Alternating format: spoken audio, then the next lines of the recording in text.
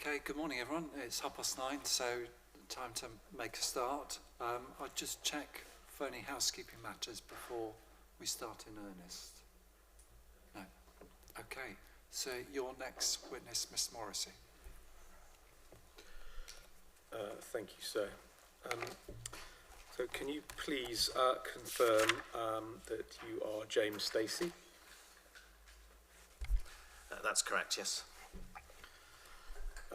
You hold a Bachelor of Arts degree in Economics and Geography, a postgraduate diploma in Town Planning, and you're a member of the RTPI, all correct? That's all correct, yes. You have over 30 years professional experience in the field of town planning and housing. Previously employed in local authorities till 2001. You have been at Tetlow King, I think first as a senior director and then managing director since 2002. And you tell us in 1.6 of your brief you've given evidence at more than 170 appeal hearings or inquiries, correct? That's all correct, yes. Thank you. And at 1.7 and 1.8 you give the required professional declarations. Does that apply to both your oral and your written evidence? It certainly does, yes. Thank you. Now, in terms of documentation that we're going to require, we'll obviously need your proof and appendices. I think we'll also need the Affordable Housing Statement of Common Ground, which is CD 5.4. Yes. So I was just going to begin. Obviously, there are a number of matters which are agreed in the Statement of Common Ground on Affordable Housing Section 8.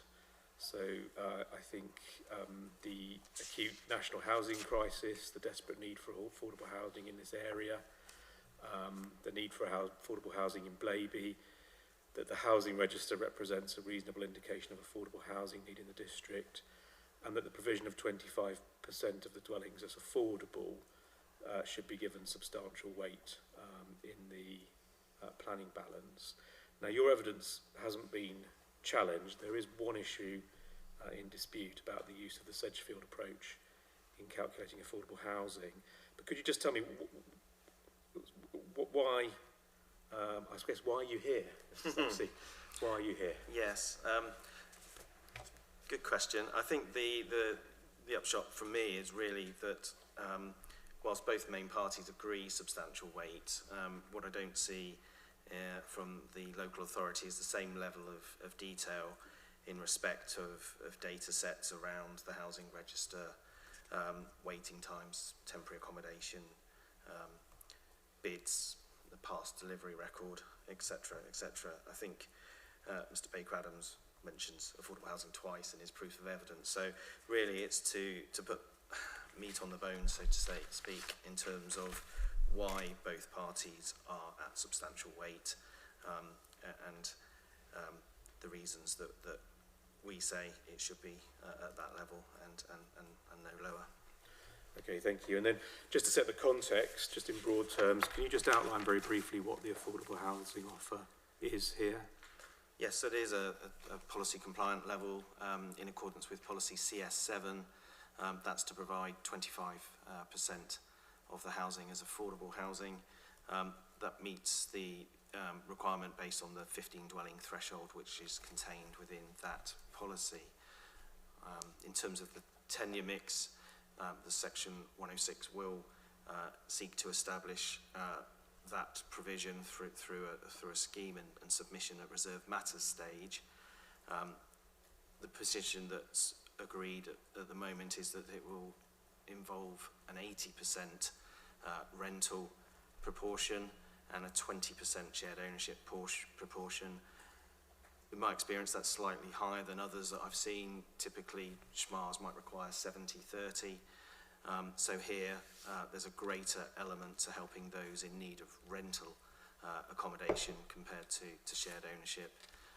Rental, obviously, being those more in need. Thank you. And is there anything else on policy, or does that cover policy? No, I think in cross-examination of Mr. Baker-Adams, it was agreed that it was there to capture a benefit, and from that perspective, despite it being policy compliant, it's still an important component of this scheme and the planning balance arguments. Okay. And then the first thing I want to just consider with you, if you look at your proof, section 3, you have a section headed consequences of failing to meet affordable housing needs. And what I was going to ask you is, could you just very briefly outline what the consequences are, but also if you could just also again outline for us the sources of information that have sort of upheld these points related to housing, to the consequences of housing. Yes. Paragraph 3.2, so on page 6 of my evidence, sets out a series of bullet points, which is ordinarily a conclusion to this section, but I've brought it forward to the start in this case. So the consequences are on the basis of a national housing crisis, and we hear speeches from and written ministerial statements from government ministers, and my appendix 4 has included the summaries of the WMSs and the drive for 1.5 million homes and the requirements to improve the delivery of affordable housing. I've also included within Appendix JS5 a series of reports from Shelter, so recognised charities that again expose the housing emergency and identify the crucial need for more affordable housing. And some of those reports touch on the human effect of a lack of affordable housing, and that's where paragraph 3.2 has sought to bring those together.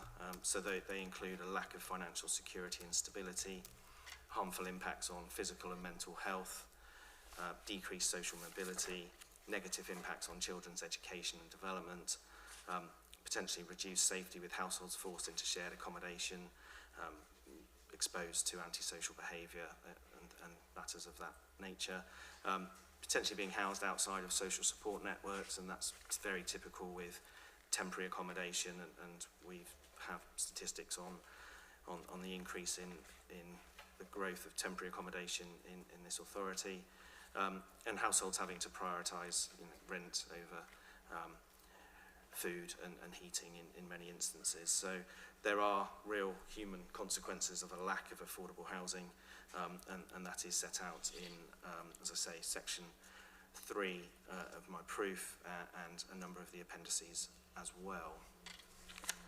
Thank you. And then if we could turn in your proof, please, at section 5, you deal with the question of what the affordable housing needs are in Blaby.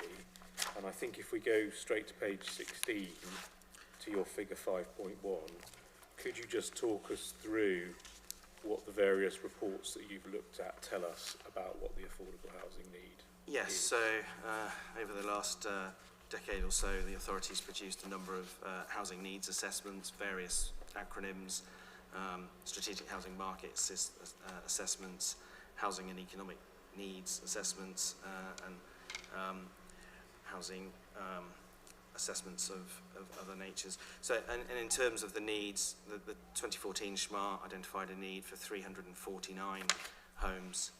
The 2017 HEDNA, which looked over the same period, identified a need at that time for 273 homes. But the most recent assessment is the 2022 HENA, and that identifies a need for 536 dwellings per annum. I set this out at 513 to 515 on page 15 of my evidence, and that's split between rental and other forms of low-cost home ownership in terms of the makeup of the 536 per annum.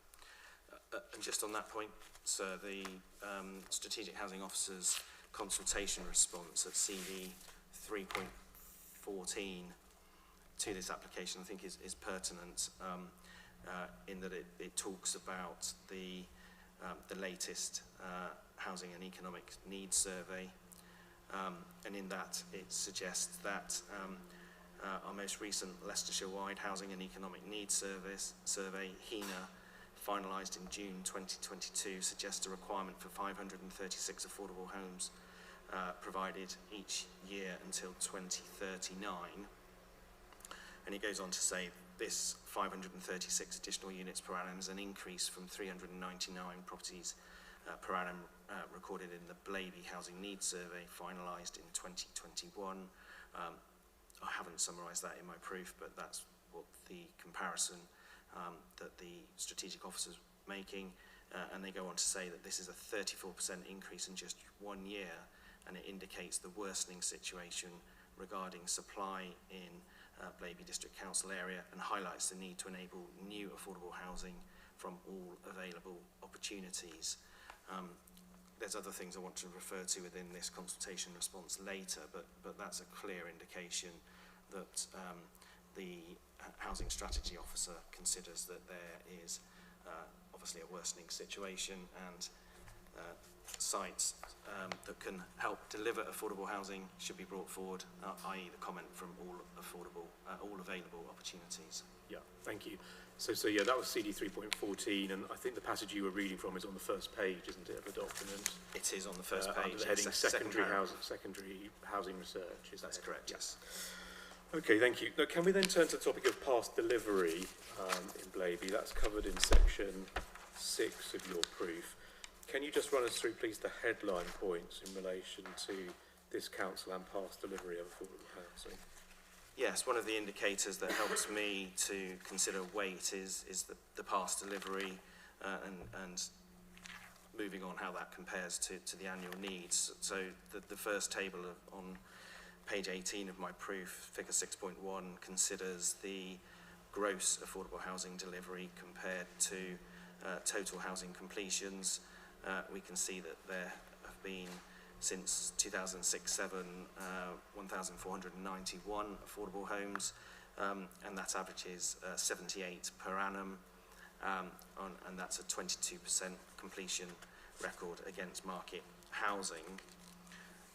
I then consider the impact of right to buy sales, and I think that's important because that, in my opinion, demonstrates the true level of affordable housing, because those sales are lost permanently from stock and no longer available to households in need. So when you look at the net position with right to buys removed, that has an impact of reducing the delivery to 20% of total completions, or 72 per annum. So a slight reduction, but nevertheless a figure that is lower than the gross as a consequence of stock being lost. I've then made a series of comparisons which I believe were put to the council's witness and agreed in cross-examination in terms of the figures. The most pertinent one is figure 6.6 on page 25, which is the assessment against the most recent 2022 HENA, and in that 5-year period there's been a total shortfall of delivery of 2,370, or an annual shortfall of 474 homes. I've set out at figure 6.21 that was a 12% delivery record, or put another way, 88% of those needs have not been met. And again, I understand that was agreed in cross-examination. And then the further question that I understand was how would you describe the delivery record? I've described it as poor in 6.21 on page 25, and I understand the council officer agreed with my description of the past delivery record being poor. Thank you. And then could we turn to affordability indicators, which you deal with in section 7 of your proof, starting on page 28. So I think the first one, which is agreed with the council, I think explicitly, that we can use as an indicator of need, is the housing register. So what does that tell us? Yes, that shows that there's an increasing housing register, no doubt due to a lack of affordable housing being available to help those that require it.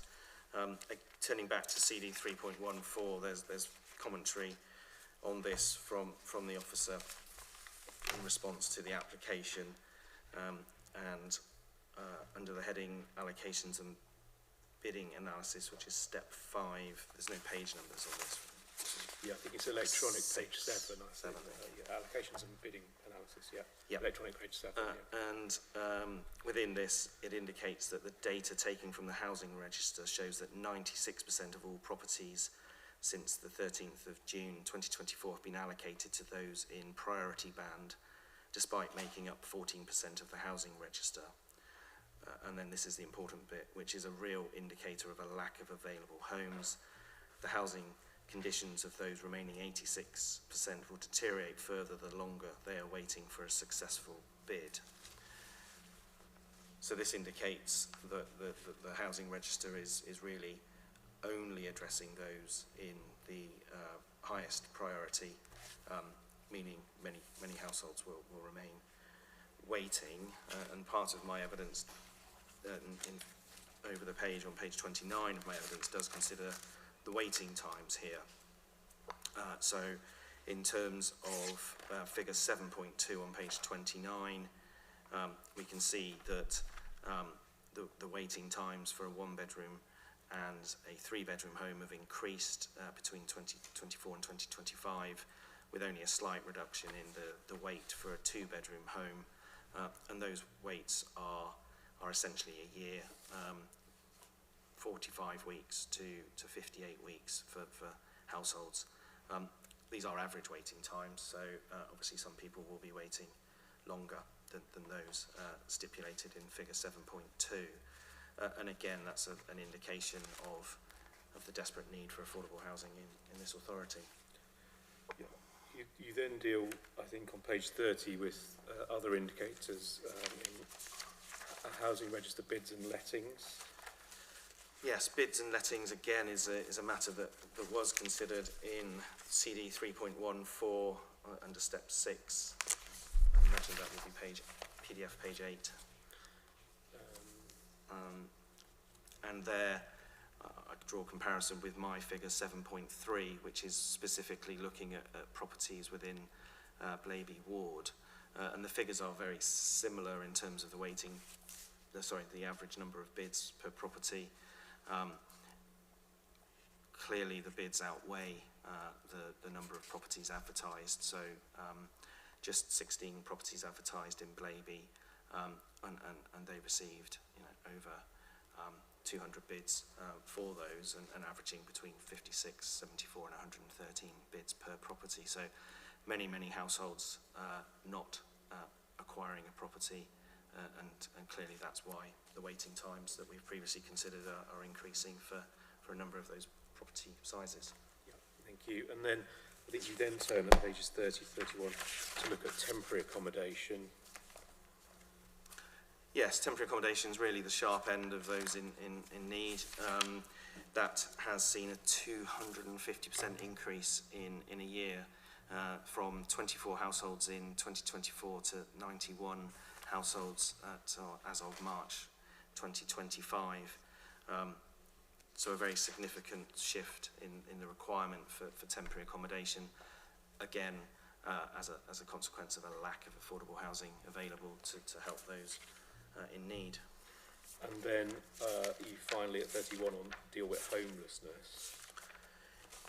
Yes, perhaps even more sharper than temporary accommodation, the homelessness figures again show a significant proportion of households in need of a prevention duty, which is 244 households, and then there's a further 261 households in need of a relief duty. This is the number of households presented between 1st of April 2024 and 31st of March 2025. And paragraph 714 and 715 of my evidence does consider the Blaby Homelessness Review 2020-2025, and there I've set out the views put forward by Councillor Les Fillmore, who indicates that in the face of a worsening housing crisis, we understand the urgency of taking action to prevent homelessness wherever we can support those already affected to rebuild their lives. We know that an affordable settled home is a basis on which people can thrive, and that's obviously back to the consequences of a lack of affordable housing in terms of the human impacts that homelessness or temporary accommodation can have on individuals and households. You then look at affordability ratios, and I think the first one is the lower quartile affordability ratios for Blaby, and you do some comparison to East Midlands and nationally, and I think this was put and accepted by Mr. Baker-Adams, but what do you want to say about those? What do they show us? Yeah, I mean, it shows a more acute problem within Blaby compared to the regional and national picture. So it stands at 8.07 times income, which is a 9% increase from the start of the core strategy period. It's significantly above the regional figure by 19% and higher than the national figure by 16%. So again, demonstrates a more acute problem within Blaby for those at the lower end of the market, which typically aligns to those in need of affordable housing. Thank you.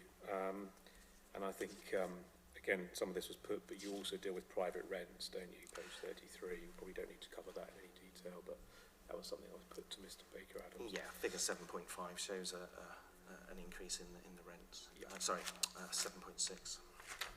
7.6, yeah, on page 34. Good. Now, next topic is the future supply of affordable housing. That's your section 8. So this is where we have the matter that's in dispute with the council about the application of Sedgefield. Can you outline your position in relation to this? Yes, so previous tables have identified a shortfall. So we saw the 2,370 shortfall in figure 6.6 on page 25. And that shortfall was agreed in cross-examination as being the level of homes that haven't been provided against the annual requirement in the 2022 HENA. The Sedgefield thinking in terms of why it's important to deal with that. So the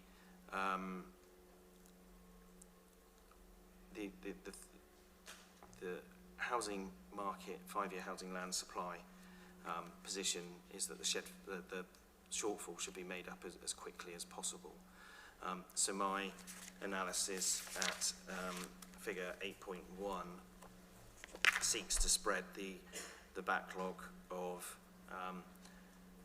the shortfall over 5 years. So in effect, it's adding 474 homes per annum to the 536 that's already required.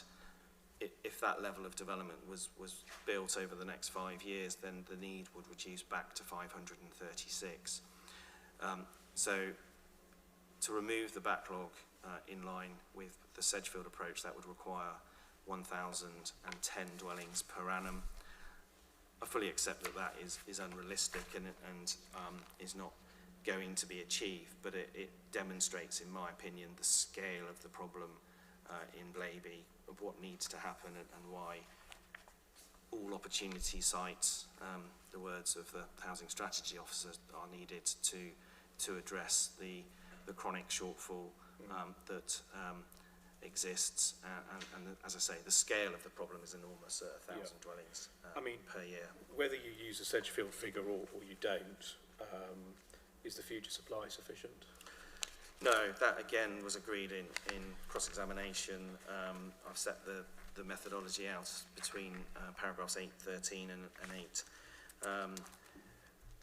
8.19 of my evidence on page 38. The likely annual supply is between 79 dwellings at policy compliant level, 25%, or if the prevailing rate were to continue, that would be 70 dwellings, so 22% of the deliverable supply would yield approximately 70 new affordable homes per annum. That was not disputed in terms of so 70 or 79 new affordable homes versus a need of either 536 or 1,010. Yes. Yeah. Okay. So in terms of the comparison, that is not going to improve the situation. the future rate of delivery compared to the gross rate of delivery is on a par. Figure 6.1, page 18, identified a gross delivery of 78 homes per annum. We're now suggesting 70 or 79, so there's definitely no step change in the delivery of affordable housing coming forward to help address the backlogs that we've just discussed. Okay, and then I mean to draw it together, section 10, you set your view out on the weight to be attributed to the benefit of the provision of affordable housing. So can you just give us an overview to finish of what you say on the weight to be given to the benefits of affordable housing? Yes.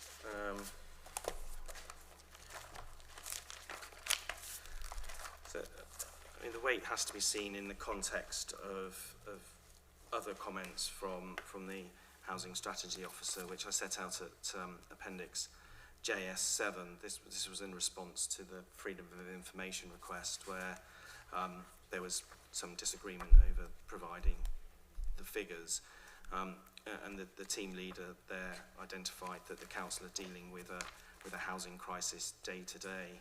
This is page 1 of Appendix 7, and going on suggesting that that they are experiencing a housing crisis in Blaby, of all parishes within Blaby Council, and it goes on to say, I'm a bit of a loss to understand how one piece of information would have a major contribution to our research and evidence, and it goes on to say there hasn't been enough built per year. That is widely accepted information. We still do not have anywhere near enough, also widely accepted, and any development proposed in Blaby Parish is fully supported from the affordable housing need perspective. So I accept that criticism. I mean, you know, yes, the Freedom of Information request is thorough, because obviously I've got to understand the position of information that's not necessarily in the public domain. But from my perspective, you know, I'm not here to chastise officers. The delivery of affordable housing is difficult. I fully accept that, and that's why sites that are sustainable can come forward in the context of an acute need, significant shortfalls, largely rising waiting times, and no improvement in the future supply. These are all matters that lead my view to weight being at substantial weight, and the consequences of not providing site will mean that people will be languishing on the housing register for longer, and they will add to that day-to-day crisis that the housing strategy themselves identified, wittingly or unwittingly. And as I say, I accept the criticism about the level of information I requested, but it is important to present a full factual case, which I think I've done to help support the position of substantial weight. Thank you very much. Those are all my questions. Thank you. Mr. Robson, do you want to ask any questions? Thank you. Nothing from me, Mr. Stacey. Do we want to break for 10-15 minutes while we shuffle papers about? Yeah, we probably need at least 5 minutes to shuffle around. Well, should we extend it to 10 minutes? Yeah, then sure. We can Let's have do that. Yeah. a cup of coffee then at least. Okay, so the inquiry's adjourned until 10 to 10. Sorry, 10 past 10. Thank you.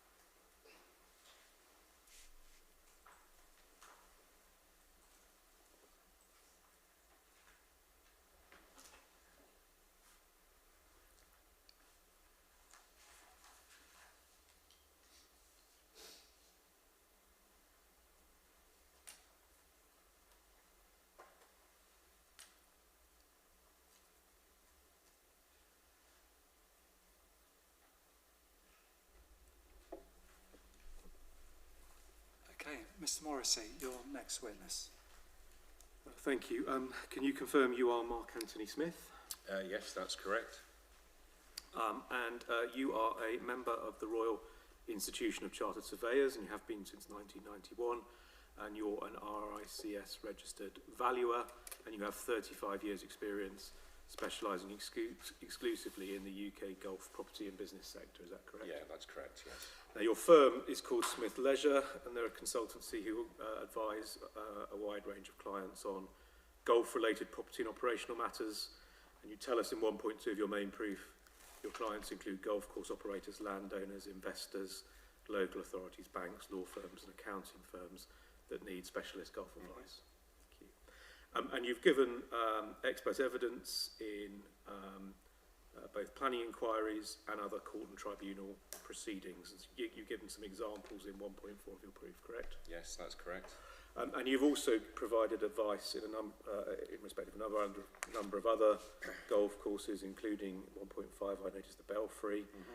And 1.6, you explain, and I put this as a point to Mr Wright, but in addition to your advisory work, your firm has at times taken direct management responsibility for struggling golf clubs on a management contract basis, and you've assisted several clubs to improve their performance, and you say this operational experience gives you practical insight into the factors that drive a golf venue's viability and longevity. All correct? Yes, that's right. I mean, I've had contracts on about 10 golf courses. Okay. Have you got any running at the moment? I've got one with Ragbarn Golf and Country Club in Wiltshire. Yeah. Okay, thank you. Now, at 1.7, you explain that you first visited the Blaby Golf Centre in September last year, and then you revisited in April to play the 9-hole course, walk the 9-hole pitch and putt, and you also visited Enderby and played Enderby. Is that correct? That's correct, yeah. And you've used those visits to inform your opinions? Yes, absolutely, yeah. And then if you go to paragraph 2.7 of your proof, you give the necessary professional declarations, and that declaration applies, does it, to your proof, your rebuttal and your oral evidence? Yeah, absolutely. My duty of care, obviously, is the planning inspector. Yeah.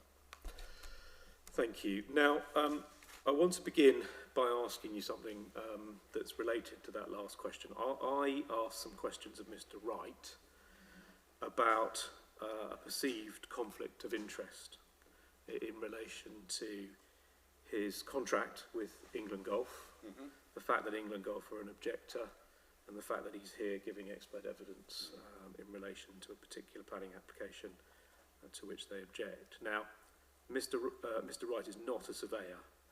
He's not bound by the RICS Code of Conduct. You are. In very brief terms, what would the RICS Code of Conduct say about conflicts? I mean, basically they would say if there is a risk of even a perceived conflict of interest, you shouldn't do it unless you can get informed consent. And of course I can't get informed consent because at the time of taking on a case, I don't know who the planning inspector is going to be. No.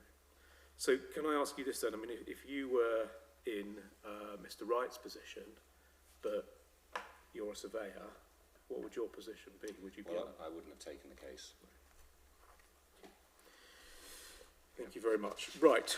Can we start, please, by running through key matters of common ground, first of all? And I think there's a number of key matters of common ground that you would like to highlight that kind of really overlay all of the evidence. So can we just run through what they are? So what's the first key matter? The first key one is that there is agreement between the parties that there is no need for both Blaby and Enderby golf course. So effectively, one of them can go. Yeah.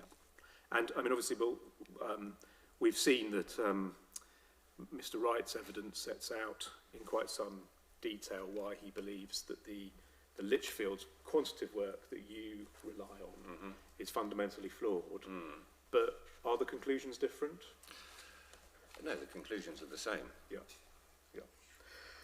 And I should emphasise, I mean, in terms of the scope of your evidence, you do explain in your proof, don't you, that the primary concern of your evidence is the quality and the role of the golf facilities at Blaby, correct? Absolutely, yeah. Okay, so that's the first matter then. There is agreement, despite various methodological disputes, that there is no need for both Blaby and Enderby golf courses. What's the next, in your view, key fundamental agreed common ground matter? It's the weight to attach to the existence of the pitch and putt course and the adventure golf course. Yeah. And it's agreed in the statement of common ground that less weight is attached to those elements. And the reason for that is because they are not traditional formats of golf. Yeah. Adventure golf is more of a recreational facility as opposed to proper golf.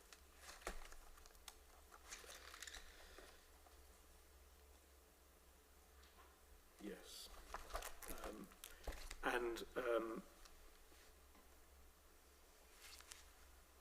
The agreement in the statement of common ground is, I think it's paragraph 728 to 730 in CD 5.3. But effectively what's been agreed in those paragraphs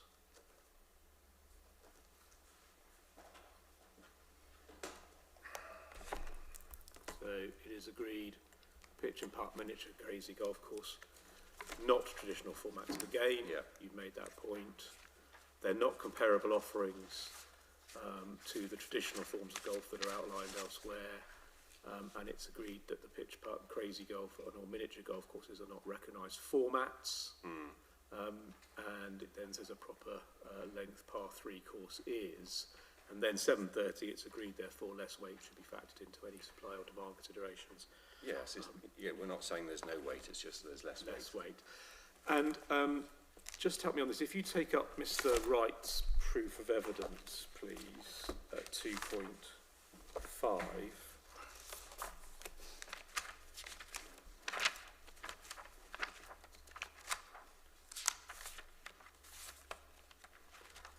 You'll see he quotes 2.5, the key excerpt from the conclusions of the KKP report, and I asked him questions about this.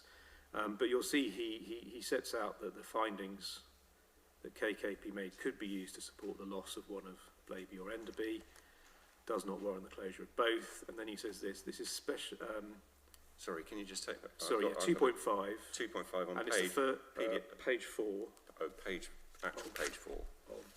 Yes.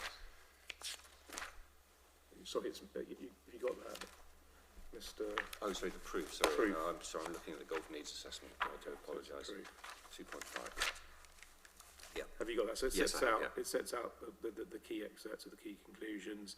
It sets out obviously what you've recorded a moment ago about one of Blaby or Enderby could go, and then it says in relation to this, the next paragraph, when assessing both Blaby and Enderby individually, the need for the former could be said to be higher, given that it also provides a par 3 course and a miniature adventure course.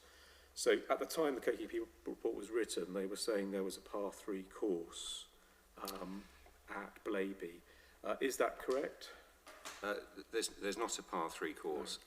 I know what Stephen Wright meant when he wrote it, in that in the golf industry, people confuse par 3 courses and pitch and putt courses, because at the end of the day, a pitch and putt course has par 3 holes, but the two are fundamentally different. So in sort of normal parlance, it's okay to say par 3 pitch and putt, but for a planning statement, we need to be more precise. And here, the golf course is a pitch and putt course, it's not a par 3 course, and there's a key distinction. Yeah, and that's now agreed, isn't it, in the statement it's of common agreed, ground? It's paragraphs Yeah. 8.30 to 8.33. Yeah. 8.32, sorry, that it's not a par 3 course, so therefore not a traditional Yeah. golf offering. That's right, yeah. So, I mean, when I cross-examined Mr. Wright, I mean, what it comes down to is the reason he's continues to express a preference for one course over the other is because there's a pitch and putt and a miniature adventure golf course. What weight do we give to those two things?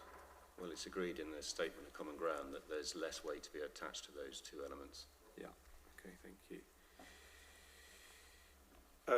Now, in terms of, we'll talk about comparisons with Enderby later, but in terms of Enderby, we heard, I think, when I cross-examined Mr. Wright, that there is a practice area. Is that right? It's a practice ground, yeah. Practice ground. Yeah. We'll come to what that's used for Yeah. later on, if we could.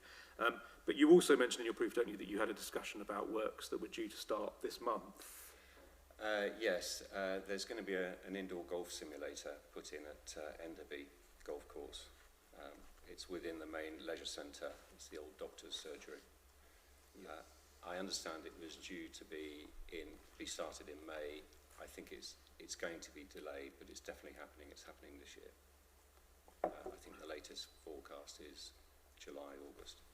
Okay, thank you. And is that a traditional or a non-traditional form? It's a non-traditional format of the game. It's another format of the game. Yeah. Okay. Thank you.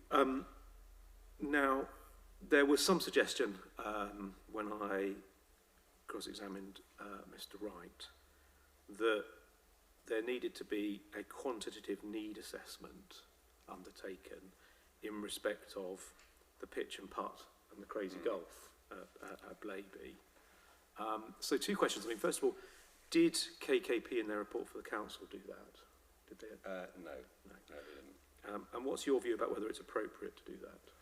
Well, I mean, the guidance we use in the industry is the Sport England ANOG, Assessing Needs and Opportunities Guide. Yes, that's CD 9.5. Yeah.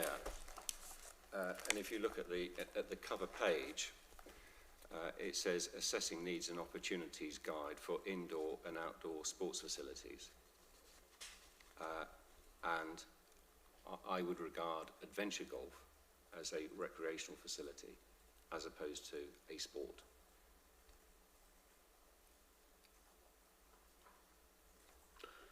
It's family entertainment, basically.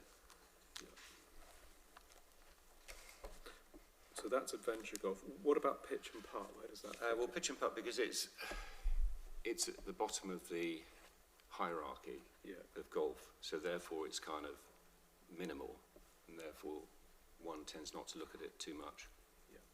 I mean, to what extent is a quantitative needs assessment undertaken for pitch and putt in the KKP report? Sorry, would you say that? To what extent is there a quantitative assessment of pitch and putt? I mean, they refer to pitch and putt, but there's no particular detail about it. It's low in terms of what's been said about it. Okay. Now, you've just mentioned Sports England's guidance, the ANOG, as I think it's referred to, which is CD 9.5.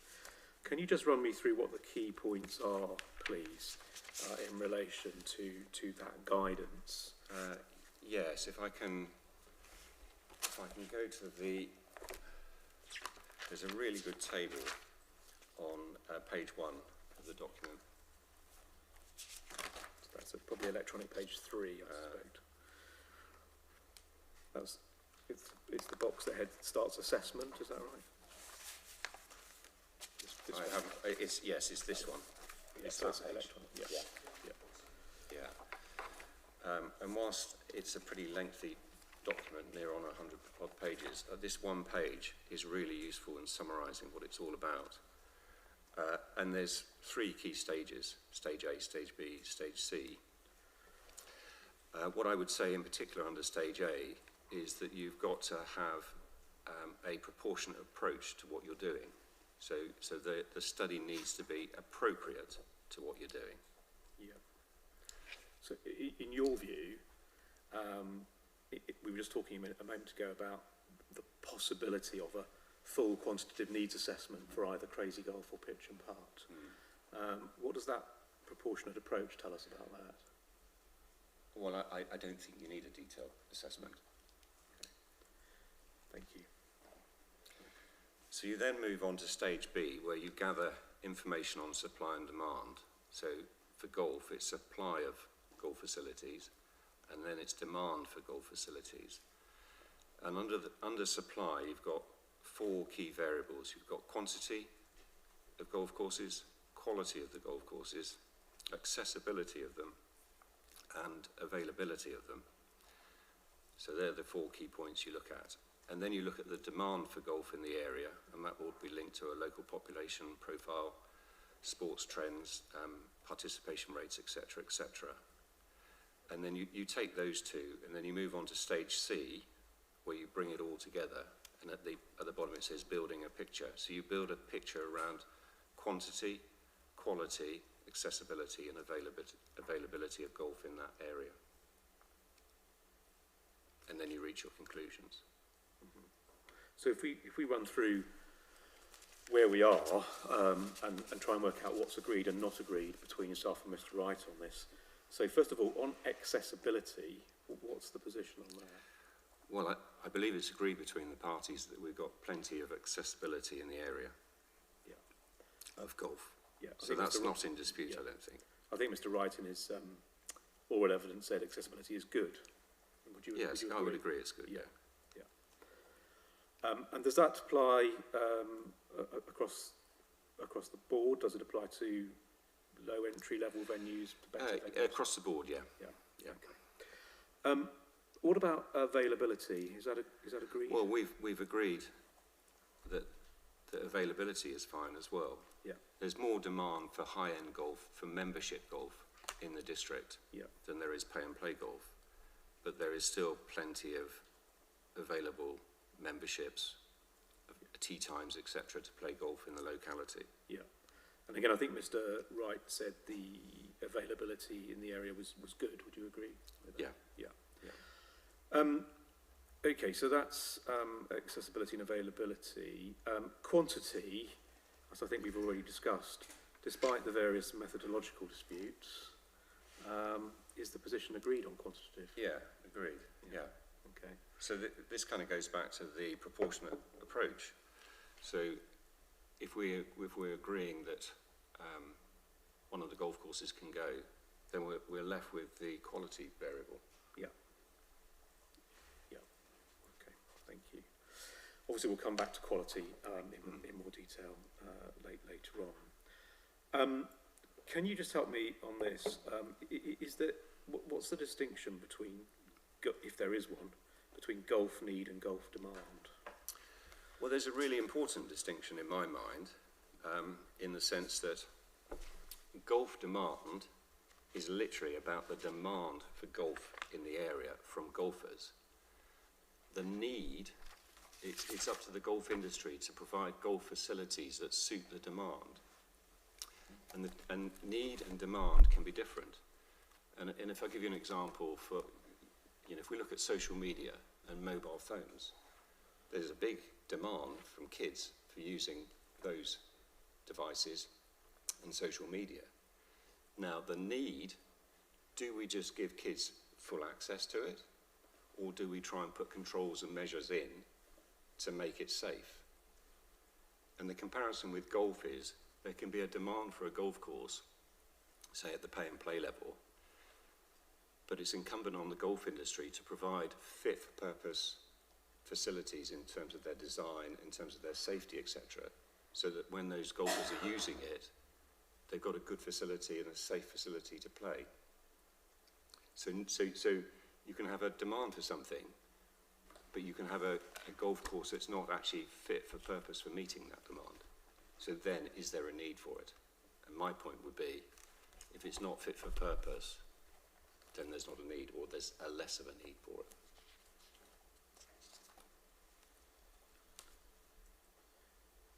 And then there's a point you make, I think, related in your rebuttal. If you go to page 7 of your rebuttal, 3.11, you say, regarding the second part of Mr. Wright's statement, I agree with this, under ANOG, local golf demand, as opposed to need, is primarily a function of local demographics, population, total age profile, general affluence, which leads to the propensity to play golf. The ANOG needs aspect then considers whether the golf venue in question is fit for purpose for meeting that identified demand. Is that essentially what you're saying? That's what I'm saying, yeah. Okay, thank you. Okay, now can we just turn to talk about Blaby Golf Centre itself? You give a very full account in your proof at sections 4 and 5 of the history of that site itself, and how that fits within sort of wider golf and UK market trends. So I wonder, could you just run us through the key points in relation to this site and those trends? Yeah. So the golf course was founded in 1991, which is the year that I started working in the golf sector. At that point in time, in the late 1980s, there'd been a huge boom in golf demand. And so there was a massive need for more golf courses to be built in the UK. The R&A, which is the Royal and Ancient Golf Club of St Andrews, produced a report in 1989 called The Demand for Golf, saying that we needed an extra 700 new golf courses in the UK by the year 2000 to meet the demand. And that led to a massive construction boom of golf courses. And indeed, over 700 golf courses were built in the decade. But many of them were built to a fairly basic specification, and I would regard Blaby Golf Course as being one of those. So if you look, if you're able to look at page 5 of my proof, it's the paper page 5.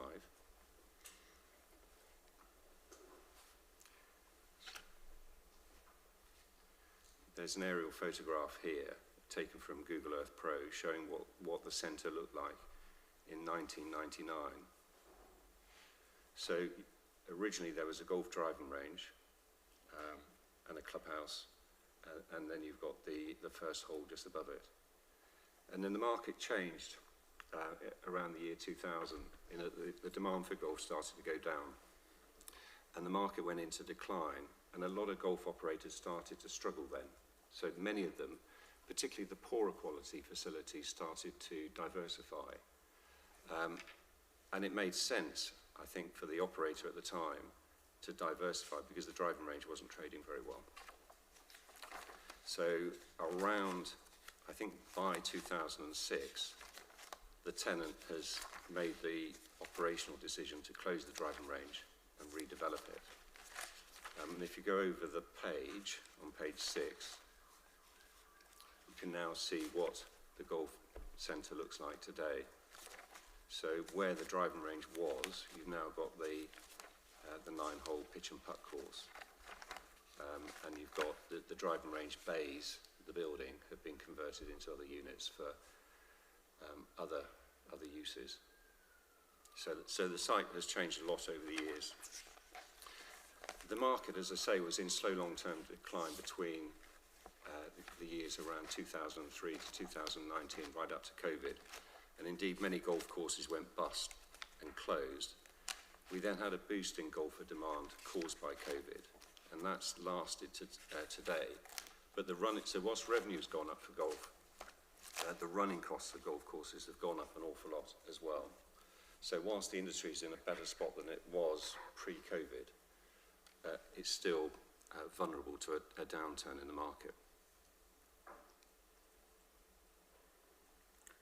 And I mean, that point you made about higher running costs, we'll come to some of the figures that we've got out there at the moment, but later on. But Mr. Baker-Adams, in his proof, based on information that apparently the golf tenant gave him, said that turnover at Blaby had increased between 23 and 24.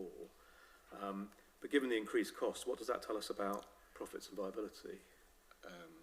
Well, I mean, there's a saying in business that turnover is vanity, profit is sanity. So you know, if your revenue goes up, that's a good thing. But if your costs go up by the same amount, then your underlying profitability stays the same. Yeah. And I can't find it now, but I think you quoted somewhere from a planning application that was made by the golf tenant, probably some time ago now, where I think it was explicitly said, wasn't it, that the reason why the diversification was taking place was because the golf wasn't profitable. Yeah, I mean, if we go to page 7 of my proof, paragraph 4.8, it was a 2009 planning statement, and the tenant says the golf range side of Blaby Golf Club has for a number of years been underused and was losing money. The subletting of the units has provided much needed revenue to the golf club in order to reverse the loss. and at the bottom it says, with its prominent location, it is essential that the site is viable to secure its long-term future. Thank you. And then could we just, if we go back to your pages 5 and 6, we're going to talk about this a bit later on, but while we've got the the images in front of us. I mean, obviously, I think one of the points that's picked up in your proof is from Mr. Gaunt's report, is the improvements in technology around balls and clubs and how far balls can be hit. So we'll come to that. But obviously, at the time that the course was built, there wasn't the housing estate that now lies to the northeast. You can't see it in either image, obviously not in 99. And obviously the allotments you can see there as part of the Davidson scheme we'll come to.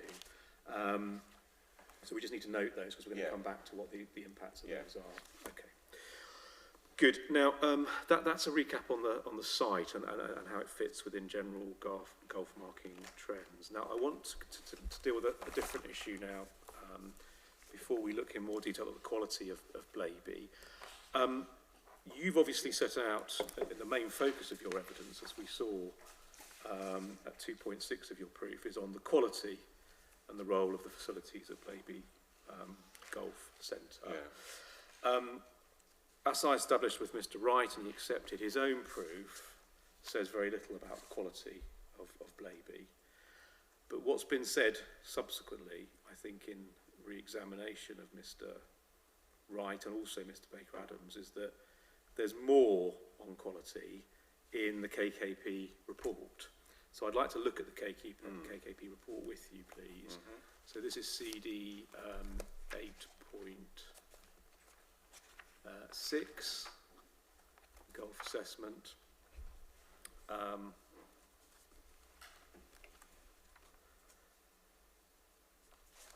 And if you go to electronic page 22, you should see it's on electronic 21, so it's numbered page 19. There's a heading quality, isn't there, in the report? You can see that about halfway down. And then if you go on to the next page and go to paragraph 2.66, you'll see it said, for a full quality analysis, both in relation to playing facilities and ancillary provision, descriptions of each site have been provided below in table 2.9.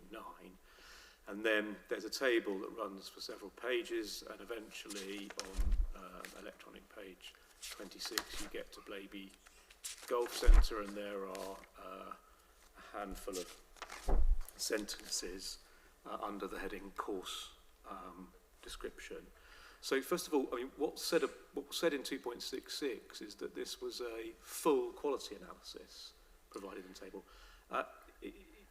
If we're focusing on Blaby, is that a full quality analysis? No, I mean, it's a brief overview. A brief overview? Yeah. Okay. And how does that compare to the analysis in your proof? Well, I've given a detailed account, and the reason I've done that is because we've moved on in the sense we're now at a planning inquiry. And the key issue, it appears, from the golf side, is that we need to look at the quality of the two courses because we've agreed that one can go. So it seems common sense that if you're going to decide which one's going to go, you have to look pretty carefully at the quality of each one and which one is most fit for purpose for the long-term needs of the golf industry and the local residents.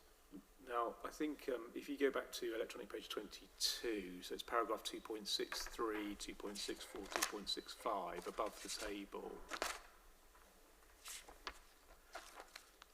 Sorry, whereabouts? Sorry, so it's numbered page 20, electronic page 22.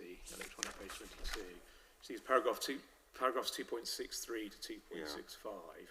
If you just have a quick read through to yourself for a moment to remind yourself what's said in those.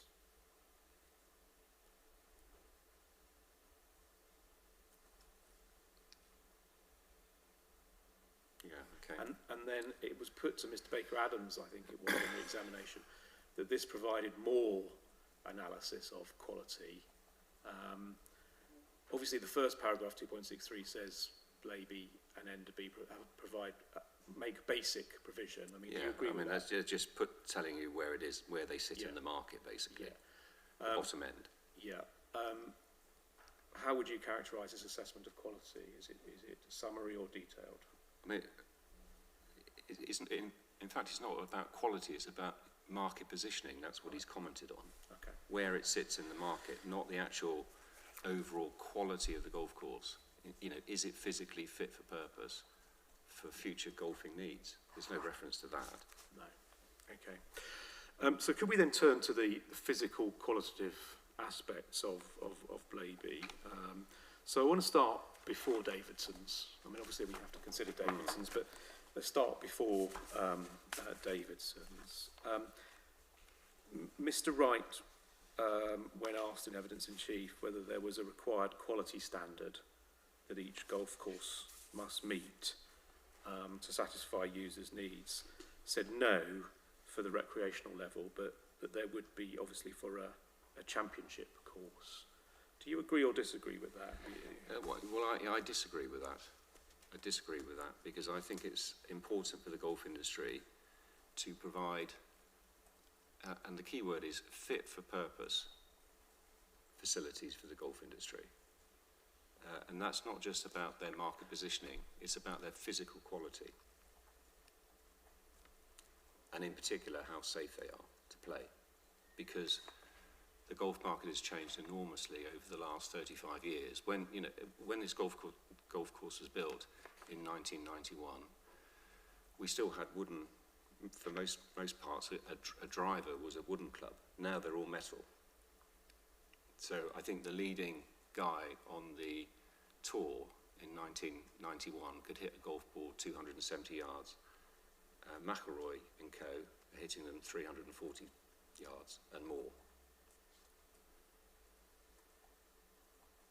So people can just hit the ball further and they can get it up in the air quicker, much more than they could 35 years ago. And that's an issue for the industry that it's got to look at pretty carefully for the long term. And I mean, has there been litigation about the yeah, there has been on litigation. housing schemes? Yes, there has. Let me just have a look at my. There was a case actually. Sorry, yes, I just need to find my papers.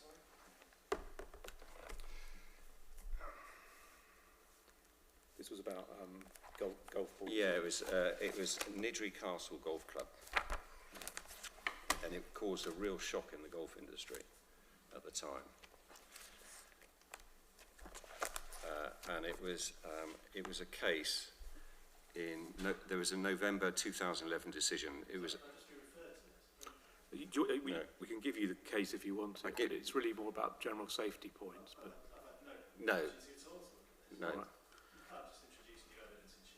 All right, well, let's talk about safety in a more general sense. Okay. Then, okay. Is safety an important aspect of golf course? Yeah, safety is. Yeah. I mean, Yeah. why is it important to consider safety? I mean, what are the kind of personal injury accidents one could be looking at? Well, look, I mean, the issue, if you get hit in the eye, for example, and you're blinded by a golf ball. Does that happen? Well, it's happened, yes. Yeah. It's happened. Yeah. There was a very big settlement in terms of damages, and it's brought into question safety at golf courses in the UK. Yeah. And you obviously explained the technology's moved on, so people hit balls further. Obviously, we've seen when this was permitted, we've seen where the housing was. Has that changed the relationship of housing? Yes, it's changed. Yes, yeah, definitely. Yeah. It's a different site today in terms of what surrounds it than it was when it was built originally. Yeah. Okay. Now, you played this course, which of course Mr. Wright didn't, on the 2nd of April this year. What was your experience of that course in terms of this critical issue about safety?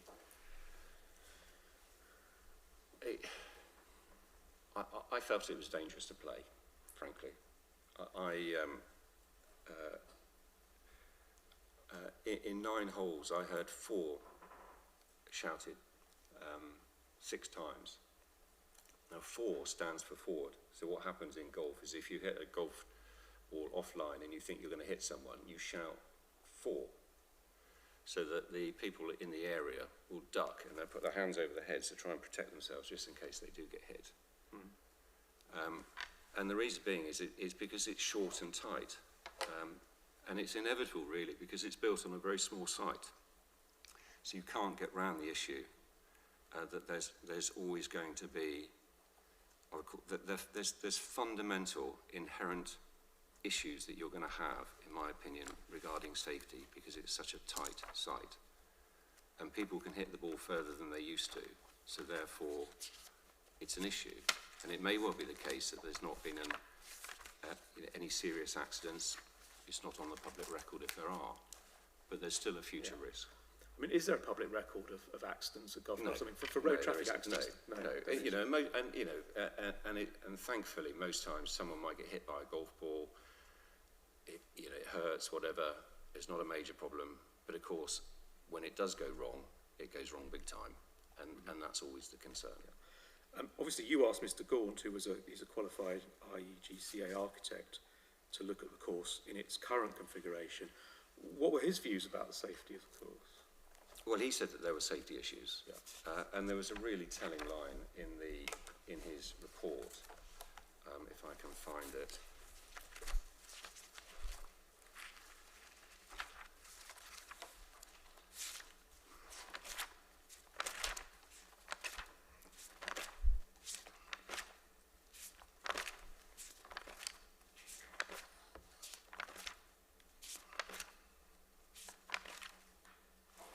Yeah, it's on page 14 of my proof, and it's point 14. And basically, he was saying no qualified European Institute of Golf Course architects would design a golf course in the current configuration. Yeah. Now, I think the point was made by Mr. Robson when he was re-examining Mr. Wright. Well, does a golf course have to be designed? No, it doesn't. And it's a very thorny issue, because if there's public guidance out there on safety issues, then you're opening up legal cases across the country. Yeah. And of course, we have a legacy issue in this country, in that we've got a lot of golf courses that were built many, many years ago. The old traditional golf clubs are 100 plus years old. And some of them do suffer from safety issues. There's no doubt about that. However, the membership-based golf clubs are much more attuned to the issue, because members tend to be more wary of the safety risks. What we have here is an open-to-all public golf course where people can go and play golf without being overly familiar with golf. And there's risks that they're probably not even aware of. And it's important for the golf industry to protect against that. So, yes, I can understand why the golf course was built the way it was in 1991. But frankly, no professionally qualified golf course architect would get anywhere near designing it like this today. Yeah. And we'll come to Davidson's in a moment, but just a couple of things on that at this juncture. So I think it was accepted by Mr. Wright that the course is going to have to be reconfigured. Yeah. In light of Davidson's. And if that happened, they'd need planning permission. To what extent would safety be a consideration on that? Well, it needs to be a consideration. Yeah. Thank you. And in your view, would the safety of the course be something that had a higher profile, a lower profile, or the same profile as when it was granted permission in 1991? Well, it's going to be higher now. Yeah. Okay. And secondly, when we heard, I think, from Mr. Wright that this is, compared to other courses, an outlier because it's a short course already. I think it's 43 acres pre-Davidson and 39.6 afterwards. Is that relevant to safety? Well, yeah, but it is relevant to safety, because the shorter the course, you still hit a driver. If you hit a driver 300 yards on a shorter course, there's going to be safety issues. Yeah. I mean, when I don't play much golf these days, but I used to play an awful lot of golf, and I don't know whether you're a golfer, but I was hitting very short irons off the tees so that I didn't clobber someone on a fairway, because I would hit it offline these days. Okay. Now, Mr. Wright's evidence was that he was he was of the view that quality matters. I mean, I think originally he said they weren't relevant, but obviously he withdrew from that. But he said they're irrelevant because they can just be solved or improved by investment. Is that right? No, they're very relevant because conditioning you can improve. If something is in bad condition, you can improve it. But if something is fundamentally flawed, you can't. And it's a bit like taking your car to the MOT. You know, you can keep your car, you know, you can have litter in it, whatever, you don't look after it, but it will still pass its MOT. But if there's something fundamentally wrong with your car, it won't pass its MOT. And what I think is with Blaby, you've got something that if it was a car, it wouldn't pass its MOT, frankly. We'll talk about this a bit more in terms of Davidson's, but if you're going to invest to improve a facility, what's important in terms of raising the money? I mean, well, one, it's the viability of the business and also the tenure situation. Yeah. I mean, if you want to raise money via a bank loan, and it's a substantial sum of money, then most tenants need a lease of at least 50 years in the golf market. 50 years? 50 years, yeah. Here, we've got the tenant has a 13-year lease left. Yeah. Okay. Now, one thing that's been raised, just to sort of play into these, play a little bit further into these safety issues, one thing that was said by KKP and by Mr. Wright was that were Enderby to close, more people who play there would come and play at Blaby. So obviously that was being said in the context of, you know, could it improve the number of rounds, the viability, etc. What would be the position in relation to safety if it had a big increase? Well, it will get worse. I mean, Blaby has done okay, perhaps to a certain extent in the past, because frankly it's not been very busy. So you don't get a huge amount of roundage there compared to other busy pay-and-play golf courses. But if Enderby did close, and you put many more golfers there more often, then you're increasing the safety risk. We'll sort of come to this a little bit later, but I mean, in terms of other quality issues, we will touch on some of this, but the pitch and putt course, you went to see that, I think, when you played your 9 rounds there. Yeah. How would you describe its quality? Shocking. Terrible. Look, you know, the tenant is running a business. I have full respect for anyone running a golf business. It's a tough business to be in. If you are a proprietor, you're running your business for profit. I mean, there's 3 types of golf operators in the UK. You have the not-for-profit private members clubs, run by the members, for the members, and they take pay and play. You have municipal golf courses, which are courses built by local authorities to meet the needs for golfers who couldn't join a private members club, and they are effectively not-for-profit. And then you have the proprietary sector, which evolved from the 1990s onwards, and these are operators, they're commercial businesses, they're run for profit. And you allocate, when you're running a business, within reason, you allocate your resources to where you can make reasonable returns. Now, the fact that the pitch and putt course is in such poor condition at Blaby absolutely tells me that it is not used very much, and therefore you're not going to invest much money in maintaining it or keeping the standards high. Right, so let's just turn then, we're going to come back to some aspects of that, but can we turn to Davidson's, the impact of Davidson's? So I think we need to break it down into short term and long term, because I think we're all agreed there would need to be a reconfiguration, you'd need planning permission, you'd need to then do the works. So in the short term, what's going to happen? The golf course is going to have to, the main 9-hole golf course is going to have to reduce to 8 holes.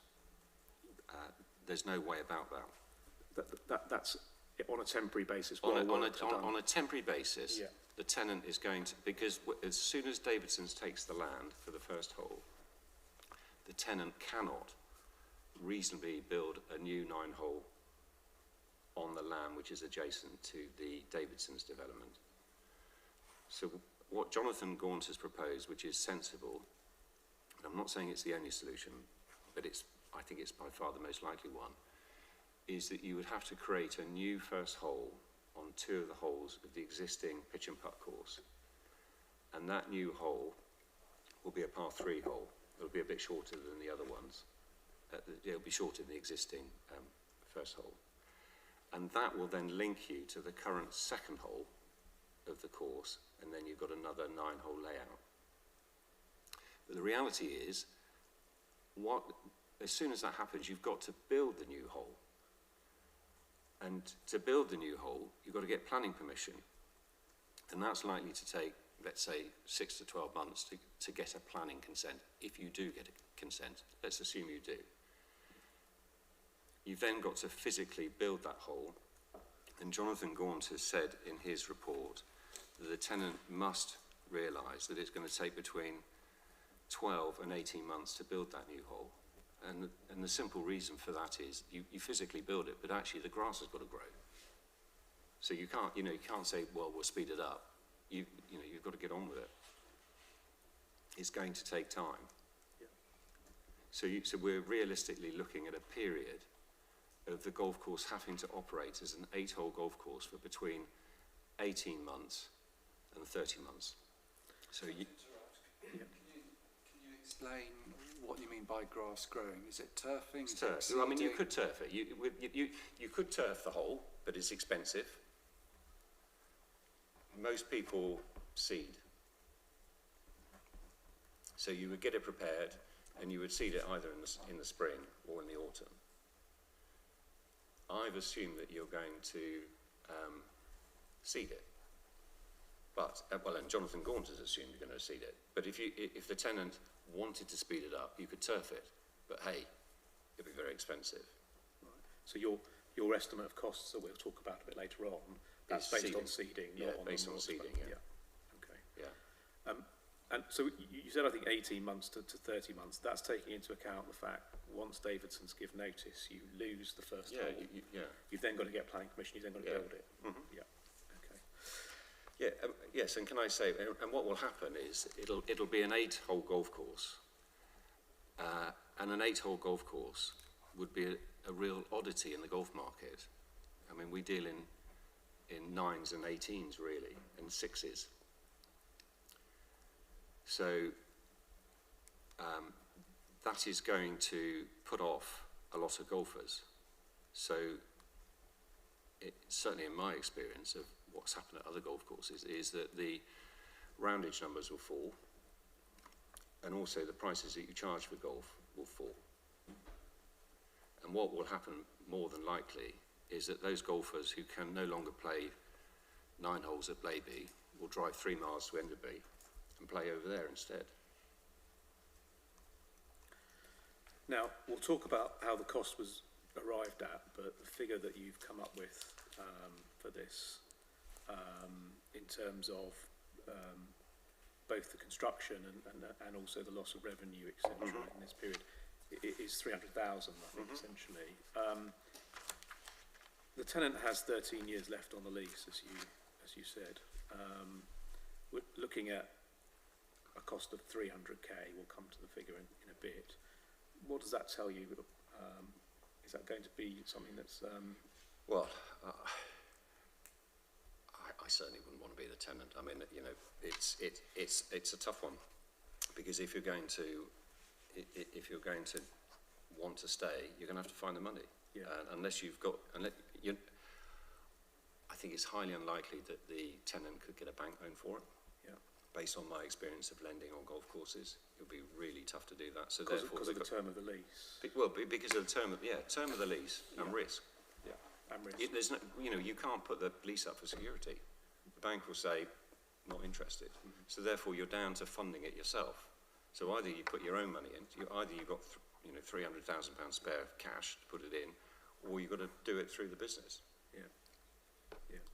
And the traditional part of the golf course, it simply won't be strong enough in terms of its profit potential to be able to generate those kind of returns. The payback period is long.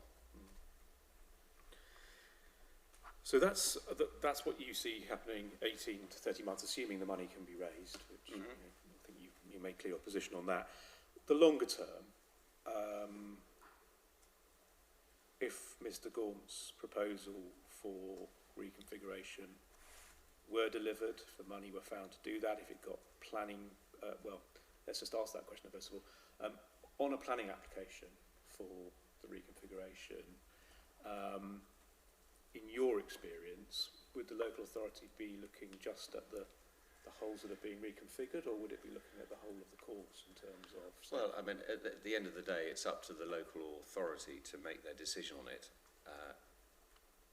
They ought to be looking at safety. Yeah. Yeah, they ought to be looking at safety. Yeah. Okay. And in your view, once this... We know that the course is already an outlier in terms of being short. It would be shorter still. The pitch and putt would go from 9 to 6, I think, is what we agreed. What's that likely to do, in your view, to the roundage numbers? Well, the roundage, the low roundage numbers on the pitch and putt will get even lower. And what about on the 9-hole? Oh, well, on the 9-hole course, the roundage numbers will fall. Yeah, I mean, they will fall. Yeah. I mean, is that because, I mean, how would you rate the offering of the 9-hole course post doing all these works? Well, I mean, at the moment, it is a basic 9-hole course, and it's going to become even more basic once you reconfigure it. It's going to become even shorter. So fundamentally, it's an inferior product. So I mean, the golf business is incredibly simple in terms of the profit side of it. There's three key and these variables apply in business general, but there's price times volume equals revenue, and in golf we call it annual golf revenue. So the sum of your annual memberships, or the sum of all your green fees, or all of them together, gives you your annual golf revenue.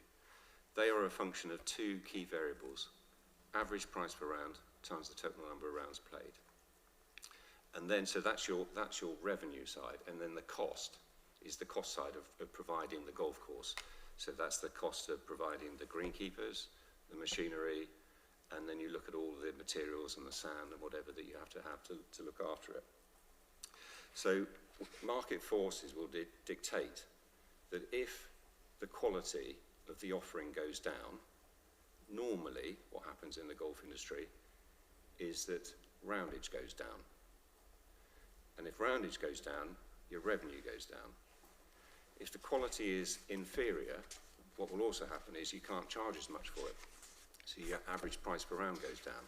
So what happens is that you have less rounds, a lesser amount per round, which means your revenue goes down, but your running costs of running an 8-hole golf course or an inferior 9-hole course stay the same. So your profit contribution goes down. Thank you. It's simple maths. Okay. Now, I'm going to turn to some matters in a moment, again, about comparison between Blaby and Enderby. But, I mean, before we do that, as an expert on golf and someone who's advised and run golf businesses, what do you think is most likely to happen once the Davidson scheme is implemented?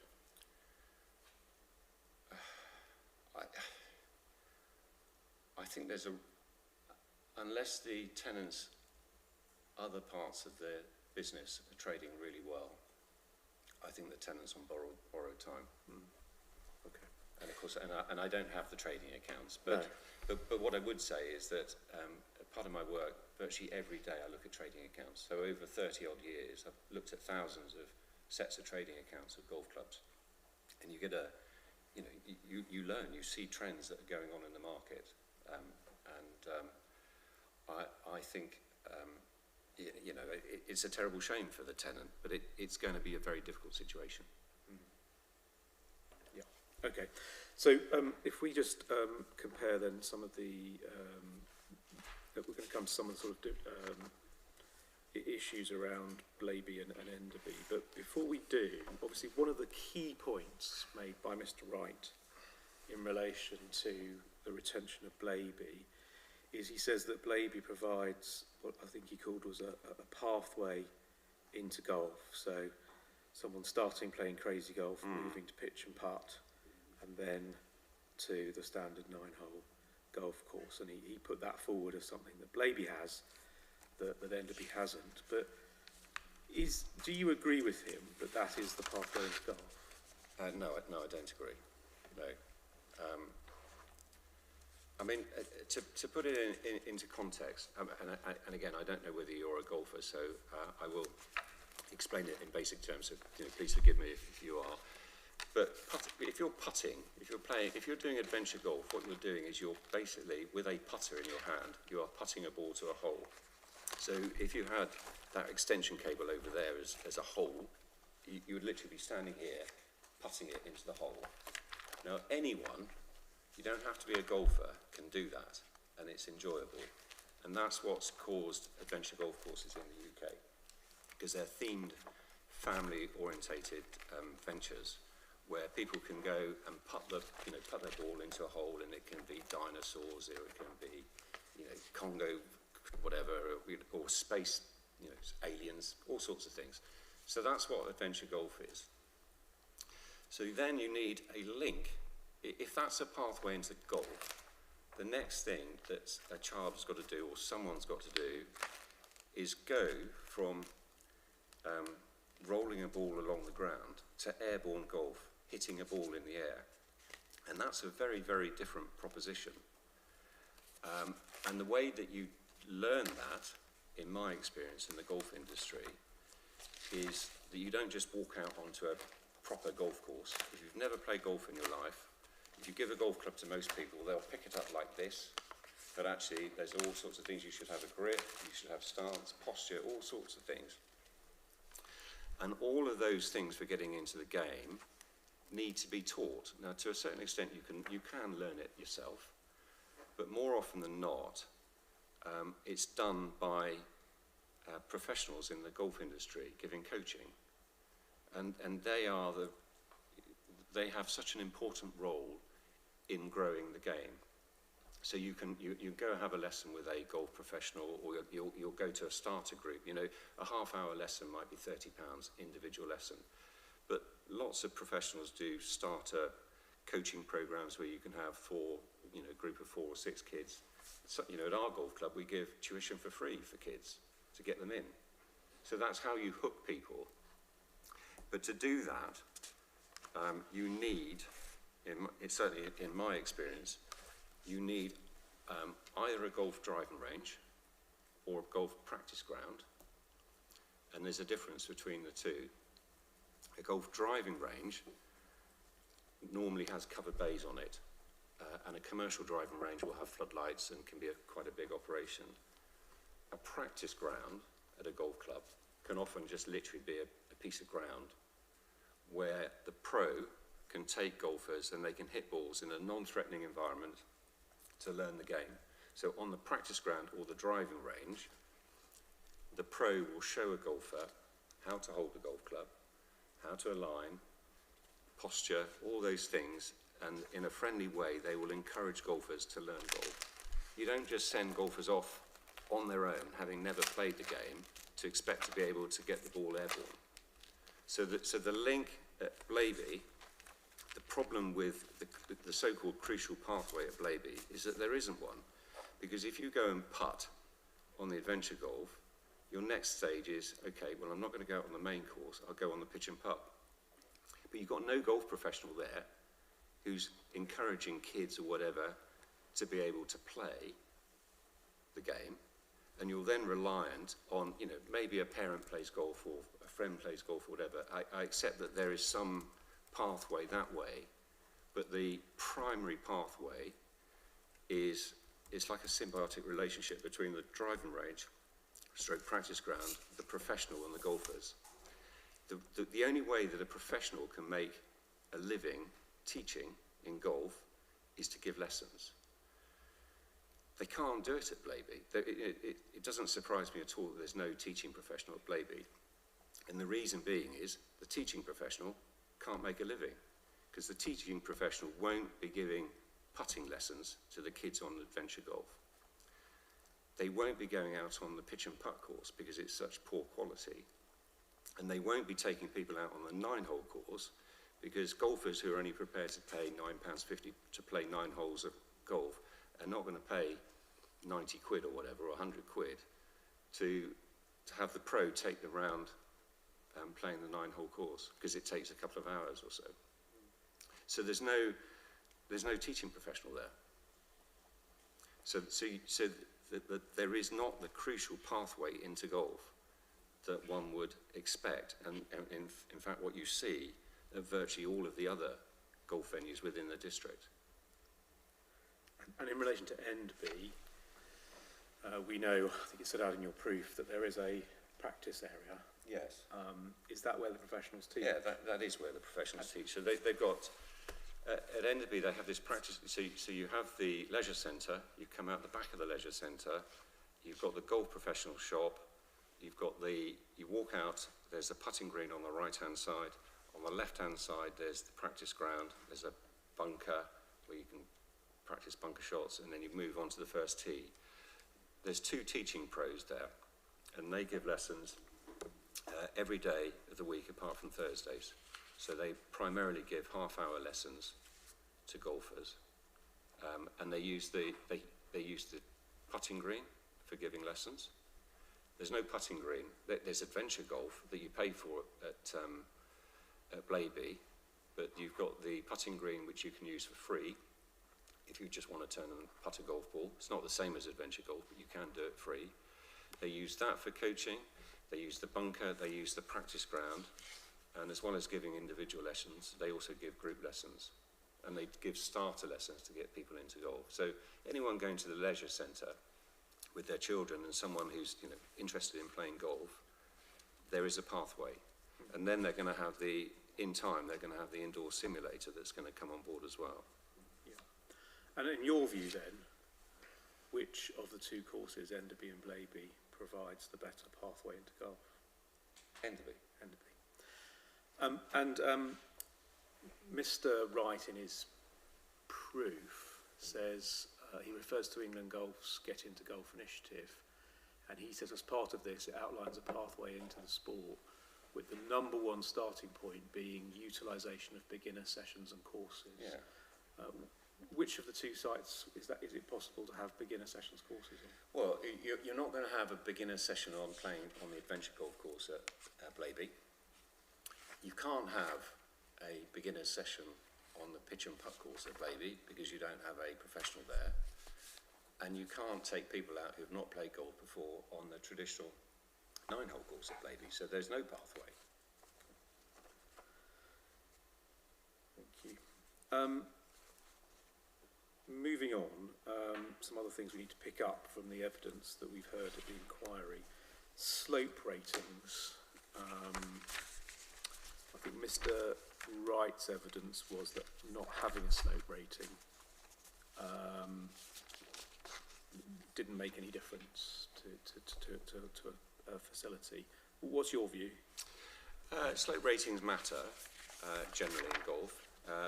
A slope rating, an official slope rating, to have an official slope rating, you've got to be affiliated with England Golf. And that means your course is then measured, and then golfers can then get a handicap to play golf. There are some golf courses in the UK which have unofficial slope ratings, so they're not actually affiliated with England Golf, so they're not part of the formal handicapping scheme. However, the general trend is that most golf courses will have a slope rating, because part of the joy for many people getting into golf is getting that first handicap. And you can't do that at Blaby, and in fairness, you can't do it at Enderby because they have an unofficial slope rating. So whilst they encourage full pay and play access both courses,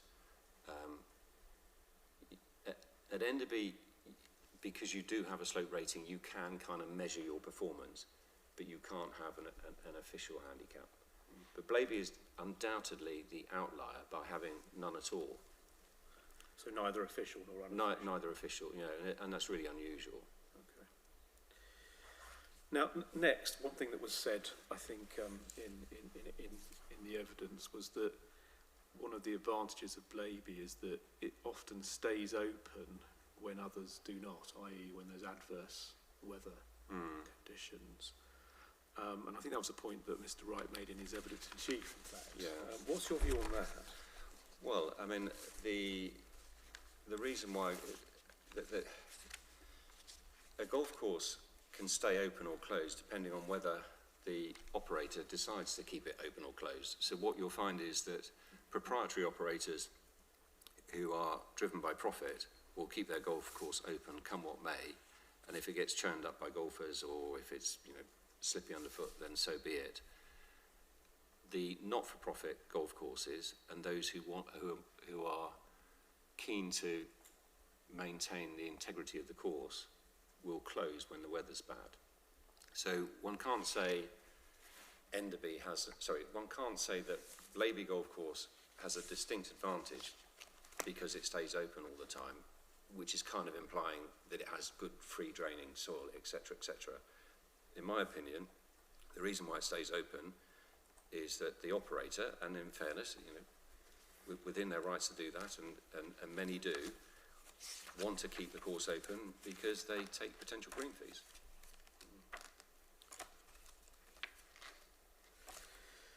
Thank you.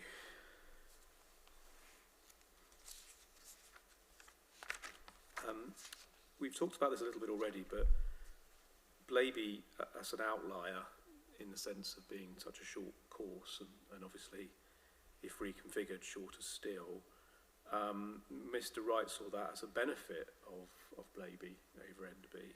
What's your view on that?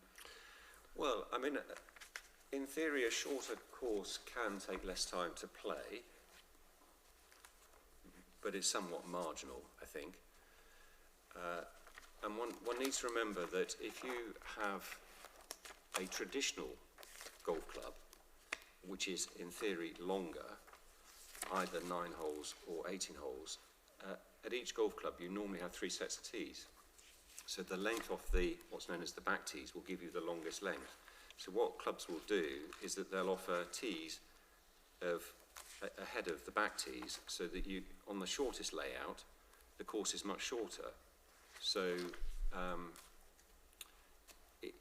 certainly in my commercial experience of running golf courses and being involved on the viability side, a short course tends to be less expensive, and therefore you're more likely to have viability issues with it because your roundage numbers will be lower, your green fees will be lower. And another difficulty of having a short course is that actually you can't hit all the shots in the bag because, you know, you can't hit, on many holes you won't be able to hit a driver, for example, because it's just too short. So you're not getting the full selection, you're not getting the full, you're just not getting the full experience, in my opinion. Thank you.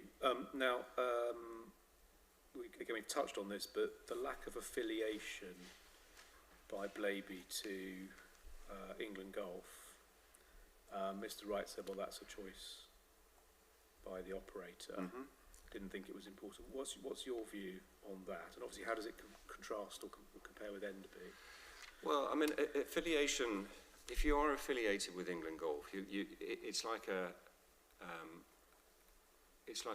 quality rating.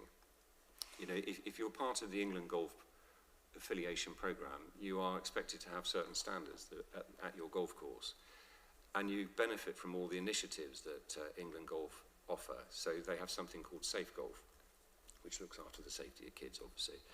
There's things like the Women in Golf Charter. There's the Girl Golf Rocks program, which is a program for getting people getting girls into golf, because mainly it's been boys over the years. So England Golf are all about promoting the game. So if you're part of their ecosystem, then you have access to that. But in order to affiliate with England Golf, you have to pay an affiliation fee. And the reason why some proprietors choose not to pay the affiliation fee is because they feel they don't get enough benefit from it, in terms of they don't want to give away some of their potential revenue to England Golf. So when we go to Enderby Golf Course, in fairness, Enderby Golf Course is not affiliated with England Golf. But what we have at Enderby is we've got a charity called Everyone Active, which is the largest sports and leisure provider in the UK.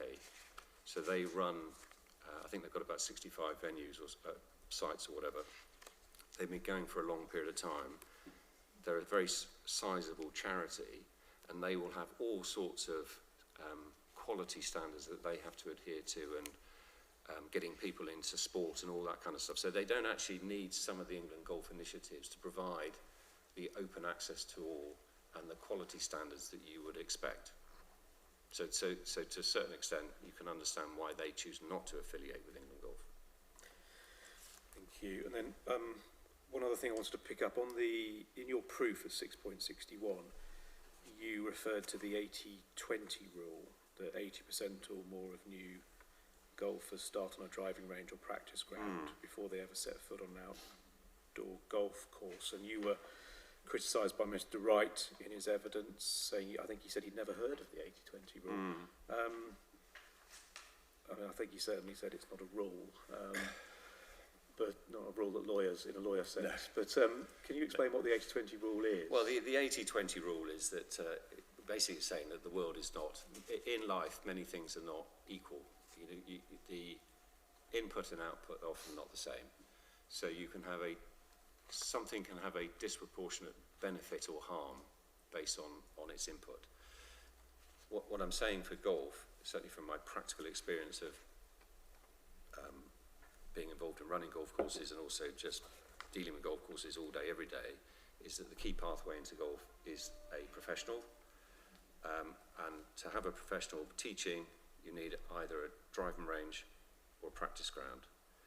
And once golfers get started, they practice on driving ranges and practice grounds and putting greens and chipping greens and all that kind of stuff. And that for me, that is the real kind of workhorse area of the industry where the grunt work takes place to improve participation. Thank you. Now, I'm just bringing together some of these points about the comparison between Blaby and Enderby. So first of all, I think you mentioned earlier that the putting green at Enderby could be used for free. Mm-hmm. Are there any golf elements that are free to use at Blaby? Not as far as I'm aware, no. Secondly, you referred in your proof to there being the availability of golf lessons, I think for juniors or others, for, was it £30 for a golf lesson? How does that amount of money reflect against other likely offers of lessons in the area? Or? Well, I mean, that's £30 for half an hour is the going rate, but you can spread that cost. So if you're having a 30-minute lesson with a golf professional, if you're having it on your own, of course it's going to be £30. But if you go with 2 or 3 children or whatever, it will be less. Okay. And then if we just run through some of the things that you would say favour Enderby over Blaby rather than the other way around. Can we just run through some of those matters? What are kind of, for you, the considerations? Yeah, well, Enderby is, in my opinion, it's a fundamentally better designed golf course. It's more traditional in its in the way it's put together compared to Blaby. Blaby, its construction was very rudimentary. If you look at the greens that have been created, they're created basically out of the ground. There's no real shaping to create contour greens, which is the norm. It served a good purpose when it was built originally.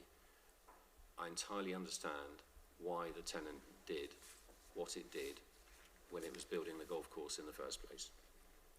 It was, I wouldn't say it was fit for purpose, because with the benefit of hindsight, it wasn't. But I understand why it was built the way it was. But the world has moved on. The golf market has moved on. Expectations have moved on. Golf balls get hit further. Players want better standards. They want more for their money. So fundamentally, Enderby it's a longer golf course, Blaby Golf Course is very, very short, and it's going to get shorter after the Davidson's development scheme gets implemented. So Enderby is better set longer term. Its fundamentals are better design, more traditional length, and in my view, from a commercial perspective, because it sits next to a not-for-profit leisure, well, it's part of a not-for-profit leisure centre where you've got swimming, gym, all the other activities that go on in the leisure centre. Nearby you've got a cricket club, you've got tennis, you've got football. That area will be known to the locals as a kind of hub for sport and recreation. And strategically, I think if I had the choice of the two sites, which one would be better, my view would be that long-term Enderby is the better location. And also, actually, Enderby is busier. It's doing more rounds per year, or has been doing more rounds per year, than Blaby's 9-hole course. Yeah. And it has a well-stocked golf shop. Golf Pro's been there for 35 years. You've got the pros giving lessons. You've got the simulator that's coming down the line. It has the fundamental agreement. It's got the pathway into golf, better fundamentals, better location, more resilient, in my view, long term, and with no disrespect to the tenant, it's run by a not-for-profit organisation where any surplus funds are reinvested back in for leisure and community use. Thank you. Now, I wanted to talk about quantitative analysis for a moment. And really feeding into your point that you made a moment ago that Enderby is busier in terms of the 9-hole golf course than Blaby. In his oral evidence, Mr. Wright alighted upon Councillor Hartshawn's representations, which are in CD 5.6, pages 56 and 57. Now, first of all, did Mr. Wright's evidence, written evidence to the inquiry, deal with an increase in range numbers to 2025?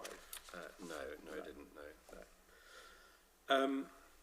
It was said by the councillor that this information apparently came from the golf tenant.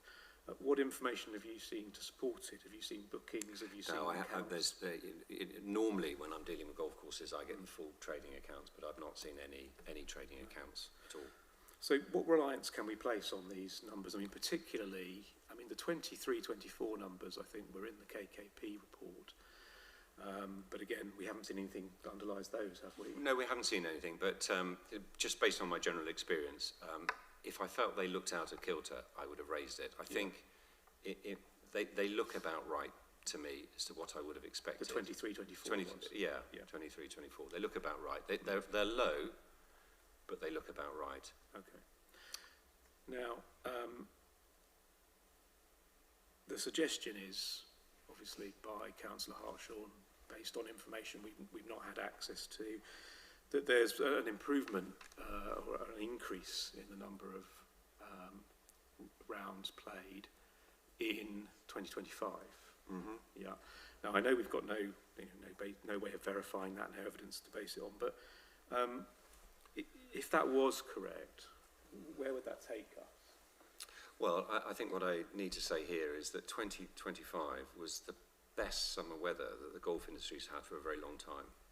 So virtually all golf courses saw participation rates increase in 2025. So, all boats rise and fall with the tide. The conditions were perfect. So I would have expected the golf figure, the roundage figures to go up to a certain extent at Blaby.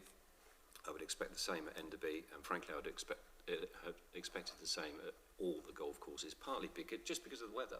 If it's pouring rain and it's cold, people don't play.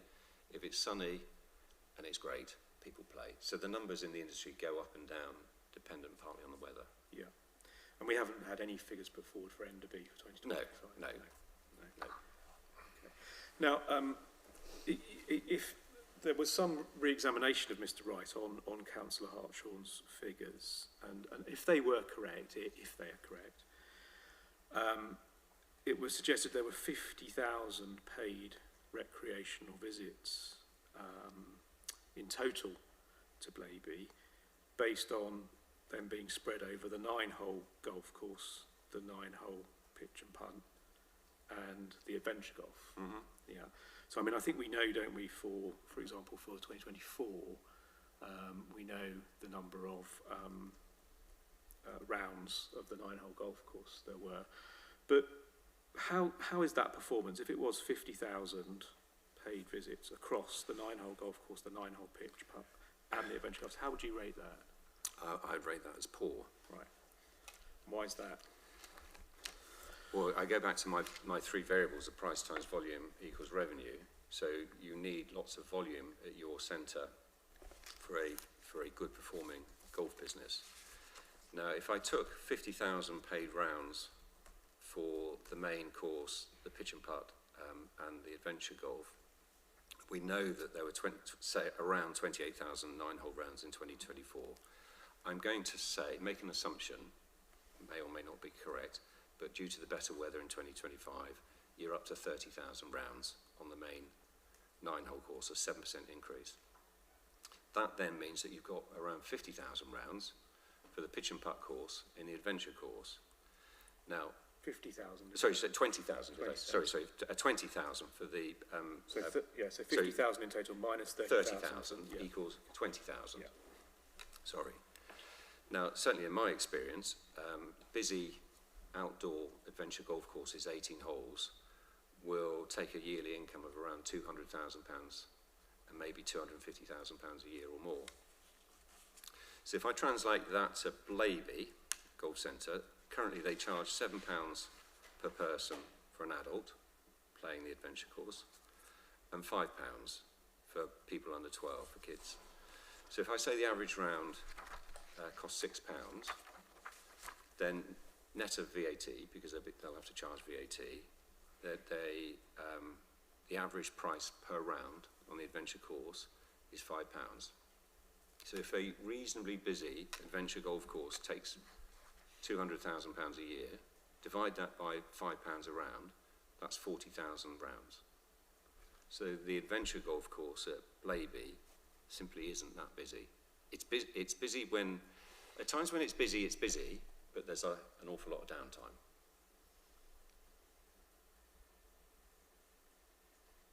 So therefore, to suggest that 20,000 rounds for the 18-hole adventure course and the 9-hole pitch and putt course as being good performance, in my opinion, is not good performance. No. And I've also covered in my proof the actual roundage numbers of golf courses that I was marketing on behalf of local authorities some years ago when they were in financial difficulty, and their roundage numbers were, in the main, quite a lot higher than the roundage numbers achieved at Blaby's 9-hole course. So it just isn't very busy. Yeah. You know, I'm not saying it's really poor, but at the same time, it's just not really, it's not thriving. No. And I mean, in the end, how important is the fact that its roundage numbers are, as you described them, poor? What does that tell us about qualitative need? Well, I mean, what I would say is that one can kind of forecast what the demand might be at a golf venue, but the absolute acid test. If you ask anyone running golf courses, if someone said, "Well, we forecast that 2% of the population play golf," or the relative golfer demand index for the areas, all the operators will say, "Well, how many rounds is it doing?" Because that is fact, and that is an absolute function of the number of courses in the area, how good the venue is in terms of what it's offering to its customers, And what the numbers are telling me is that despite this golf course being the cheapest one to play in the locality, it still isn't producing big roundage numbers. So people are voting with their feet. They're not going there enough. And the evidence you referred to, where you compare it to the roundage numbers of other courses that you've been involved with, that were failing courses. Yeah, failing courses. Yeah. Failing courses. That's your proof 7.17 through to 7.38, Yeah. and you have you have examples at 7.29. And these tables are when the golf industry were in decline pre-COVID. Now we're post-COVID, and the demand has gone up. We only need a return to tougher times in the golf. Businesses are cyclical. The golf market had near on 2 decades of long-term decline. Lots of people went bust. Horror stories. We've had some improvements. Revenue's gone up, which has been a good thing. Costs have gone up, which has not been a good thing. The fear for many people who have been in the golf industry for a long time is you just need a fall in demand, and revenue will go down, and there will be casualties. And the weaker venues are the ones that are going to struggle. And in my opinion, this is a weaker one. And just 2 other things on Councillor Hartshorn's figures or evidence. So first of all, I mean, he talks about not just these 2025 figures which we've discussed, but forecasts for 2026 and gives figures. What reliance can we place on that? Well, you can't you can't assume that roundage numbers are just going to magically go up. Yeah. And secondly, he obviously refers to the fact there's been capital investment in recent years, he says, in various elements of Blaby. And he gives figures for some of these.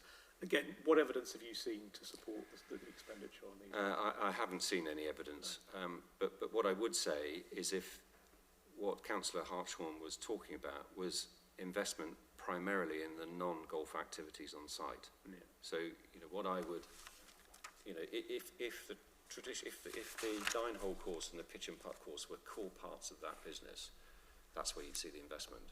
But you don't. You see it in the cafe, and you see it. In fairness, they've invested in the adventure golf because that can produce a reasonable financial return. But actually, only 6 miles away, you've got a new adventure golf course that's being built at Leicester Golf Centre. And that's got space, and I think that the theme there is space. And that is run by a guy called Anders Mankert, who is one of the finest golf teachers in the UK. He got a Lifetime Achievement Award from England Golf for his services to promoting the game of golf. And literally only 6 miles away from Blaby, you've got Leicester Golf Centre, which has adventure golf. It has a floodlit driving range. It has full tuition from one of the leading coaches in the country. He was awarded the British Empire Medal for services to golf, for disability golf, for helping blind golfers and visually impaired golfers. And if you go on the Leicester Golf Centre website and you look him up, he's all about inclusivity, he's all about teaching people of all ages, and he doesn't charge a huge amount of money for his lessons. So the locals have got someone heavily invested 6 miles up the road who's built a better adventure golf course than the one at Blaby, and is providing the full pathway into golf.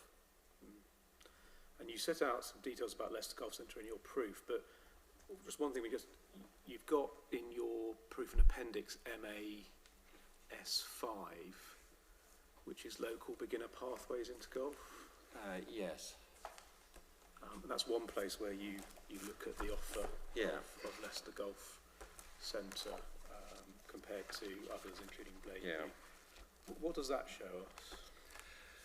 Well, I mean, it shows on the table that actually Blaby sits at the bottom of provision of pathways into golf, of typical golf in the locality. I mean, out of the rankings, I mean, if you ticked all the boxes, I think the maximum score here is a 6.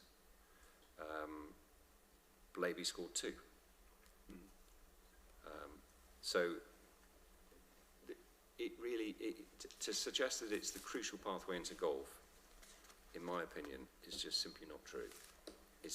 The real pathway into golf, as I've said, is giving those beginner lessons, those taster lessons. It's all about a golf professional and the ability for the golf professional to have a space to be able to provide tuition via a driving range or practice ground.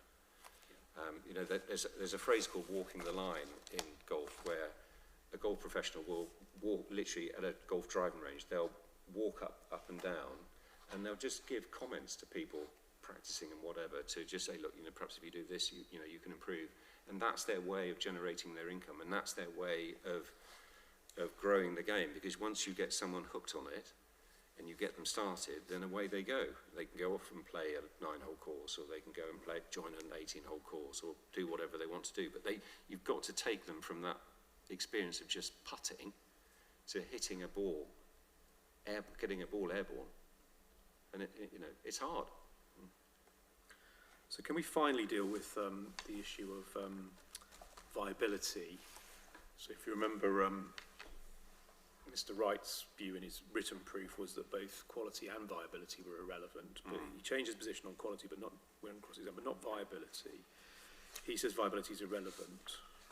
Now, I just want to understand that with you. You'll remember that when we looked at Mr. Wright's proof, where he sets out the key excerpts from his KKP report, you'll remember that one of the things that he said, so this is in his proof of paragraph at 2.5, obviously one thing that we're agreed on is that the quantitative demand shows you could support the loss of one of these venues, but not both, correct? So in that scenario, we agree one of these facilities can be lost, but not both. Why is it relevant, in your view, to look at viability of Blaby? Why is it material? Well, I mean, if the tenant can't fund the works post Davidson's and closes, then the lease is going to disappear, and there will be no golf there. No golf. And so it's relevant to, we've got Enderby, which has got proposals for development. Now, can I just ask you about this? In terms of you were criticised by Mr. Wright for the figure that we talked about earlier, where you estimated it would be effectively a cost of $300,000 for the golf tenant to reconfigure the golf course after the Davidson's land is taken. Can you just talk us through that figure, given that it was criticised? Yes, well, we know, and I've referred to it in my proof, in Jonathan Gaughan's report, if we go to Jonathan's, I think his report was appendix MAS3. MAS3. If you go to the, I think it's near on the last page.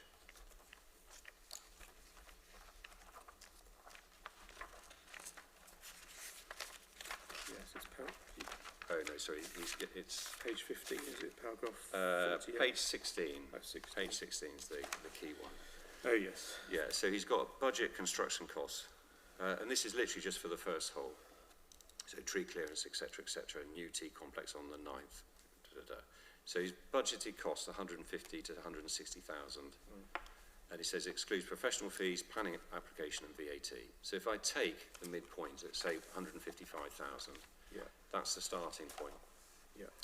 We know that in order to implement his scheme, you've also got to reconfigure 2 holes on the pitch and putt course. So there's going to be an element of reconfiguration to get that back into play as a 6-hole pitch and putt course. I've suggested £15,000. It may be too high, too low, but that's a reasonable estimate, I think. So therefore, if I add those two together, that's 170,000. If I then add 10% of that for architect's fees, that's an extra 17,000. Then you're going to put a planning application in. I put a figure of, let's say £20,000 for getting all the reports you need to run safety reports, etc., application fees, etc. I've got a cost of 20,000 in for that. So you total those, so that's about 200 and just over 200,000, 207,000, I think. Then we've got to factor in the reality that it's going to be an 8-hole golf course once the Davidson scheme starts for between 18 and 30 months. That's because I'm saying it's 6 to 12 months to get planning. I'm sorry, sir, I'm going to intervene here, Yeah. and I'm happy to my learned friend's witness, and so of course there's a degree of latitude of discretion. None of this is in written evidence. A figure is included in his evidence of £300,000. None of this sub-elements that have fed into it has been available for my witness or for me to interrogate. We're now introducing completely new points or completely new detail that we simply haven't had a chance to look. Now, I didn't intervene when it was about the professional that may or may not exist at Leicester Golf Course. Who knows? But this is now specific detail that I just simply haven't had a look at. Can't do this through Chief. Well, I think the figure has been given in evidence for how much it would cost. I asked the council's witness whether he accepted that figure. He only accepted it in relation to the construction costs. He wouldn't accept the wider figure. That figure is in the evidence. It's been questioned. We're entitled to explain how the figure was arrived at through my witness. I mean, the reality is there is no world in which any challenge will be made to any of this, because my learned friend's position and his witness's position is it's all irrelevant anyway, because viability doesn't matter. The reality is we're simply giving a further explanation of how that figure was derived at. Absent that, I'll say what you've got, sir. You've got our figure and nothing else. So that's what you'll have. You'll have our figure. There's no figure put forward by the other side. So it will be our figure. That will be the figure that will have to be relied on. Do you want to contest it, Mr. Robson? Yes, sir. I take the point on paper. The 300,000 was in there. The council disputes that figure for the reasons that Mr. Wright gave, which is no detail was provided. To now introduce it through examination in chief, when I've got no opportunity to examine the basis on which those figures that are now being introduced are included. The point of having proofs of evidence and rebuttals is to be fair to both parties, so that both parties can interrogate the conclusions that are reached. To now introduce something that I simply can't interrogate.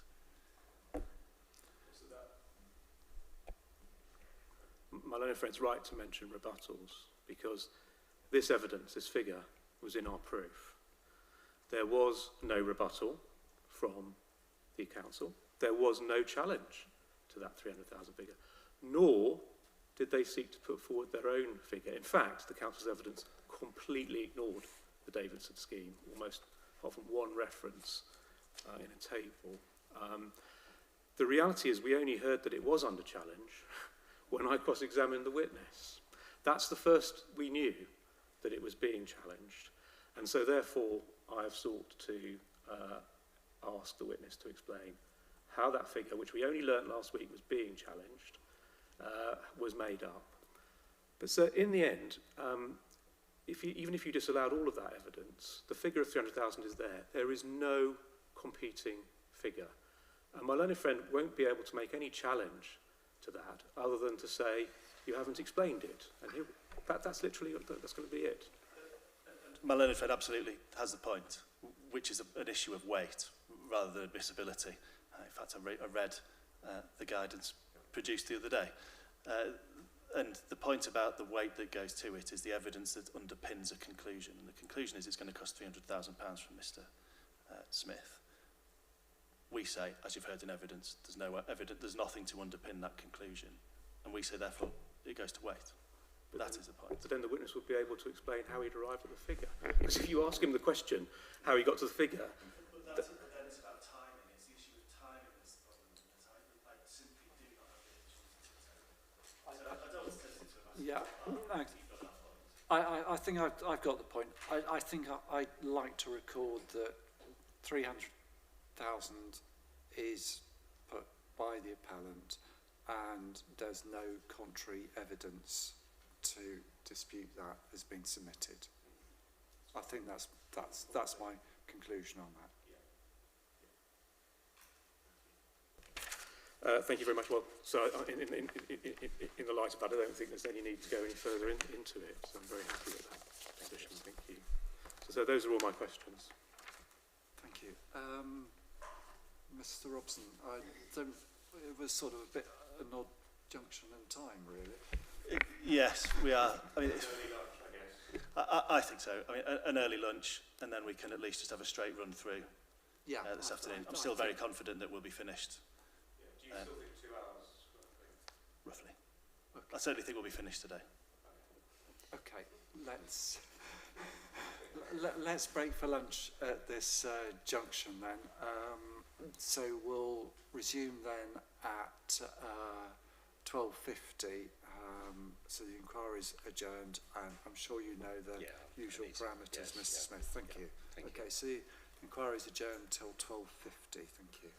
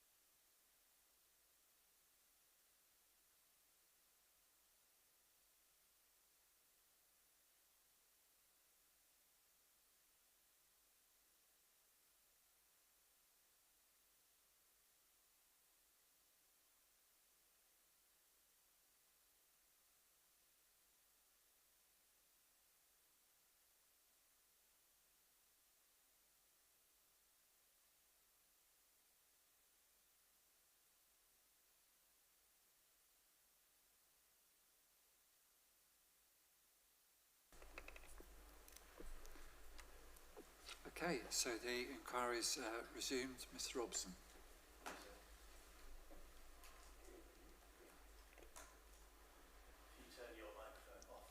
Oh, sorry, I do.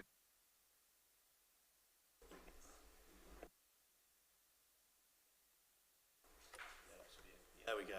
Okay. Yes, that's it. I'm both just on. making sure that for anyone watching on YouTube that it's Okay. it's you they're looking at Okay. as the witness rather than having to look at me. Oh dear. Well, indeed, exactly my view. My view exactly. Mr. Smith, I just want to start with your proof in paragraph 2.7, Yes. which is your declaration.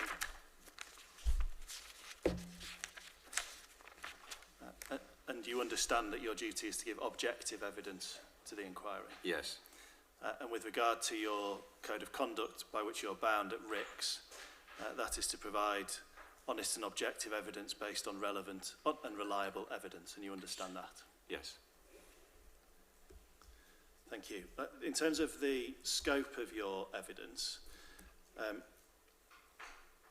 you're focused on CS15, but for obvious reasons that you probably know in terms of out-of-datedness and conflict with the framework, the focus has been on MPPF paragraph 104. If you just get that in front of you, please, at CD 9.1.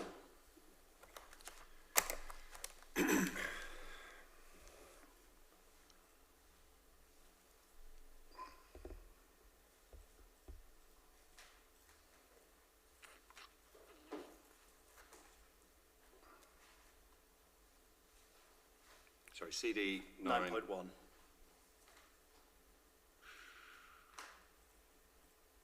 For some reason I've got CD, they've gone in the wrong order. Yes, okay. Are you there? Sorry, yeah, I will be there. No, it's fine. I was. Do you want my paper copy? I mean, I know what, yes, I mean, I'm almost there, but I do know it. In fairness, it's in your rebuttal as well, if you wanted to go to it there. Well, As long as you've got it in front of you, frankly, I don't can care come where back you're to you in a looking, second. where you're getting Okay, it from. Thank you. It's Yeah, okay, I'll give it back to you in a second. Thank you. So looking at paragraph 104, and firstly just starting with A, B and C, your evidence relates to 104A, and for 104B I should go to Mr. Cusson. Yes? In terms of the replacement being... Yes, except for the fact that I suppose that under 104B we are talking about quality. Yes. So, and I've talked about quality. Yes, and to that extent I will feed it into, but when Yeah. it comes to applying the test, Absolutely, yes. it's really Mr. Cusson. Yeah. Right, and then I want to look at the opening sentence of the policy. Existing open space, sports and recreational buildings and land. So just to agree what it is the inspector needs to look at. Open space is not the issue here, so we can discount that, yes? In terms of sport buildings and land, I think we can definitely agree that the 9-hole standard course, being a traditional format of the game, is a sport. Yes. And I think, or at least I hope we can agree, that the pitch and putt and the crazy golf on the site, well, let's take it in turn. Would you classify that as a sport? The pitch and putt? Well, and pitch crazy and golf? putt, it's a bit of hybrid. It's recreational strokes sport, yeah, recreational. So you put pitch and putt and the adventure golf into recreational. Yeah. And so when the inspector comes to look at this proposal and 104A, which you're dealing with, it's whether all elements of the Blaby Golf Course, the 9-hole, the pitch and putt, and the adventure golf course, whether they are shown to be surplus to requirements. That's what he needs to do. Yes. And surplus to requirements, and I'll give you an opportunity to slopey shoulder this off to Mr. Cusson if you want to, because it's perhaps straying into planning evidence. Yeah. But the test of being surplus to requirements is one of assessing need. Yes. In particular. And when we come to assessing the need for the traditional format of the game, so the 9-hole standard course. For that, we use the ANOG guidance. Yes, it's not mandatory, but it's what the industry uses. Yes, Yeah. yes. We don't have anything else, I don't think, do we? It's, and both you and Mr. Wright have applied it. Yeah. When it comes to looking at the pitch and putt and adventure golf and whether they're surplus to requirements, that's not dealt with by ANOG because it's not a traditional format of the game. Well, ANOG covers sports facilities, doesn't it, really? We talked about that earlier, yeah. So a similar methodology, you say, would need to be applied to the pitch and putt and the adventure golf as is applied to the 9-hole golf course?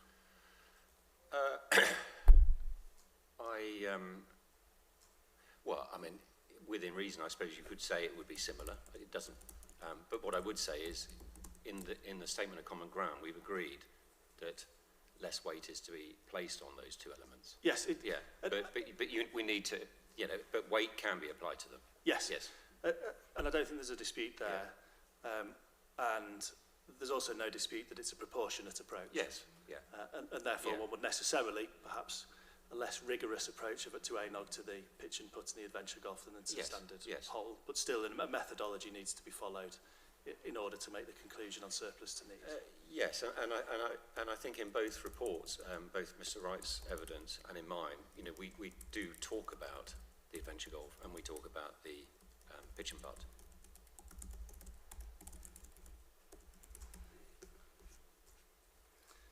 Thank you. Just in terms of golf needs assessments, you've listed considerable experience that you've got in the industry again since 1991. Have you done golf needs assessments for local authorities in the past? No, I don't do that work. Well, actually, no, that's not quite true. Most of my work virtually all of my work is town and country planning inquiry work. So I do act for local authorities. Yes, and I've read to appeal decisions with your name. My core business is not doing. I do golf needs studies. I do them primarily, I suppose, because the demand is that operators, stroke developers will come to me, and I will do a golf needs study. Yes. The need rarely arises for me to do it for a local authority, and indeed, a KKP's firm does a lot more than I do. Okay. And it's a small point, but it was one to some extent taken against Mr. Wright. In your experience of doing needs assessments, have you sought the evidence from England Golf and utilised their facility reports to look at usage? In the past I have, but in recent years I've relied less so on them because I have reservations with some of the tools that they use. Yes, and one would supplement it with operator. Yeah, absolutely. Service. Yeah, but it's part of the mix. Yes. Thank you. Right, your conclusions, please, in your proof of evidence. Can I just give that back to you? Thank you. You should have asked Mr. Stacey. His firm produces very handy sort of A5 pocketbook versions of the new framework that they send round to everybody. That would be good.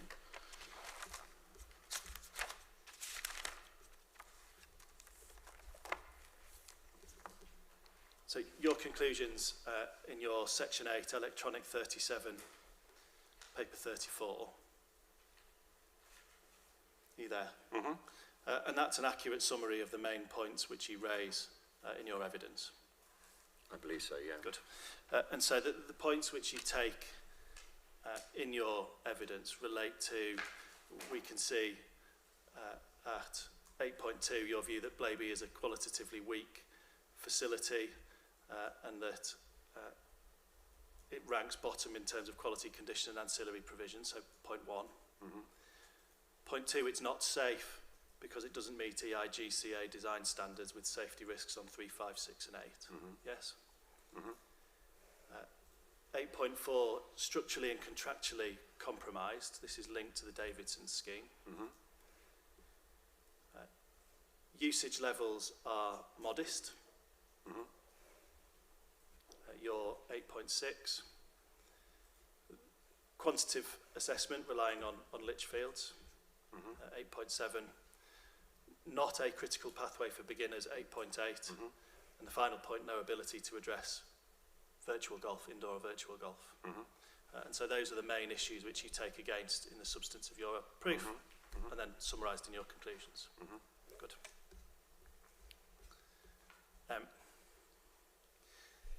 And the importance, as you know from your code of conduct, and evidence needs to be objective and based on robust evidence, is we're not entering a word count competition here, are we? We're looking at the robustness of the conclusions that you draw.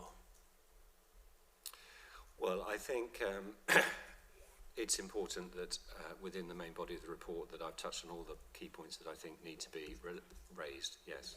Good. Right, let's look at your first issue then, about usage levels, please.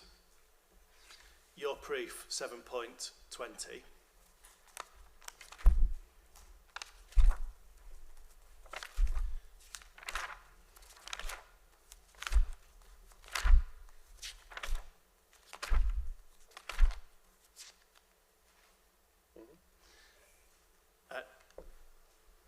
Now, before we let's look at the figures in 7.20, just so I can understand how you've arrived at your overall figures. When you arrive at your 28,000 and 23,000 in 28,000 in 2024 and 23,000 in 2023, that's by doubling up the 18. So you count an 18-hole round as 2 9-holes and add it in to produce one. Yes. I mean, that's how I do all of my analysis, that if you're dealing with a 9-hole course, you're dealing with 9-hole rounds. Yes. 18-hole course, 8, so you always convert within reason. Yeah. Yes, so if someone's doing 18 holes, that doesn't count as one round, it counts as 2 9-hole rounds. Yes. Got you, good. So the figures that you give there, 23,000 9 holes in 2023 and 28,000 in 2024. You were taken this morning and you've read them to Councillor Hartshorn's response. Could you go to that, please, at CD 5.6?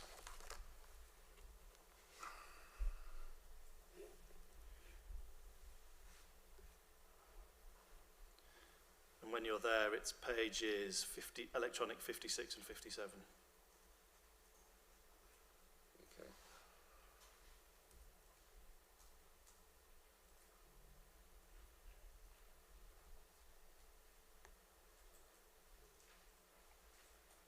It's interested party number, do we know which one it is? 119. Oh, I got to 120, so I'm close. 119, yeah. Thank you.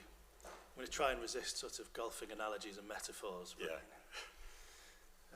There's a tempting one there. Right, party 119, Mr. Paul Hartshorn, you see that? And you see there, date received 14th of March 2026. That's the date received by the Planning Inspectorate. It was then circulated to all parties on the 17th of March. So it's been available to you since the 17th of March. Yeah. So you had it for 2 months prior to the inquiry and 4 weeks prior to your proof. There's nothing in your proof that disputes the figures that you see at the foot of, if you go scroll down, you can see a thriving and growing business as a very short paragraph. And then another paragraph that starts, far from a facility being in decline. And then it starts giving roundage figures. You see those? Yes, I do, yeah. Good. There's nothing in your proof, is there, that disputes those figures? I wasn't aware. I know it's in the public domain. I didn't see this when I was preparing my proof. So you didn't review the consultation responses as part of preparing your evidence? No.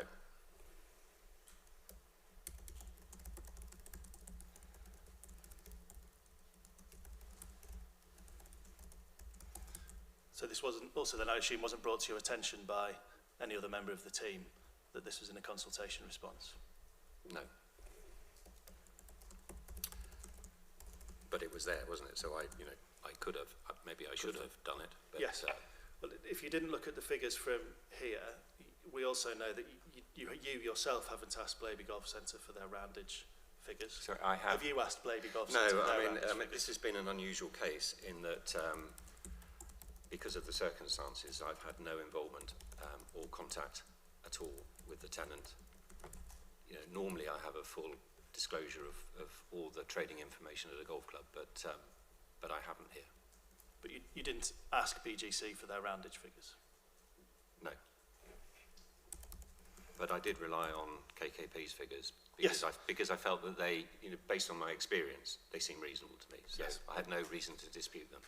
And the KKP figures take you to 2024, and Yes. Councillor Hartshorn takes you to 2025 and Yes. to the forecast for 26. Yes. So you didn't look at the consultation response, you didn't ask yourself, you didn't deal with it in your brief, you didn't deal with it in your rebuttal. You're not suggesting, were you here for Councillor Hartshorn's No. evidence? No. I don't know if your team updated you, but he was asked by my learned friend how he knew those figures, and he said that he asked the operator for them. You're not suggesting, are you, that Councillor Hartshorn is either misleading the inspector about how he acquired them or misleading the inspector about those figures themselves? Well, I mean, if he's quoting figures, precise figures, for example, 28,191 rounds, one would assume he's asked someone Yes. those figures. You know, it's not, oh, it's roughly 30,000 rounds. So it's exact information, which we didn't have in the KKP report. We were talking from memory, I think with Blaby, of general roundage in the thousands. So the number was 24,000 rounds Yes. or 19,000 rounds, not 24,032 rounds. Yes, it Yeah. had been rounded to a Yes. more easily digestible number. Yeah. But the KKP report was May 2025. Yeah. So obviously we wouldn't have the full year Yes. data for 2025, but they used the full year for 24. Yes. Those figures aren't in dispute. Yes. You're not, I don't think, now disputing Councillor Hartshorn's figures for 2025. Well, look, I'm not disputing the fact that there would be an increase based on my experience of the fact that the weather was very good in 2025. So I would be really surprised if the roundage numbers didn't go up. But there's been nothing, I'm not aware of any factual evidence from the tenant to say exactly what those numbers are. Okay. I think we've got your point. But if we take the figures then in Councillor Hartshorn's submission and looking to 2025, 28,191 9-hole and 2446 18-hole. You see that? So applying your methodology, we'd times 2446 by 2, Yeah. and we'd add it to 28,191, Yeah.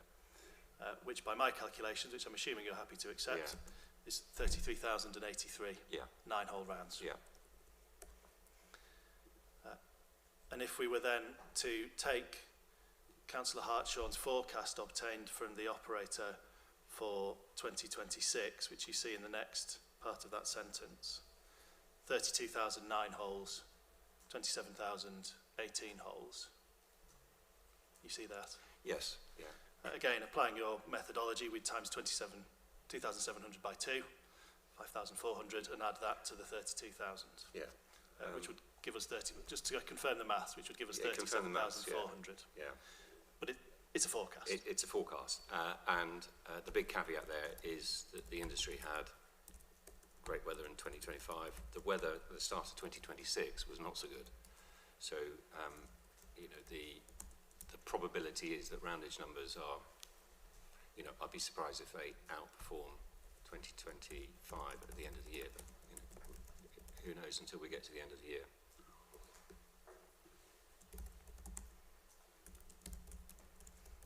That's the point with forecasts. Exactly. Until we've got the actual data at the end of the year, it's exactly. a prediction. Yes. So what we've seen then, when we take the figures, is 2023, 23,000 rounds, 2024, 28,000 rounds, 2025, 33,083, 2026, a forecast for 37,400. If we take those figures, that demonstrates a year-on-year growth in usage, doesn't it? Well, yes, it would, yeah. Yeah, I mean, what you're saying, yes.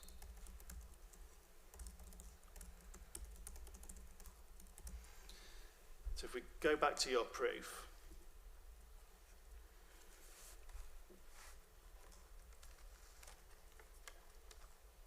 please, and look at 7.23. Where you say that most thriving 18-hole pay-and-play courses based in England would readily have achieved 35,000 to 45,000 rounds in 2024, and in some cases considerably more.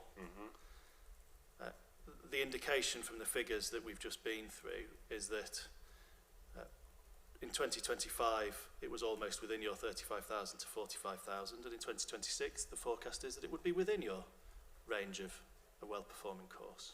Yeah, but that's a forecast, isn't it? But it would be within your range of a well-performing course.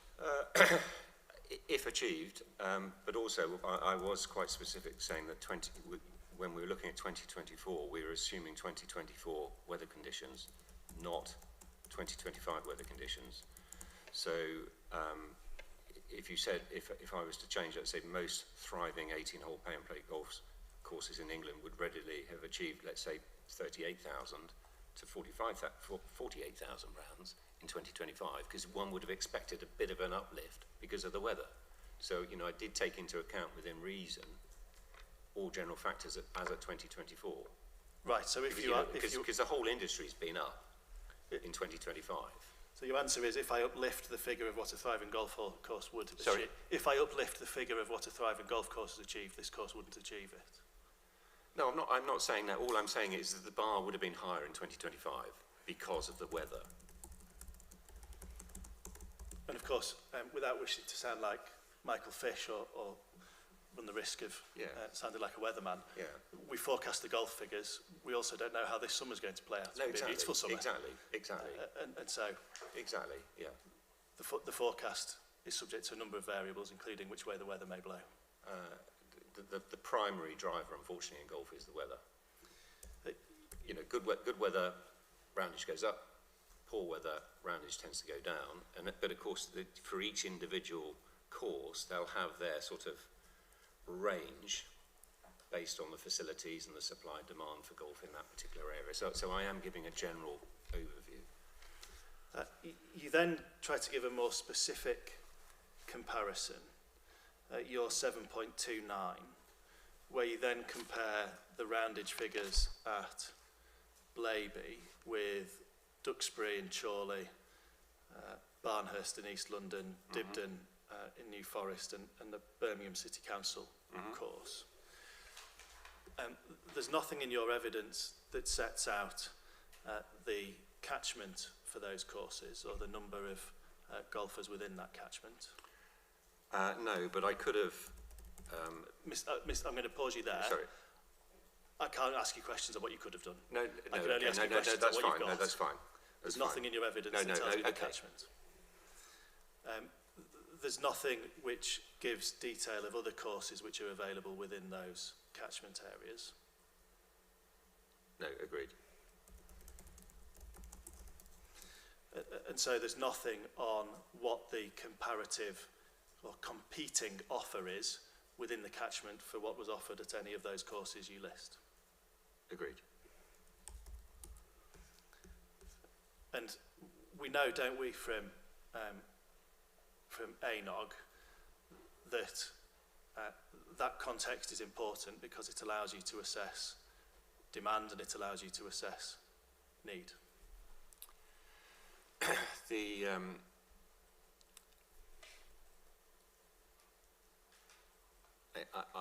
I would say that definitely the roundage numbers they are a really good measure of the supply/demand balance and the quality. You know, the whole sort of the whole setup of a golf club, golf venue, the competition in the area, the market conditions. It all comes down to really the roundage numbers. But I agree in ANOG, if you were doing a specific ANOG for the courses that are quoted here, yes, you could look at each of the individual catchment areas for each golf course, and you'd form a view on its market positioning, yes, and its, et cetera, et cetera. I mean, I've always felt for golf that there's kind of 4 key variables for how well a golf course performs. It's the quality of the location, which is, you know, where it physically is and the amount of golf courses that it's competing against. There's the quality of the product, and it's how well suited the golf course is to that particular area. Then there's the quality of the management. You know, you can have a golf course that's in a good location and a good product, but if it's managed poorly, roundage numbers will go down. And it's the quality of the financing. So if you have a golf course where the rent is incredibly high, or there's a big loan on it, it can sink the business, even though fundamentally it might be a decent property. So it's all, you know, it's all of those things. Yes. That, you know, that at the end of the day comes back into the roundage numbers.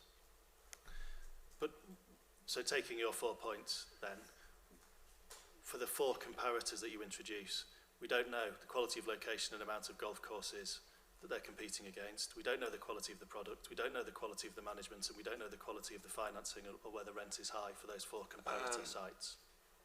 Well, I know. But it's not, I don't, because it's not in your evidence, and so therefore no, I haven't given the full picture behind the details. Yeah. No. And so there's little utility then without those 4 contextual points which you highlight as important to your assessment, simply looking at roundage figures and saying one is performing well or not against them. The gold star benchmark is the annual revenue figures for golf. So I talked about annual golf revenue, and that's the function of the roundage numbers and the average price per round charged. But of course that information isn't in the public domain. So if I see a set of accounts, you know, I could have an example of a very high quality golf course charging £200 a round, doing 10,000 rounds, and generates £2 million worth of revenue. That tells you how well the business is doing. But of course, it's not in the public domain. Mr. Smith, this is going to take a lot longer than it should do. Okay, well, I'm not trying to string it out. I don't think it's with any bad intent. Yeah, okay. But you must focus on the evidence which you've put before this inquiry, because that is what I can interrogate, and that is what you're relying on. Yeah. So, coming back to my question, without those 4 key contextual points which you said on your analysis were key, quality of location and amount of golf courses they're competing against, quality of the product, quality of the management, and quality of the financing. Yeah. One simply is comparing apples and pears by looking at roundage numbers in different locations for different courses and saying Blaby's not performing well. It doesn't serve any purpose, does it? I think it's harsh to say it serves no purpose. Its purpose is extremely limited, isn't it? Well, I don't think it is.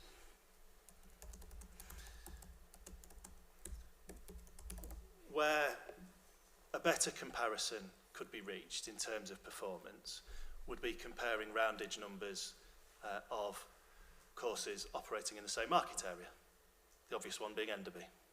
Sorry, say that again. Where there is more utility, the local area. is comparing roundage numbers within the same catchment area. The obvious one being Enderby. Yeah. You don't, in your proof, compare the roundage numbers of Blaby with the roundage numbers of Enderby to reach your conclusion that the numbers are modest at Blaby. You don't do that exercise, do you? No, but the roundage numbers at Enderby are also quite modest.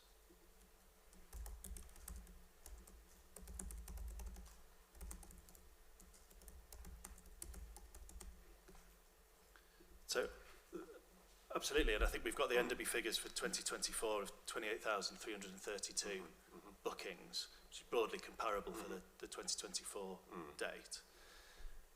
And so if we're focusing on that key question of is it to be Blaby or is it to be Enderby, the high point of your case on this aspect is that both have modest roundage numbers. I mean, Enderby's is slightly higher, but in the grand context of golf roundage numbers, they're both modest, which is partly why we're all agreed that there is space for 1 golf course, but not 2. Yes.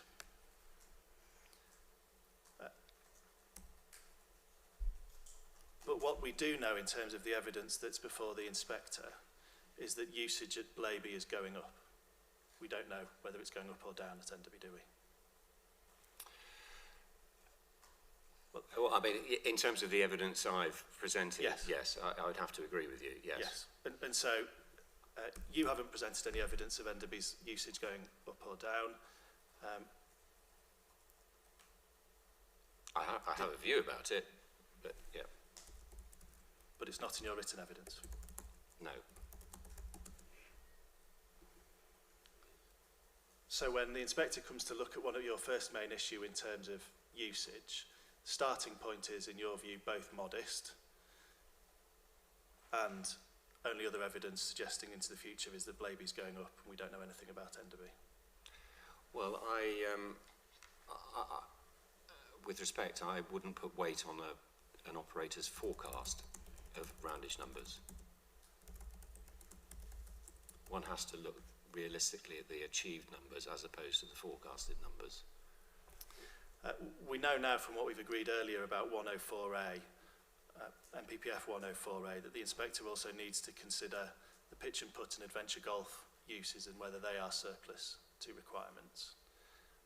And the data we have, the only data we have in terms of that usage is again Councillor Hartshorn's statement, which if you still have it open,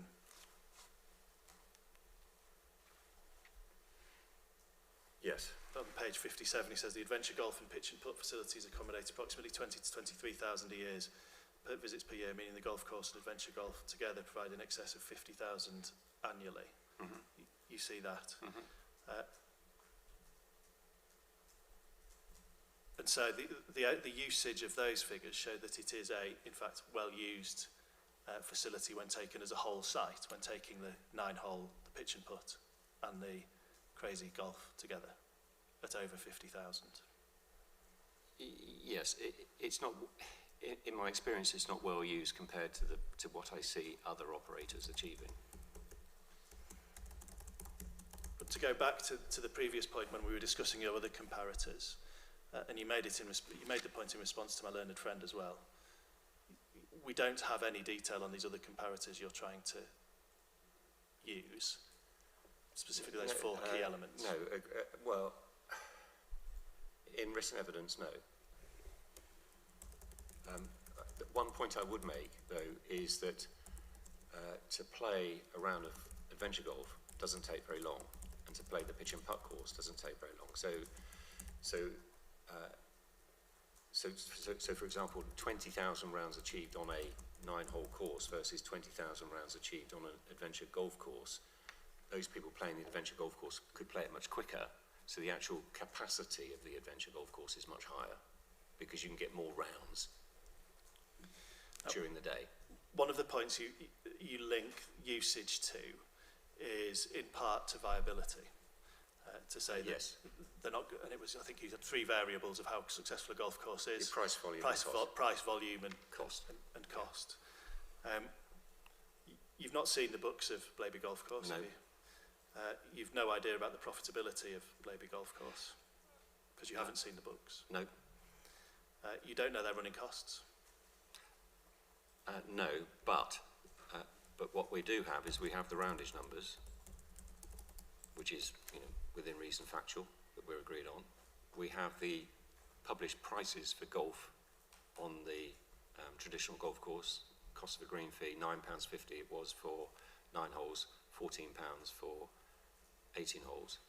We know that most of the rounds are 9-hole rounds, so you can weight, an average price per round, and then when you take the VAT off and you multiply that by the roundage numbers, with at least 80% confidence, you can forecast what the annual golf revenue is. And I think you had a phrase in Chief that I wish I'd written down, something about turnover leading to madness or something like that. Well, the phrase is, turnover is vanity, profit is sanity. Right. So once you have the... So what you're looking at is the vanity and not the sanity. No, what I can, even from having no financial data from the tenant, I know with a reasonably high degree of probability, provided that the tenant's figures that are being quoted on the website for green fees and the roundage numbers are correct, you can work out what the annual revenue is on the 9-hole par 3, sorry, the 9-hole traditional course. Yes, revenue And turnover. and you can work out, if we know that there are 20 to 23,000 rounds on the pitch and putt course and the adventure golf course, and you know what the published prices are, within reason, you know what the revenue is. As someone who deals with golf courses all day long, I would have a reasonable understanding of the costs, so I would have an understanding of the likely contribution to profit.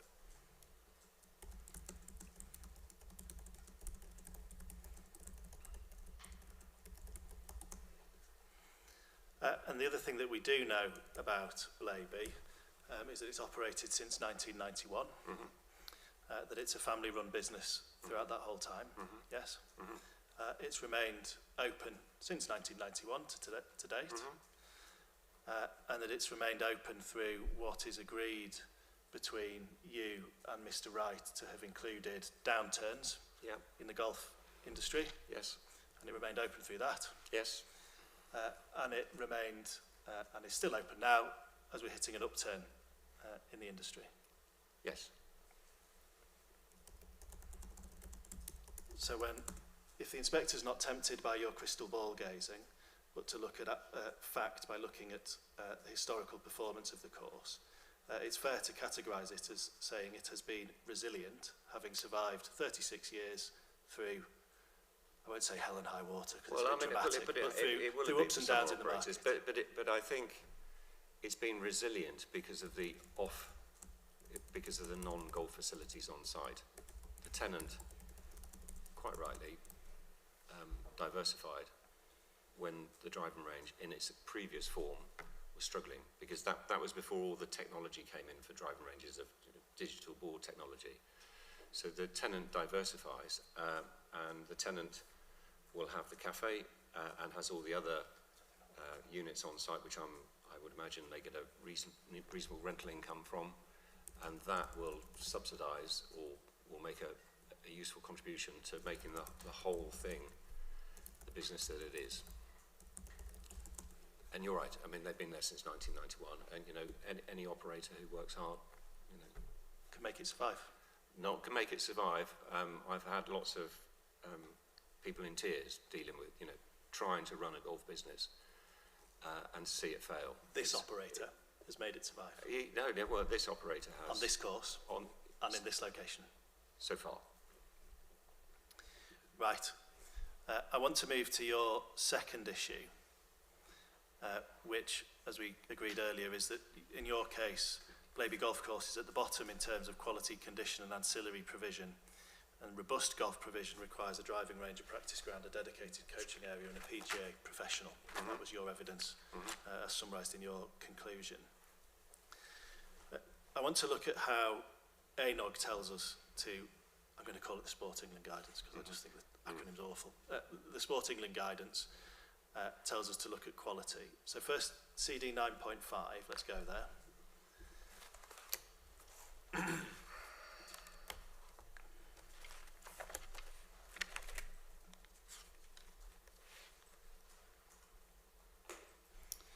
You there? And it's a box which I think you've already been to, but it's on electronic 35, paper 33. And it's a pink coloured box headed 2 aspects of quality. So we know, don't we, from the flow diagram at the foot of the page, that we're in the stage B, gathering information. And it tells us, when capturing details on the quality of facilities, the audit should therefore focus on 2 key aspects. The general age, fabric of the facility and ancillary provision, e.g. changing provision, i.e. So we look at those factors, don't we? General age, appeal, fabric and ancillary provision, yes? But the purpose of looking at that is to determine if the facility is attractive and whether it meets the needs and expectations of users. That's the overarching question that you're seeking to answer.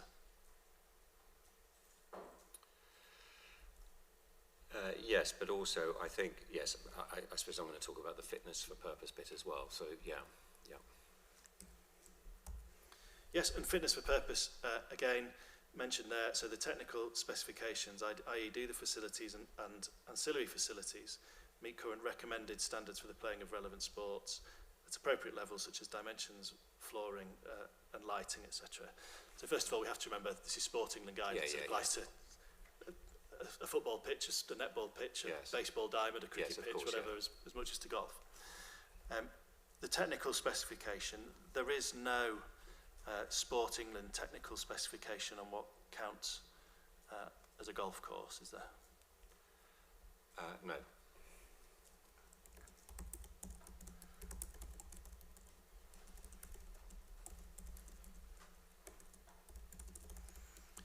And there are necessarily variations in golf courses around the country, shorter, longer, more traps, fewer traps, etc., lower quality, higher quality, huge deviation in the offer.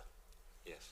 And indeed there's a huge deviation in the offer within Blaby and its catchment area, because one could look at, I think it's the Leicestershire and Leicester golf course and something like that. Very high-end member courses, 18-hole, amateur championships, etc. And we are here dealing with the lower end of the market, aren't we? And that's reflected in the price. £9.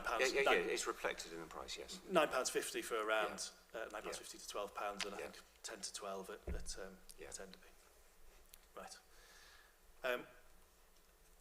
The Sport England guidance goes on then of how we look at quality when we're into stage C. We know stage C is when your assessment, as you said in Chief, is when you bring it all together. So if you could go to paper 57, PDF 59.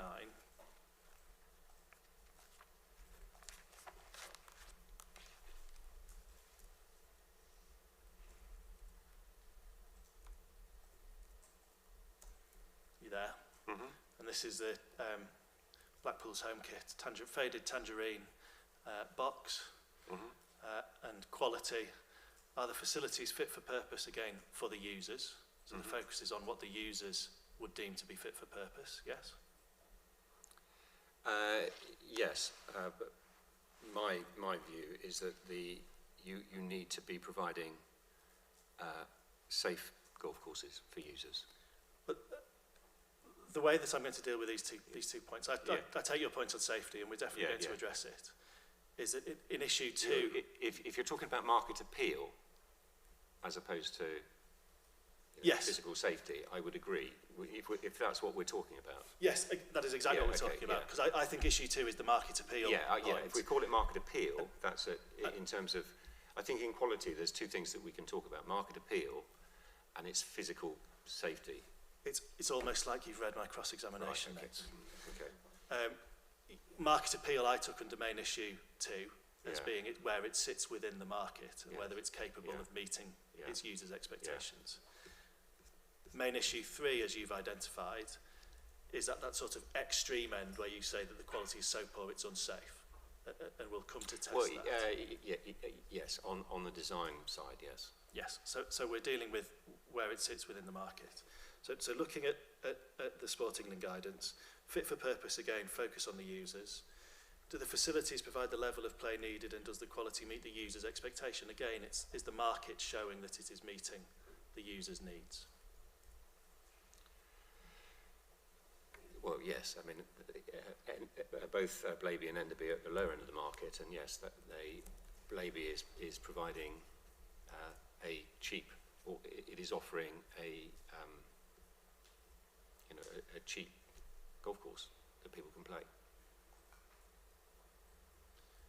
And then, just scrolling down, if you will, please, to paper 59, PDF 61. These are the specific questions which Sport England says you should be asking when you're looking at fit for purpose for the users and the level of play needed and user expectation, which we've just addressed. And what those questions are is, does the quality of the facility meet the standard required or desired by the user? If not, what is the impact? So again, user focus. Is provision appropriate to meet the relevant NGB standard of play and competition? Just pausing there. There is no national governing body standard of play and competition related to golf courses, is there? No, but you would have the European Institute of Golf Course Architects in terms of design specification. But in terms of participation. Is the EIGCA the national governing No. body of golf? No.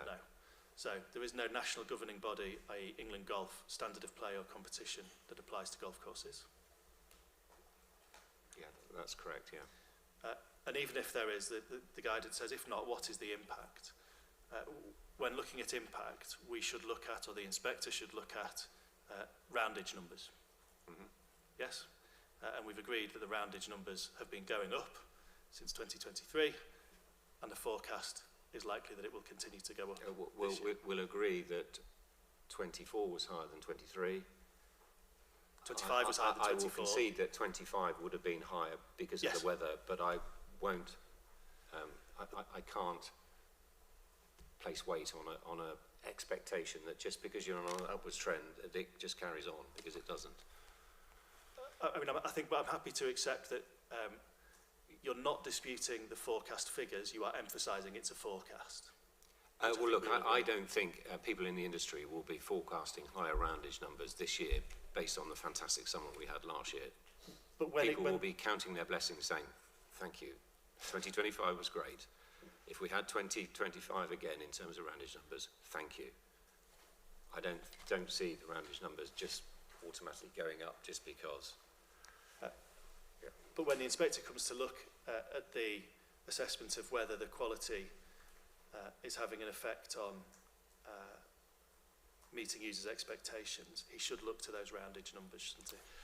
Yes, but what I would say is that the roundage numbers are still modest, so it's meeting some users' expectations, but if the quality of the facilities were better, the roundage numbers would be higher.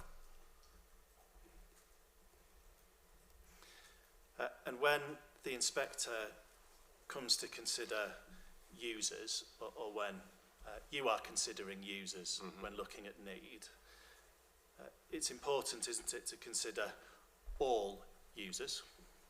Yes. And so we shouldn't limit our assessment of users to those of a certain age, or exclude people of a certain age. Yes. We shouldn't look to exclude financial demographics. It should be open to as many people as possible. Yeah. We also shouldn't seek to exclude, when looking at surplus to requirements, based on golfing ability. Yes. Or the reasons why anybody, any user, chooses to go and play golf. Mm-hmm. Now, the reason why I say that, the reason people choose to go and play golf, is you've looked at the press release that Mr. Wright relied on in terms of it's all golf, and we can go there if you need. CD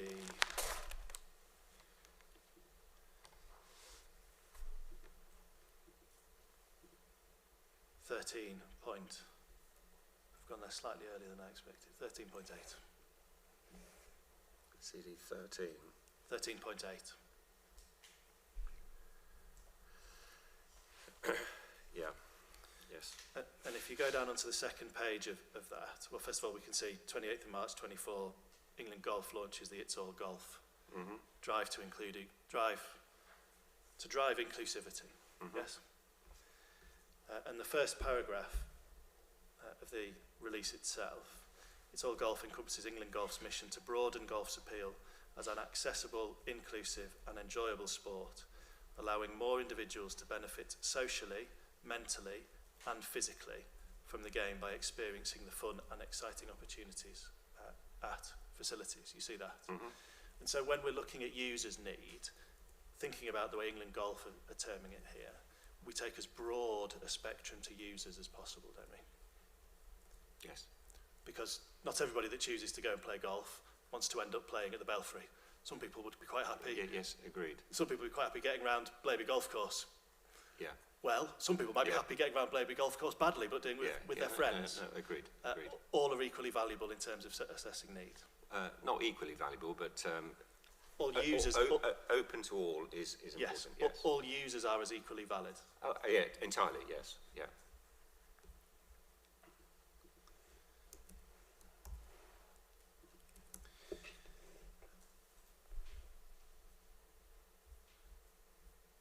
just sticking with or returning to the point we've slightly deviated from in terms of how we factor in roundage numbers to looking at whether or not the needs of that wide spectrum of users are being met.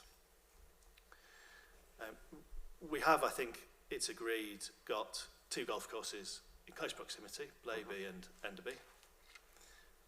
They offer similar provision, 9-hole courses, Enderby slightly longer, Blaby shorter. But they're operating in market terms at a similar bracket, Yes. aren't they? Yes. Hence the reason why it's keep one or Exactly. not the other. Yes. Yeah. So, if the Blaby golf course was not meeting its users' needs, and those users had a credible and proximate, comparable alternative, would we not be expecting the users at Blaby to be decreasing year on year? Because if it wasn't good enough, they could just go to Enderby instead.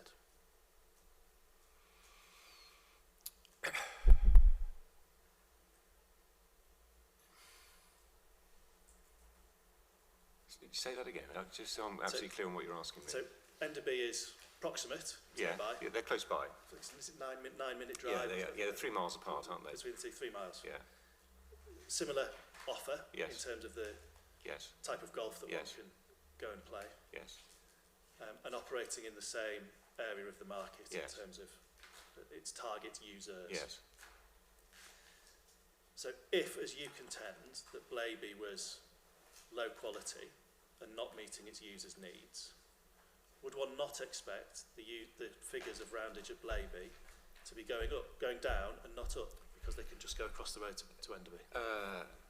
All customers have choice, don't they? So they have Exactly. they have choice. It's all like having 2 supermarkets in the town, isn't it? You go to one or the other, and it's choice. So the fact that the usage is going up and not down, Well, particularly where you've got a credible alternative so close, must be an indication that Blaby is meeting its users' needs. the roundage numbers have gone up. Yes. But if you have a credible alternative and users are not exercising their choice to go to that credible alternative, that can only be taken as an indication that Blaby is meeting its users' needs, can't it?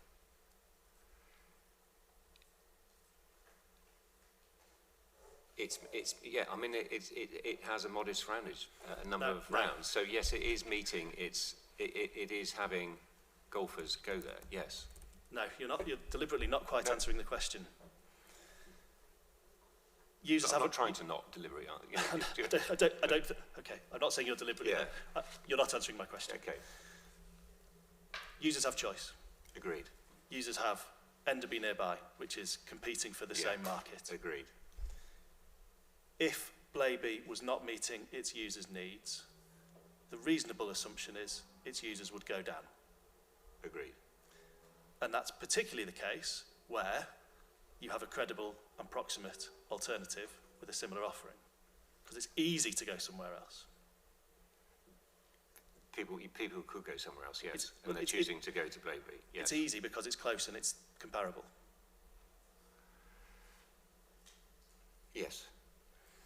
And so the fact that since 2023, the roundage numbers have gone up at Blaby, not down, can only point to the conclusion that Blaby is meeting its users' needs.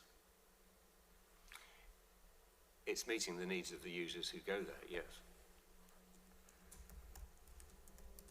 As is Enderby.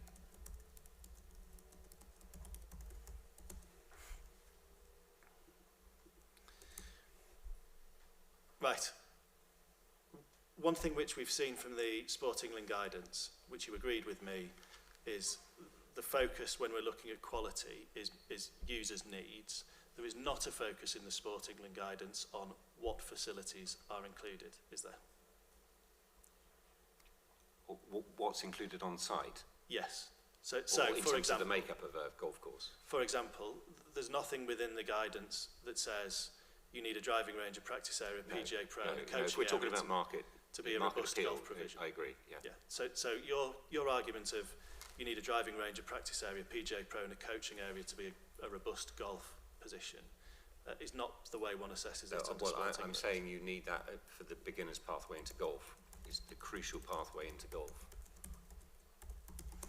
So it's separate to the market provision, and we'll deal with it Yes. under issue 7. Yeah. Understood.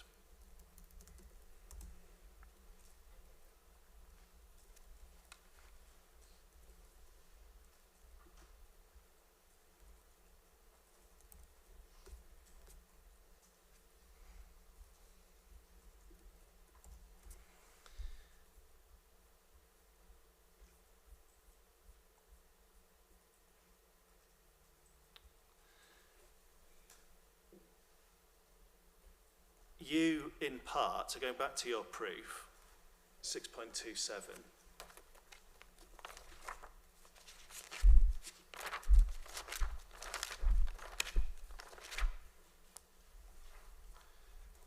and we're here in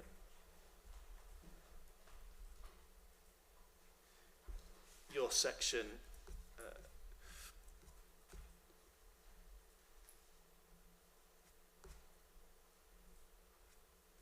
looking at the recreational value of golf. So, so therefore, its market position as the offering. And you tell us at 6.27 and 6.28 that you've played the course twice. No, I played Blaby once and Enderby once. Ah, indeed. Yeah.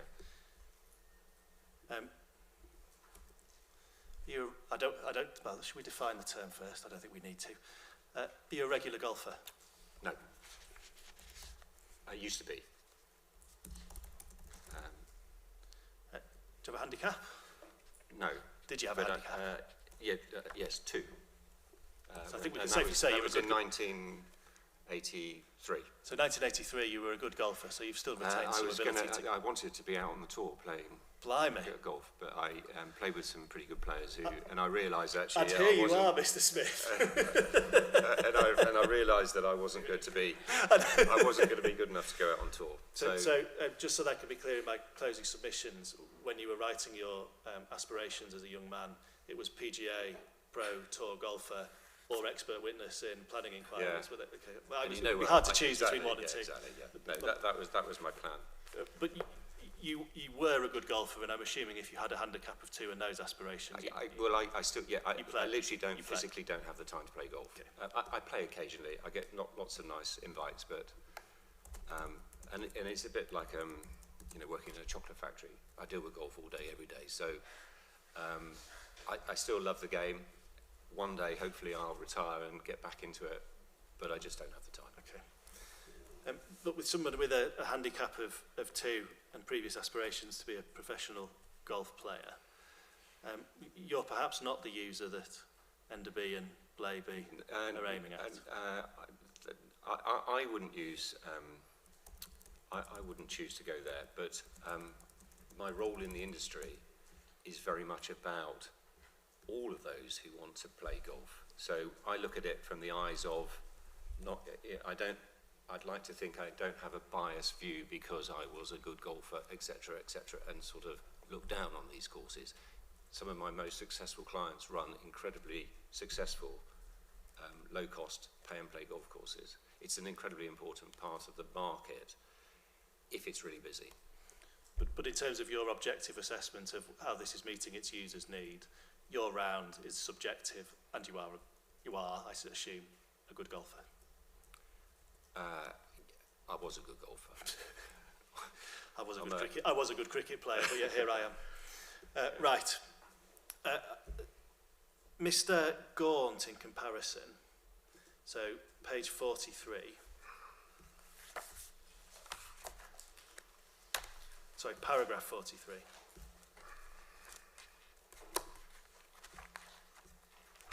Sorry, 6 point.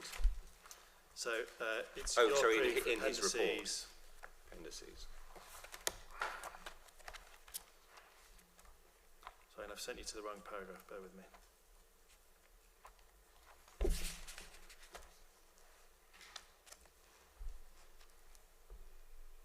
It's 41. 41. His page 12. Yes. Yeah. The existing 9-hole golf course cannot be considered to be of high quality, and I think Mr. Wright agreed that in his chief and cross, although it does provide access to golf for casual users and those who do not wish to be a member of a club. And then he goes on to consider some of the issues with drainage. Again, when we're looking at issues of quality from the user's perspective, Mr. Gaunt has in mind the specific types of users that may use Blaby, yes. and that's the approach that the inspector should take. Yes, I mean, if a member of the European Institute of Golf Course Architects was asked to design a affordable pay-and-play golf Not the course... question. Yeah. That's safety. Yeah, okay, later. But in terms of market and users' needs, we should be looking at the users who are looking for that part of the market, not those who might want to seek to go play 18 holes at the Belfry. No, I'm not. No, what I want to say is that golf course architects will have a brief when they're given a brief to design or look at a golf course. The starting point should be, in fact, in any business, it's you look at the market needs first, and you build the product to match the needs of the market. So he wouldn't be looking at Blaby saying, well, you know, I'm used to the Belfry, and therefore this is, turn my nose up at this golf course, it's not very good. Any member of the European Institute of Golf Course Architects will look at the market needs, market perception, and then they will aim to try and provide a golf course that meets that need.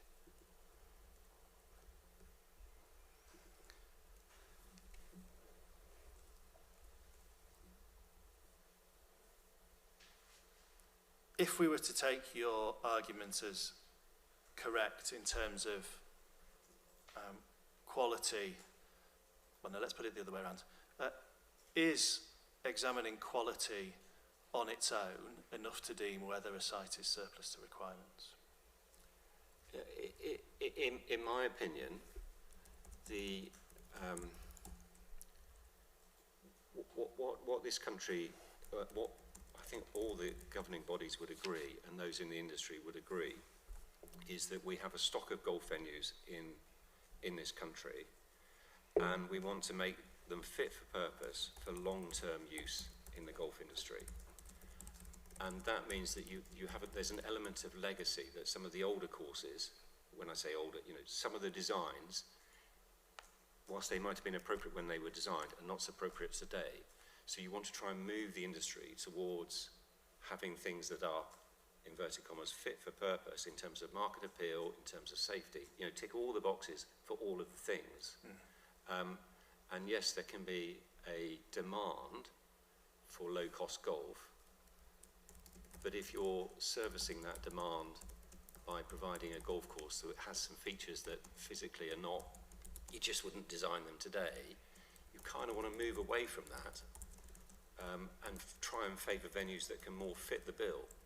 And my point is that when I looked at the two courses, I felt, what my professional opinion is, that Enderby fundamentally has the better ingredients for meeting that need long term from a quality perspective in terms of market appeal to low cost golf for people, and also a safer environment. Now, I'm not suggesting for 1 minute that Enderby is the perfect solution, because you know could be improved. There's no doubt about that. But the raw materials at Enderby are stronger than at Blaby.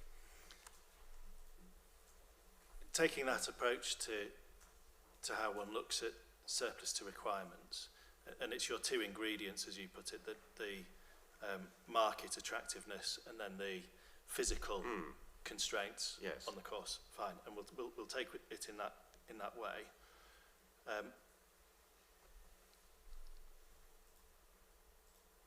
The market attractiveness, the key determining factor, as I think you said in chief, all operators will tell you look at the roundage. Well, all operators will say look at the roundage, but also the price, because you know if Blaby was offered at £2 a round, its roundage numbers would go up. So you know within reason there has to be a happy compromise that you can charge a certain amount of money and have a viable business and have, you know, provide something that your users want. Right. I think we've got where we need to get to on market. Your first ingredient, how it fits to the market. I want to look at the second ingredient then, which is the physical constraints. Yes. Yeah. And I think on the physical constraints point, I think that includes your issue 3, which is Mr. Gaunt's report and the design standards and safety concerns. And I'm going to include within that issue 4, which is the structurally and contractually compromised by the Davidson scheme, because that impacts what can be done on this site. Good.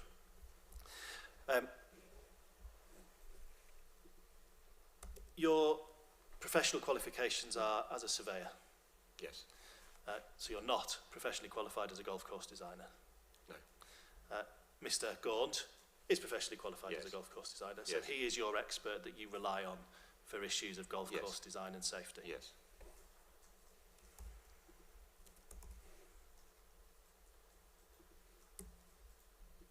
And as you agreed at the outset, it's important to provide objective evidence to the inspector. So your subjective assessment of the safety of the course, the inspector should prefer the evidence of Mr. Gaunt, which is an objective analysis of the safety of the course over your subjective view of safety. Because people can view safety differently, can't they? Well, yes, look, the members of the European Institute of Golf Course Architects have their safety guidelines that they use. So the inspector should place more weight on Mr. Gaunt's assessment as an objective safety analysis rather than your subjective personal view of safety. I think the most weight, but I have a view because I work in the industry and I've run golf courses, so I have a I have a view. Whether the inspector chooses to put some weight on that is for the inspector. And this safety and design element and the physically and the structurally and contractual compromise, this goes to the fit for purpose test, which you raise on a number of occasions as part of the quality. Yes, it does, but it also will impact on the market appeal element as well, because we're now going to be looking at a golf course for a period of time that won't have 9 holes; it'll have 8 holes. So there's the two components we need to consider.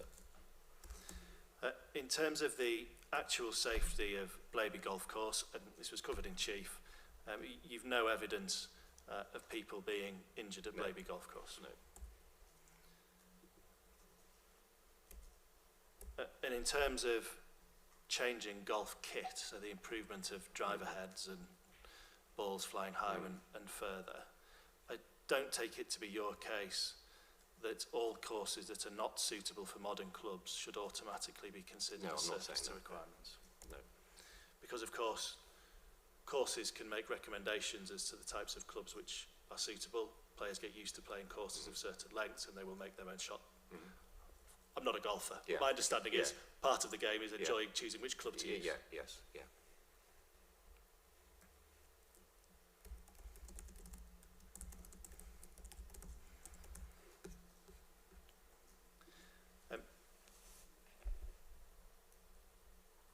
It's also, I assume, not part of your case that where there is an injury risk in sport, then it becomes surplus to requirements, because there's necessarily an injury risk in most sports.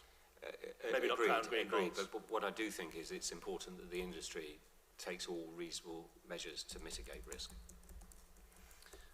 And in terms of regulatory requirements for a golf course, there are no regulatory requirements to meet an EIGCA design standard. No. And it's not your case that all non-EIGCA design courses are surplus. No. So if we look then to Mr. Gaunt's evidence,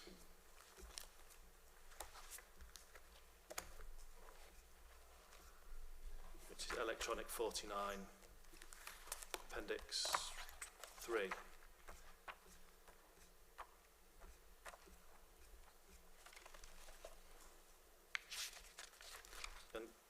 page 3 of the report, the section A, background to the report, you see that? Page 3. Page 3 of his Yeah, okay, yeah.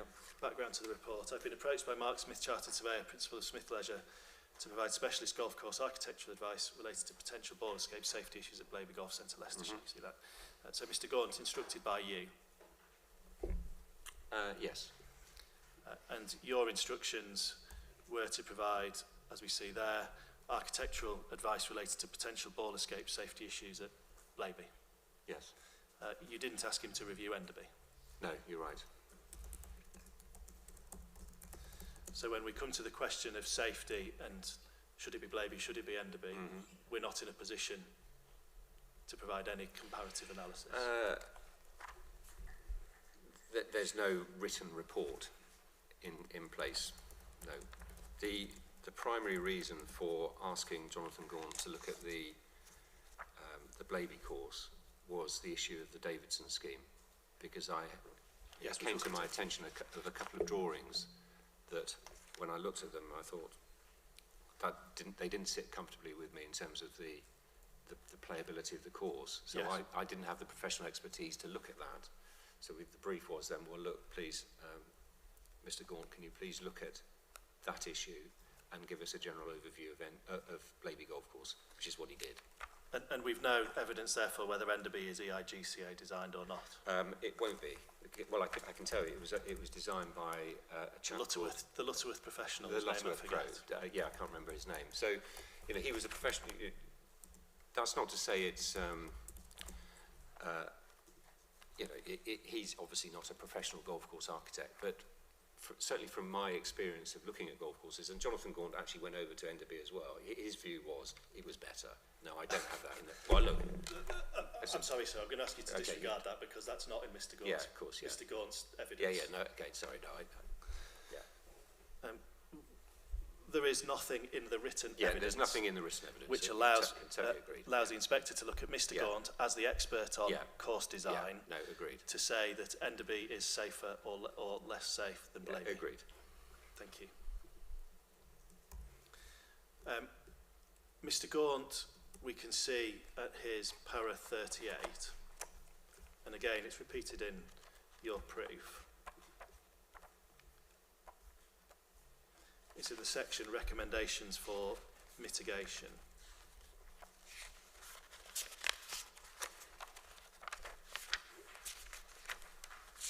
Yeah.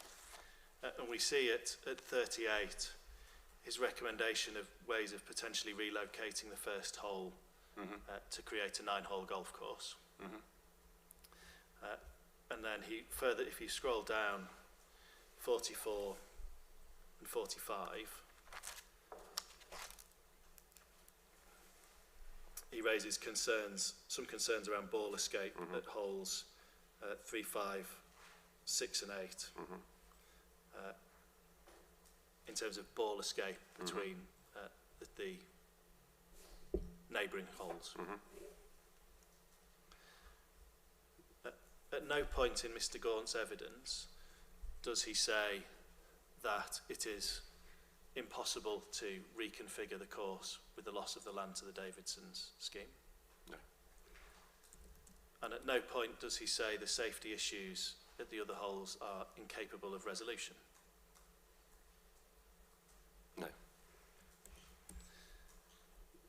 In chief, in response to a question from my learned friend, you said that the course at Blaby is, quote, fundamentally flawed.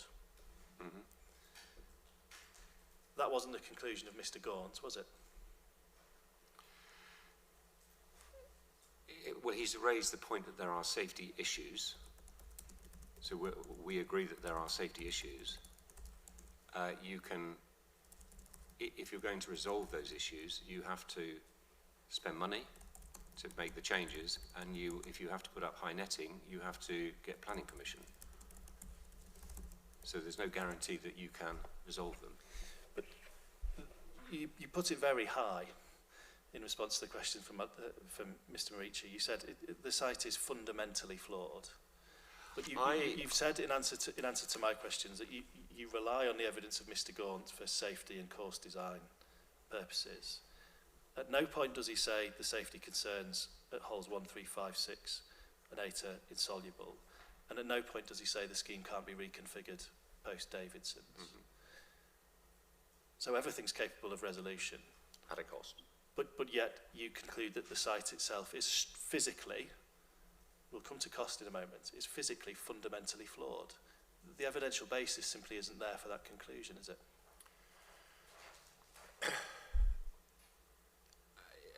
I think a better way to phrase that is, in order to do it, it's financially unviable to make the changes that are required, and it may not be physically feasible in planning terms of putting nets up everywhere, high enough nets, to resolve the issues, because it's a very tight site.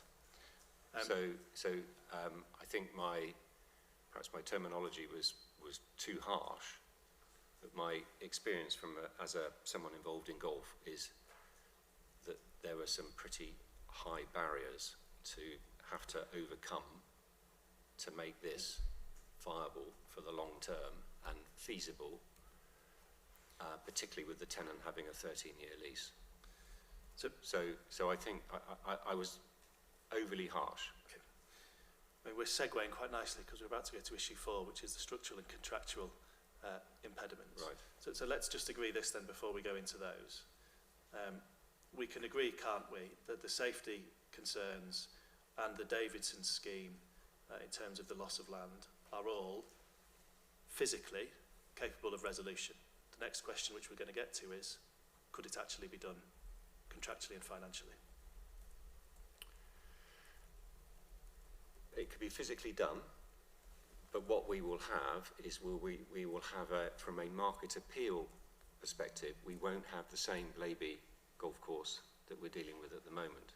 We will have a shorter traditional 9-hole course, and we will have a smaller pitch and putt course. Yes. So post Davidson's, applying Mr. Gaunt's evidence, we've got a 9-hole standard course, a 6-hole pitch and putt, and the adventure golf facility on site. But we also know that the existing Blaby course is very short. The existing 9-hole traditional course it's the outlier because it's short. You said in chief that in golf we deal in 6s, 9s and 18s. Mm-hmm. So a 6-hole pitch and putt is not any form of outlier to how one looks at. It's not an outlier, but from a business perspective, it's the smaller the product, the less you can charge for it, and therefore the less sustainable it can be. It's no coincidence in the golf market that there aren't that many pitch and putt courses around, because if they were ultra valuable, golf operators would provide them. And if the Davidson scheme is built out and the scheme is and the Blaby golf course is reconfigured as Mr. Gaunt suggests, the offer 9-hole, 6-hole pitch and putt and adventure golf is still greater in terms of golfing activities than is currently on offer at Enderby. It's not greater in terms of the traditional golf course activities on but site. The ancillary provision of the pitch and putt and the adventure course is a I greater offer than I would describe the ancillary provision as recreational provision, not golf provision. The recreational provision, because we're in 104, so we need to think about recreational provision, don't we, is still greater. Well, I think that's for Mr. Cussom, isn't it? Okay.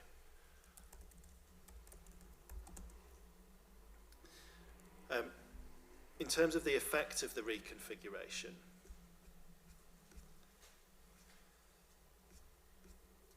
Mr. Gaunt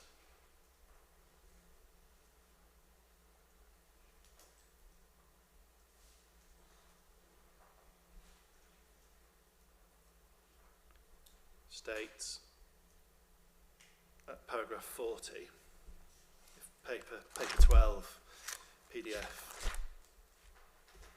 60,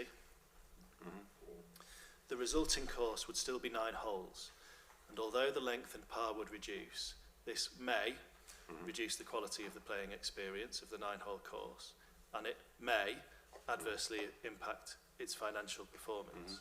So your expert's advice is fairly equivocal. on what the potential impacts would be? Well, he's not an expert in terms of, I'm the expert in terms of the roundage numbers and the viability side. The roles are kind of being reversed here. He is a golf course architect, and he is saying, look, I design golf courses, and he's saying it may affect the roundage numbers, but I'm not the expert in that area. I am saying I'm not a golf course architect, and in my professional opinion, the roundage numbers will be affected, because that is my, that is what I deal with.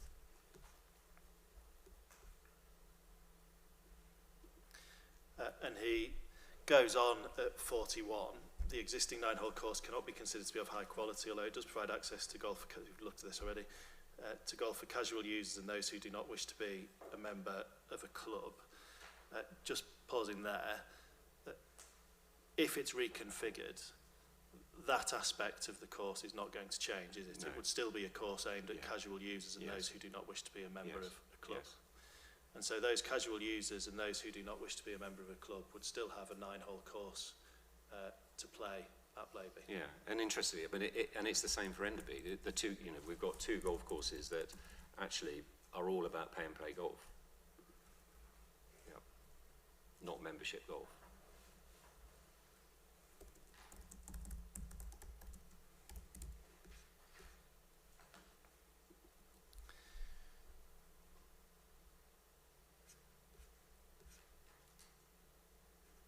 In terms of the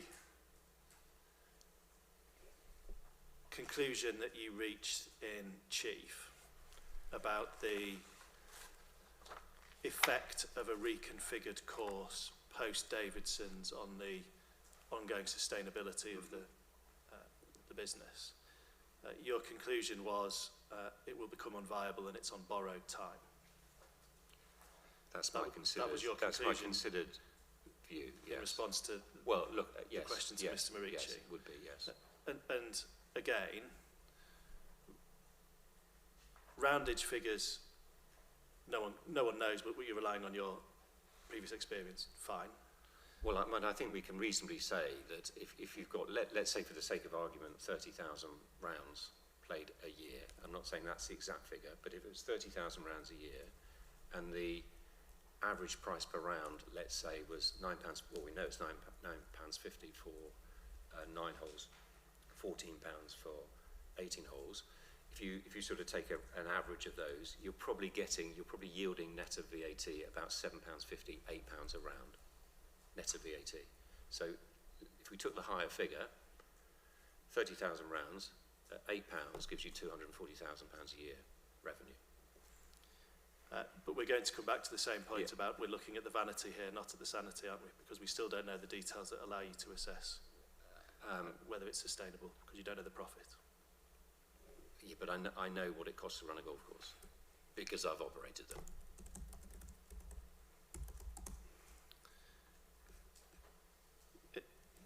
In terms of the cost of delivering the change, Mr. Gaunt says 150 to 160 grand for the structural work, and that's based upon UK golf course contractors' rates. I'm assuming that we can take from Mr. Gaunt's qualifications and associations that these are golf course contractors that are delivering on EIGCA designed sites, most likely. I think that he would be talking about creating something that fits in with Blaby Golf Centre. So the specification would be lower.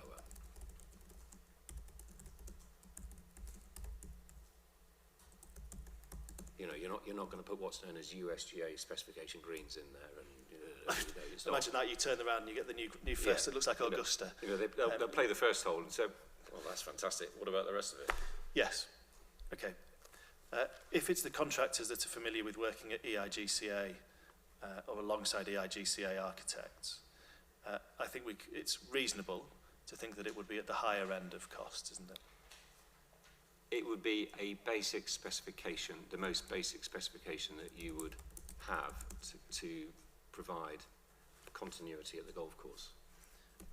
And you come in your conclusion at 620 to a total cost of 300,000. We had a little falling out we did, before lunch over this. the only evidence before the inspector is that figure 300,000. There's nothing that tells us how there's nothing written down that tells us how you've calculated that. No, but I'm very comfortable with it.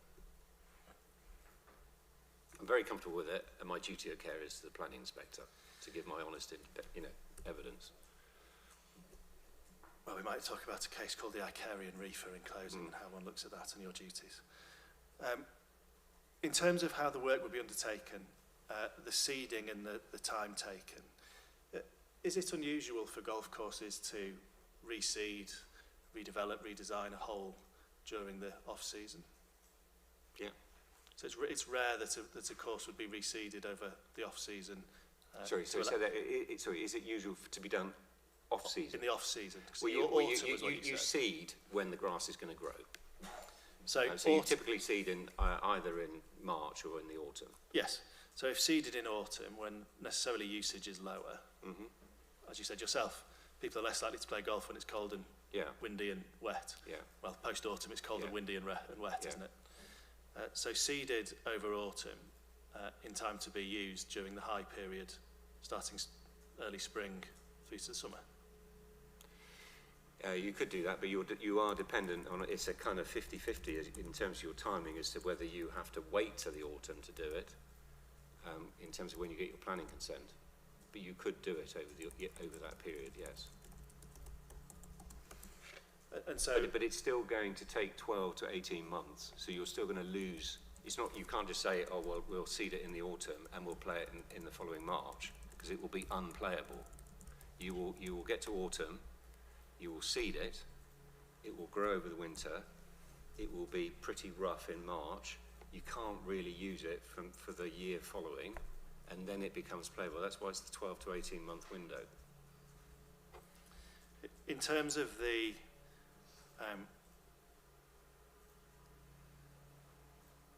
deliverability of the reconfiguration, we need to look in part at an appeal refused world. So if the inspector dismissed this appeal, we can agree, can't we, that the effect of that would be to conclude that Blaby Golf Course was not surplus to requirements. If that's what the planning If that's inspector's, the that's the inspector's decision, you know, it's the inspector's call, isn't it? Yeah, yes, his judgment. If he concludes that it's no longer surplus to requirements, and it may be this is for Mr. Cusson, but that would leave Enderby open for allocation and subsequent development. Well, look, I'm here giving the golf evidence. But your evidence is, and indeed our evidence is, you don't need both. Yeah. So if Blaby is saved, as it were, through this appeal, then the likelihood is that Enderby goes. Yes. The golf needs assessment at CD 8.6, please.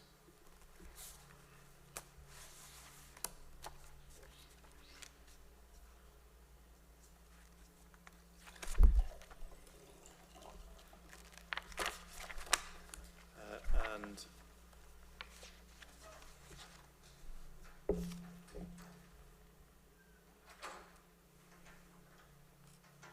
paragraph 3.6 on paper 38, PDF 40.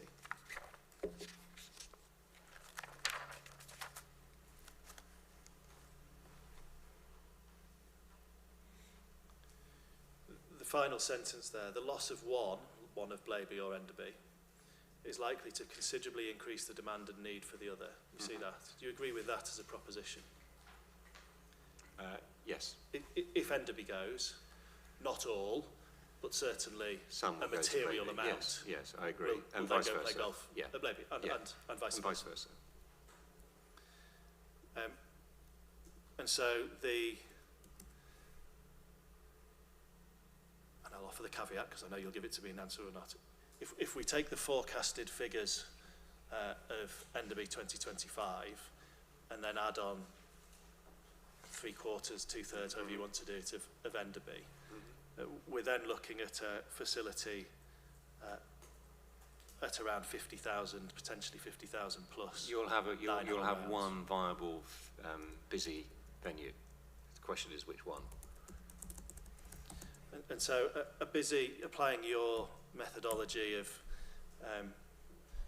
rounds plus green fees equals vanity. Now I'm confusing them now. Rounds plus green fees equals revenue. revenue. Price times volume equals revenue. Yes. Revenue less cost equals profit or loss. So volume up, Yeah.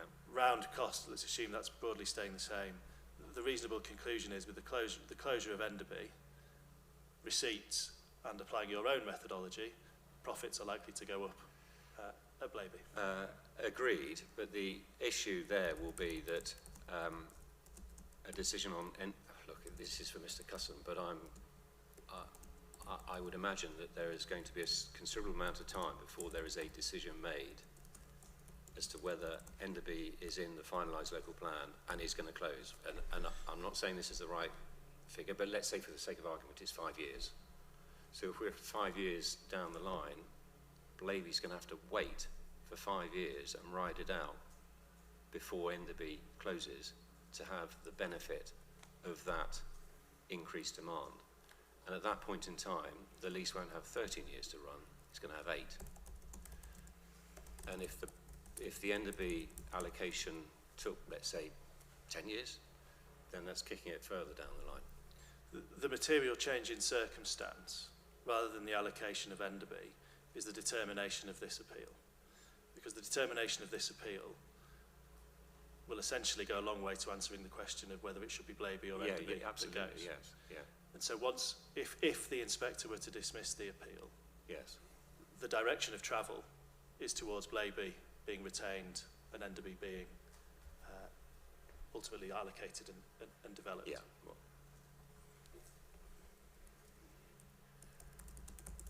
but there is still going to be a physical separation of time from when the actual thing closes. You know, I take your point. And for Blaby, of course, as soon as the Davidson's land is taken, that's the trigger point for when the first hole is lost. So that's a physical thing that's going to happen, and then the tenant operator will need to deal with that. And of course, with Enderby, if you decided to dismiss this appeal and it was Enderby to close, then at the point that Enderby physically closes, at whatever date that is when the golfers could potentially go to Blaby. Yes, and we're dealing with one hypothetical situation to result in financing for reconfiguration. Yeah. Of course, the unknown is the current position of the business itself and whether there's internal funds already. We already know about some investments. But you know, going to my turnover is vanity, profit is sanity. It's quite typical for leisure businesses where your operating profit as a percentage of your turnover is anything from sort of 20 to 30%. Let's say I took it at 30%. If you turn over £240,000, your contribution to profit from Blaby Golf Course is £80,000, and that's just from that's without all the other costs such as business rates and So the payback period on a heavy investment to make the changes is quite a long time. So that's why it's a cash flow and funding constraint. I want to move on from this point, but before I do, just important to establish the wall that exists between the points we've been discussing, which is whether it can be physically or financially respond to the loss of the land to Davidson's, and the issue separately of how one looks at need through Sport England guidance, because there is a distinction between those two, isn't there? Yeah. And when it comes to issues of viability within that second column, in terms of the Sport England guidance, there is nothing within the Sport England guidance that requires you to look at viability. No, but I've been at quite a few planning inquiries where I've been giving evidence on viability. So, so if people didn't think it was important, I'm assuming I wouldn't be called to comment on the topic. We'll come to the ones you rely on in your evidence. There's also nothing, is there, in 104 that requires you to look at viability?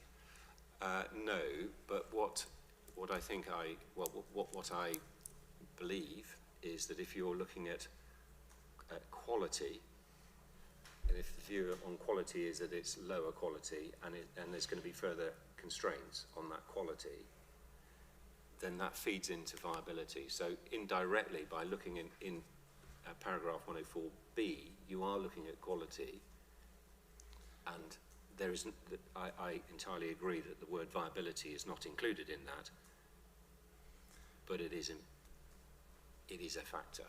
Yes, it is a subset. To see It's where a we sub- factor it in. Yes. It is a subset of a subset Yeah. of how one is looking at quality. So we're looking at, it was quality through users' needs. Yes.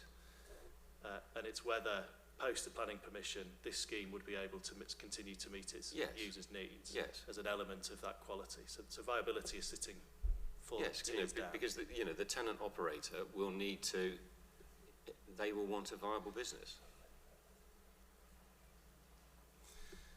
And if they don't have a viable business, they have a very difficult decision to make. You rely in your proof of evidence on 2 appeal decisions with regard to viability, Redditch and the Gatley golf course. Sorry, I think it's in your rebuttal, forgive me.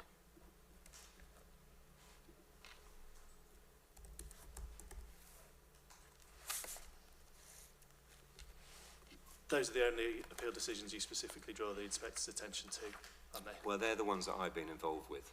And I mention them partly because they are fairly recent. I mean, if I went through the list of the golf courses that I've given evidence at an inquiry, I can tell you. Would you beat Mr. Stacey's 170 appeals? No, I wish. I mean, no, I don't do that many. I've done inquiries obviously over the years, but doing this planning work is not my only work that I do in the industry. So I focus really on the viability issue of my practical experience of being asked to give evidence at planning inquiries. Yes. So I'm not going to go and try and look at other decisions of, that's not my remit. I just want to look at one you rely on, which is the Gatley decision, which is CD 10.1.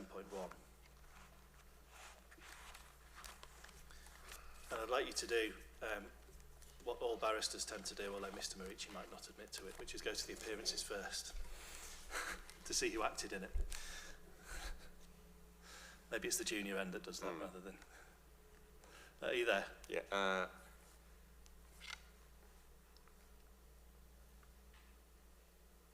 If you go right to the very end, page 34. Sorry, CD... 10.1.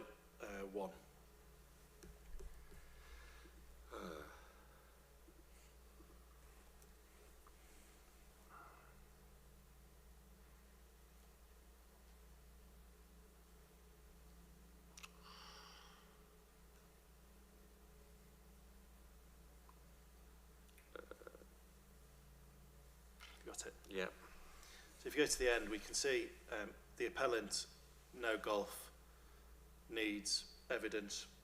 No golf needs evidence from the local planning authority. There was golf needs evidence from the Gatley Golf Club active group and the Gatley Golf Club, people in the interested parties. You see that? And if we go to the decision itself,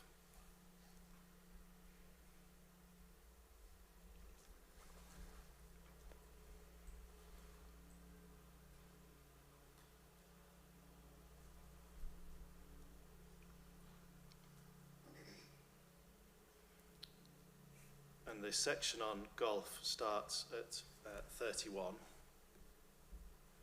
paragraph 31, page 5. Of that retention of the site as a golf course, and it runs through the state of the course, the drop in numbers, paragraph 35, 36 again drop in membership numbers, 37 that you could improve the quality if somebody else came in to buy it. 38, evidence on specific challenges and qualities of the course at Gatley. It remains that courses are closing despite increase in participation post-COVID-19. 39, what made GGCAG made the case for the retention of the course drawing on a wellspring of public support within the surrounding communities. It remains that this is not supported by a new operator with a business case and action plan which provide a programme for delivery. You see that?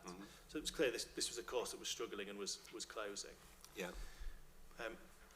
but it's 41 where the inspector reaches their conclusion. I acknowledge that the site has not been marketed as a golf course, but to date no third party has come forward and expressed an interest in the site. While the appellant's evidence does not amount to a robust and up-to-date assessment as required by paragraph 103, the evidence before me identifies that there is no proven demand for a continuation of a golf course at this site. So there's no element of viability that feeds into that at all, is it? It's an assessment of Well, I mean, it was need and my, demand. it was, I wrote a proof for that, obviously. So for that, for the appeal decision, as part of the evidence base, I provided a proof of evidence or a report. As part of the inspector's decision, which is what you're relying on, Yeah. there's no element of viability that forms part of that conclusion about whether there's there being no proven demand But for all a of the, continuation of the site. all of the comments here came about from the inspector reading my evidence. Show me where the inspector says that viability is a key part of determining whether there is a demand and need for this site.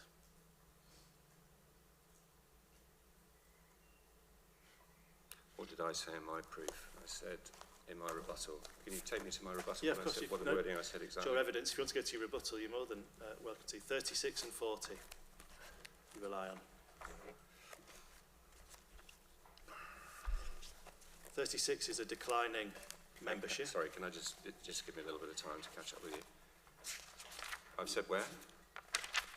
36 is a declining membership. Yeah. The council has not challenged the appellant's evidence on the viability of the club or advanced the case that it is intended to compulsory purchase the site for golf. This is despite the officer's report acknowledging that the appeal site would have limited value other than as a golf course. So a contextual point in terms of your viability evidence. And the conclusion of the inspector, which is what we need to look at, is that there's no proven demand for a continuation of golf at this site. So they're not saying this site is unviable and therefore surplus to requirements. It's about declining membership numbers. And to go back to your adage, it's all about the roundage. I would have to disagree with you on this one because we had a golf needs assessment done separately in that case, and it was shown in the Gatley case that you couldn't show that the golf course was clearly surplus to requirements.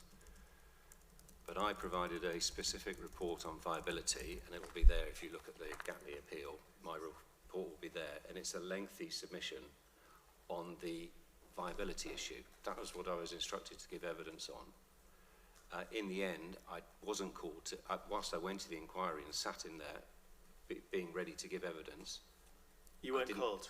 I wasn't called. So when the inspector says at 41 that the appellant's evidence does not amount to a robust and up-to-date assessment as required by paragraph 104, should that be read in part as a reference to your evidence? No, it's not my evidence. That was the evidence of Neil Allen, of Sports Planning Consultants. We had two reports. In fact, it's a bit like this one. Lichfield did the original golf needs assessment for this appeal. Sports Planning Consultants did the golf needs assessment for Gatley Golf Club on behalf of the appellant. Wasn't called at the inquiry because it was just a submitted document. And I, as part of the overall process, provided a detailed report on viability, much more detailed than I've commented on here, because obviously I had all the trading numbers going back a decade or so for Gatley Golf Club, and I had a lengthy correspondence with the council's accountants or whoever they appointed, and it was agreed that it just wasn't viable. And that's why when we went to the inquiry with my evidence, I wasn't called to actually give evidence in person, but my report was put into the inquiry for the inspector to consider. I can make submissions on the basis of the inspector's conclusion. I just wanted to make one very quick point, and then I think it might be time for a break before we go on to contractually compromised. Affiliation with Golf England and whether that amounts to a structural compromise of the site. My understanding is of affiliation, it's an application form and fees, and nothing more than that. Yes, yeah, it's not, Enderby is not fully affiliated, well, it's not officially affiliated with England Golf, so neither of them are affiliated. Neither of them are affiliated. But if either chose to, it's filling a form in and paying a fee. Yeah. There's no assessment of quality or no, the type of offer or anything else. Well, no, that's not quite true. You would have to, if you apply for affiliation, there are certain standards you need to adhere to that England Golf would expect you to adhere to. But that's not to say that you wouldn't, that Blaby wouldn't. Yes, You know, not to say that Blaby within wouldn't reason. get affiliation if it's applied and paid its fee. Yeah.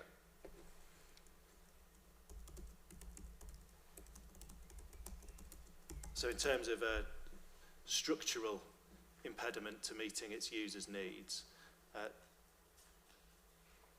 the only thing that's really stopping Blaby at this point is they haven't applied. Sorry, is The only thing stopping Blaby is they haven't applied, because if they did, it's just the fees and the form. and the same for Enderby. But Enderby, I think, in fairness to Enderby, because they're run by everyone active, there's less need for them to apply.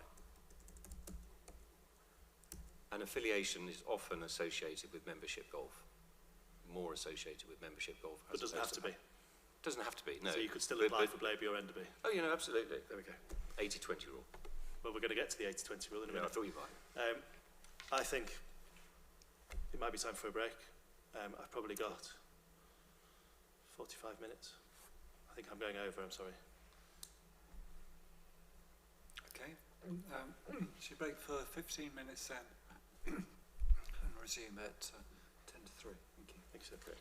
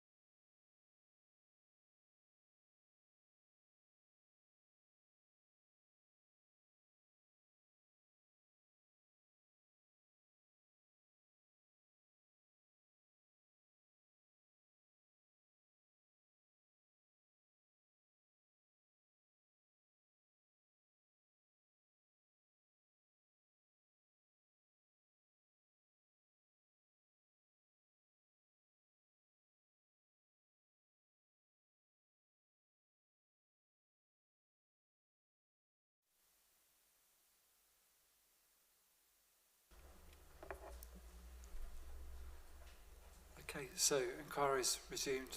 Mr. Robson. There we go. Thank you. Your point about contractual compromise, your brief, paper 10, PDF 13.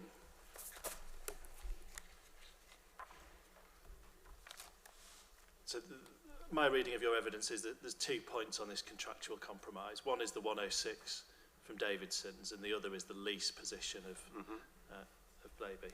So dealing there with the 106, that's the box at paragraph 6.4 is an excerpt from the 106 for the Davidson's consent. And we can see it's divided into 2 different protection zones, the blue and the green hatching on the plan above. Yes? The protection zone in blue is the protection zone. The protection zone in green is called the secondary protection zone in the terms of the 106. And when we look at the terms of the 106 itself, taking the first, the owner and the tenant hereby covenant, the protection zone will not be used for the playing of golf, will not form any part of the golf course, whether part of any tee, fairway, green or obstacle for the purpose of playing golf thereon, save unless expressly permitted in writing by the District Council or until some alternative safeguarding measure are approved in writing by the District Council and thereafter implemented to safeguard the dwellings against ball strikes and playing of golf. So I want to separate the first point in terms of design, which we've looked at from Mr. Gaunt's evidence. But looking at it in terms of the operation of the 106, it doesn't operate as an absolute prohibition of golf in the safeguarded zones, does it? So it does allow for playing, provided that the local authority approves it. Yes. The other contractual compromise you reference, which is your proof 4.11 to 4.14 paragraphs,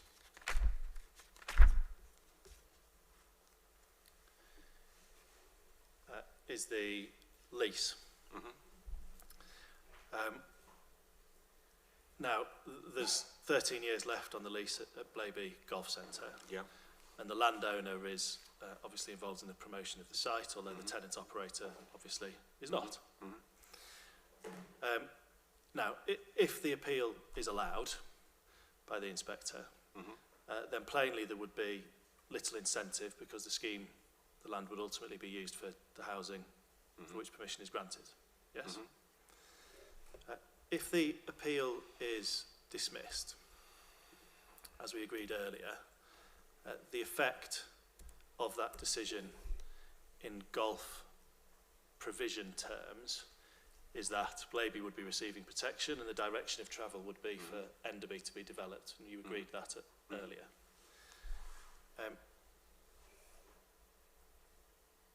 In those circumstances where Blaby has received some protection through the dismissal of this appeal, it's reasonable to assume, isn't it, that the landowner would want to return on his land still? And the landowner would know that bringing forward residential development is now not going to happen because it's got the protection of 104A, yes?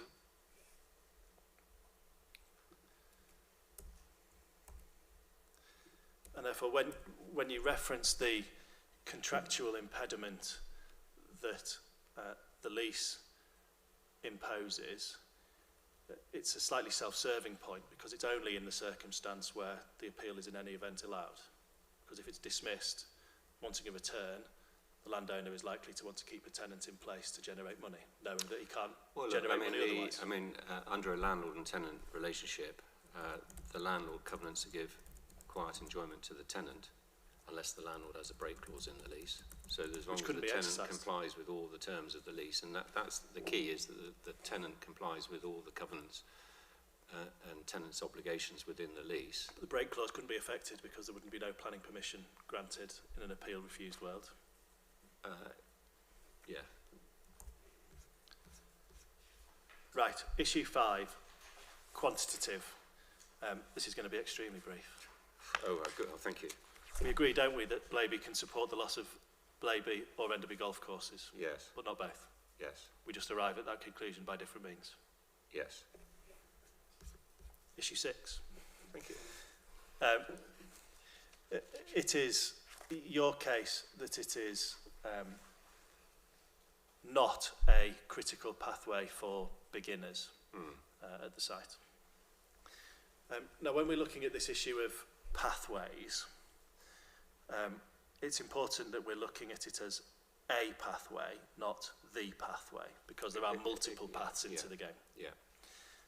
And it's also important, isn't it, as you agreed earlier, that we take a broad view of users and where that pathway might be leading. Yes. Because the aim of a 104A surplus to requirements assessment is not, is this scheme providing a pathway for beginners to start playing golf and ultimately progress to membership? It's, is it providing a pathway to go and play golf? Correct? So we're not excluding those that might end their golf journey at being able to get around Blaby Golf Course. Agreed.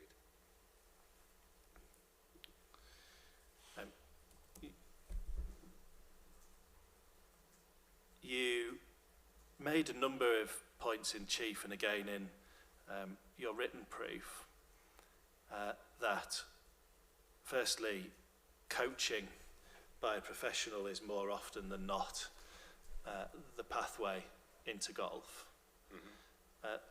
That's a proposition on the basis of your opinion, accepting experience. You're not pointing to anything from England Golf or any other sporting body that says coaching is how you get into golf.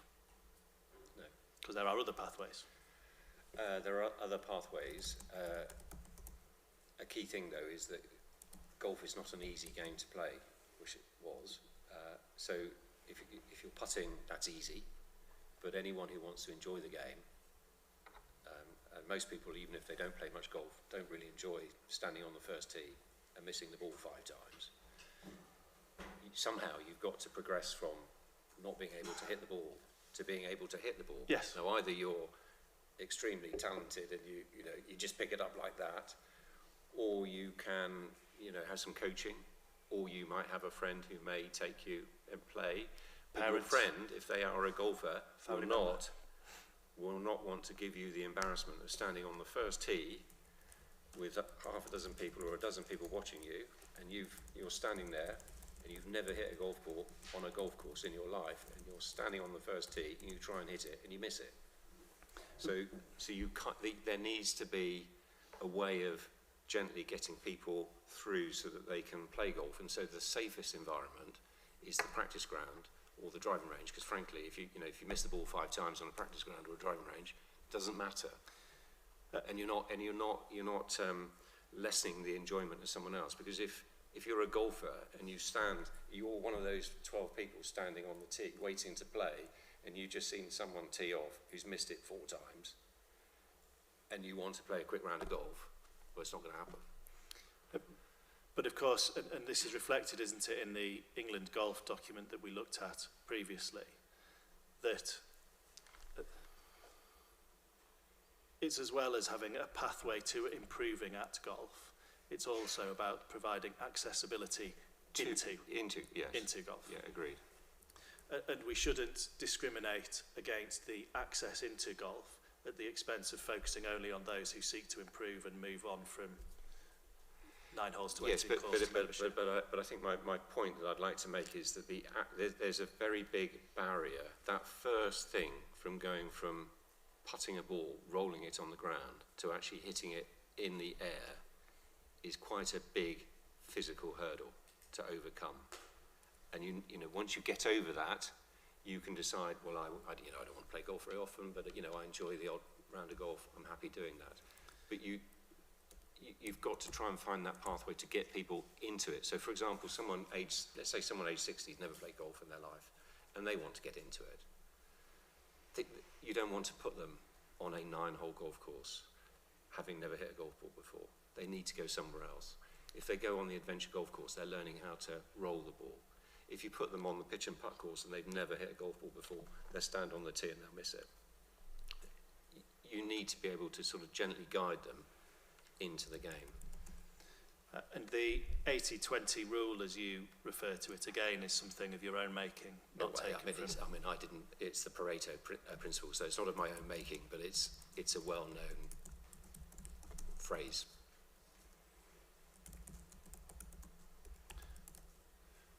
A well-known phrase, though not known by a golf expert. Well, look, if I was going to use it in weighting terms, if you use moderate, medium, significant, substantial, a substantial proportion of people get into golf using golf driving ranges or practice grounds. A modest, if that, proportion get into golf using using a pitch and putt golf course.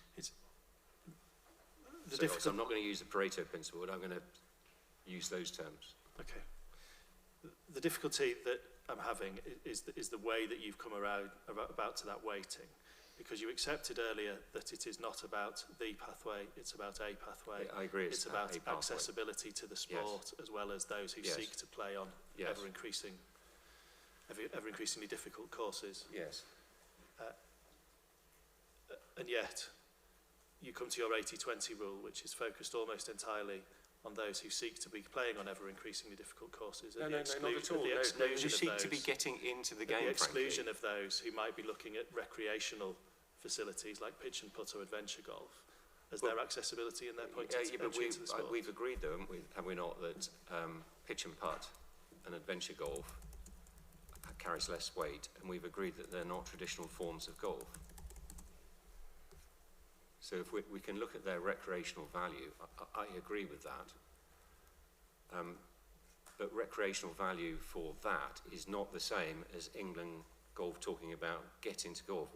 England Golf and all the governing bodies are not saying, I'll tell you what, we just want you to play twice a year. If you play twice a year, happy days, the golf industry is going to do really well. Well, if we were relying on golfers playing twice a year, half the industry would go bust. Because actually what we want is we want regular golfers playing golf for life.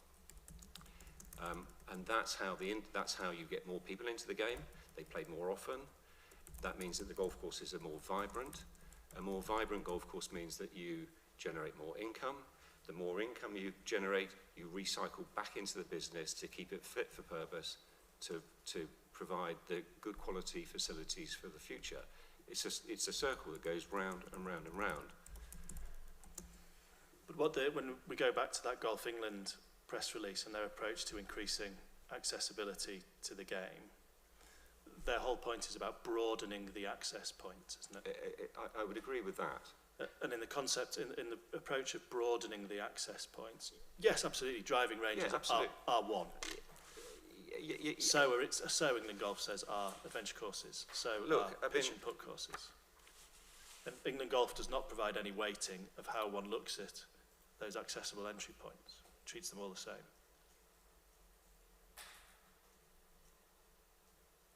I don't know that they treat them all the same. I don't think it says anywhere that it treats them all the same. Well, put it the other way, it doesn't say it treats them any differently, does it? When they're seeking to broaden the accessibility to the sport.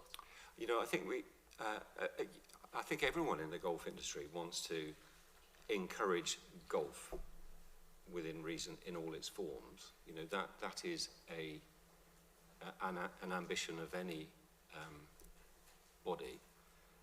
The difficulty we have with the golf industry is that we had what was known as traditional golf, which was playing on an 18-hole golf course, or playing on a golf driving range, or playing on a proper specification. When I say proper, a longer par 3 course. And like many things in life, we've been given more choices. And so therefore we have things like pitch and putt courses, and we have adventure golf. But I would call adventure golf, it's a recreational facility. You know, there's something called Top Golf in the industry, and Top Golf are these very expensive golf driving ranges where they have computerized chips in the golf balls, and you hit them. And I said to the guys at Top Golf, look, that's a fantastic golf product. And they said, we're not a golf product. We are in the entertainment business. It just happens to be that Top Golf is in the title, but we are all about family entertainment.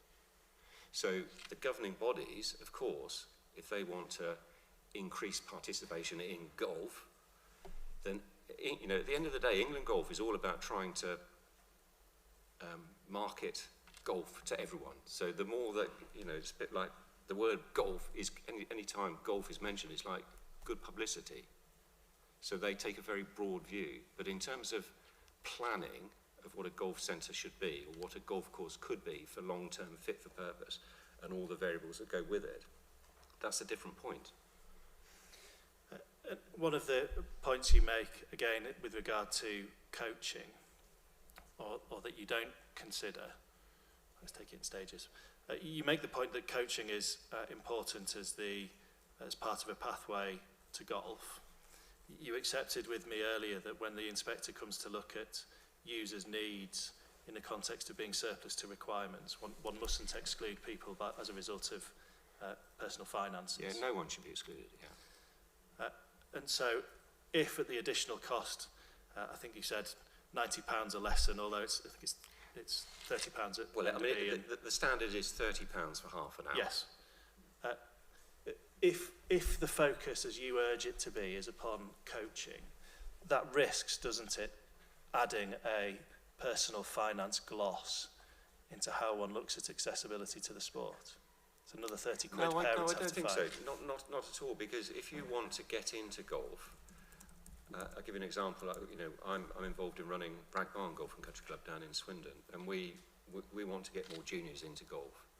And our pros are targeted with giving taster lessons and group lessons, and it's all a fun environment, and it's low cost, and you just sign up and you go and play. It doesn't cost every single child £30 to play, and they'll have morning. You know, you'll have many golf clubs where they'll have. I mean, in golf we want more women playing golf, so the pros will target lessons around group lessons around ladies playing golf. And you have England Golf have this program called Girl Golf Rocks. You know, that you have all these programs, and the way you lower the price of entry is you do a group lesson. So I'm not saying that everyone who plays golf has to have their own pro giving them, you know, one-on-one tuition. It's all about what you do. The common denominator is you don't want anyone standing on the first tee who's never hit a golf ball before. You want to introduce them into the game, and so again, I go back to the point of the importance of the golf pro. And yes, half an hour is the standard lesson. So you can have a group of 8 people with a pro on a practice ground, hitting balls, having fun for half an hour. They share the cost of the £30. The price point to entry is very low. And then as they get better, once they can hit the ball, they don't need to. They may choose not to see a pro anymore. They won't want to go and play pitch and putt golf. They'll then want to go on a 9-hole golf course or an 18-hole golf course, and they're set up to play. And they may choose to go to a more expensive, higher quality venue, or they may choose to play at a lower cost venue. But you've got them into the game for life. That's what it's all about. So, lots of mays and types of courses that could be run, and examples given of courses not run at Enderby. Run at your course in Swindon. Well, at but Enderby, please wait, just wait for the question. Yeah, sorry. Because you've got a tendency to go off and give examples not directly relevant to the case. There is nothing that prevents Blaby running those courses itself if it chose to. There is. Which is? The pro can't make a living. Where can the pro can't give lessons at Blaby? It's possible to give lessons. I think the example you gave with the going round the course was that you take the pro round the course. Yeah, but you can't do it for half an hour. There's nothing stopping using one hole. There's nothing stopping them using just one hole for a lesson. There is nothing which physically prevents. Well, there is. You can't. Mr. Smith. Sorry. There is nothing that physically prevents or is stopping Blaby, if it chose, hiring somebody to deliver lessons on an ad hoc basis, on whatever basis they chose. They could hire that in if they wanted, couldn't they?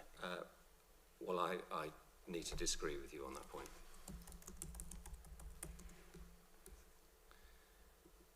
You're looking at alternatives, looking at the adventure golf provision. Your proof. Yeah. And you provide a list of alternatives.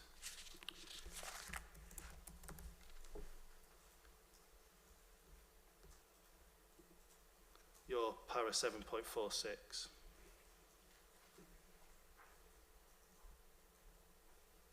Do you have that? Mm-hmm. None of those are within Blaby District, are they? No.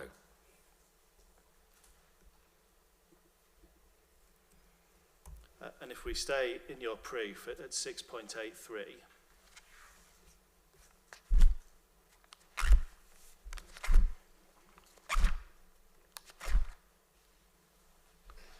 when referencing the potential for an adventure course at Enderby, you consider it to be, you agree with the Golf Pro there, that it would be an excellent strategic fit to have an adventure course at Enderby. If it's an excellent strategic fit at Enderby, then of course the same must apply at Blaby, mustn't it?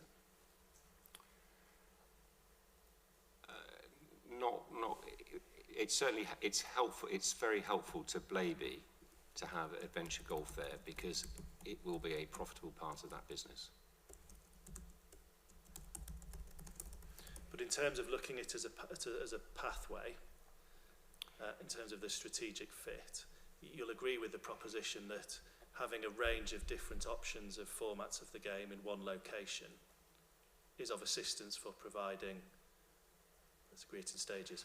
First of all, options for the user, because they're presented to you, and of increasing difficulty, adventure, as you put it, rolling the ball, pitch and putt, slightly more complicated, 9-hole, slightly more complicated still.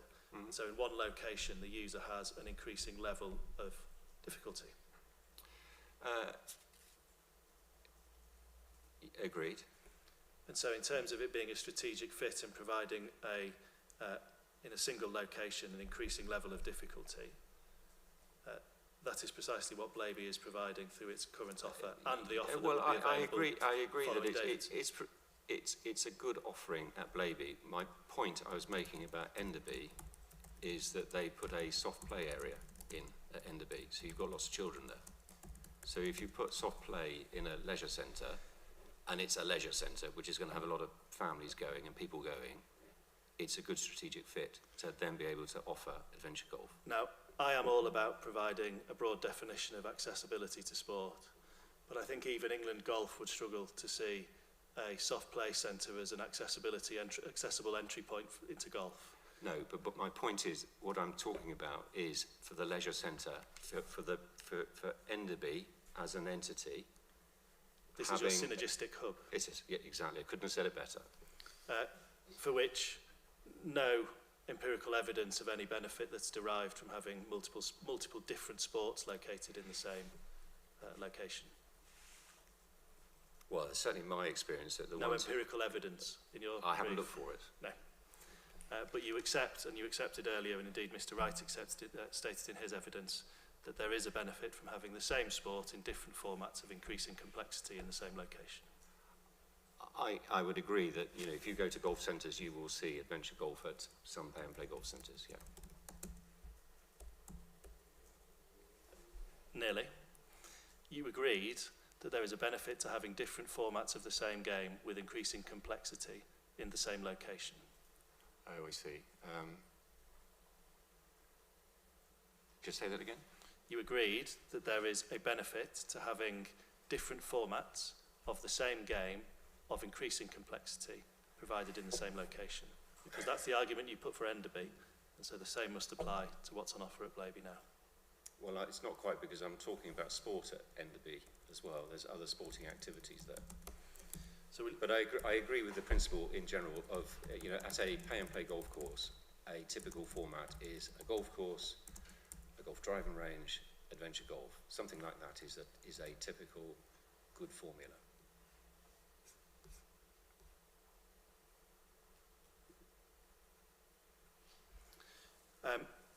On to final issue, and your issue 7, which is the no ability to address virtual golf. It's not currently available at Enderby, is it? Virtual golf? No. And it's been delayed. Yes? It's been delayed, but as far as I'm aware, it's definitely going to happen, yeah.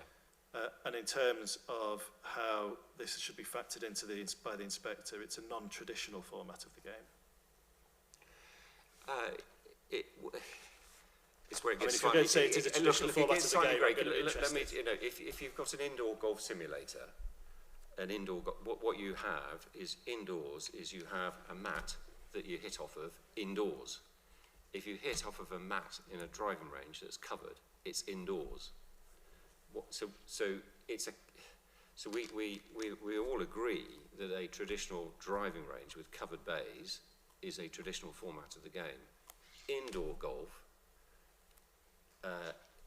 it is basically 1 or 2 driving range bays indoors, and you could put it in a shopping centre, or you can put it in this is where they're happening now because of the technology that you can have these interactive games.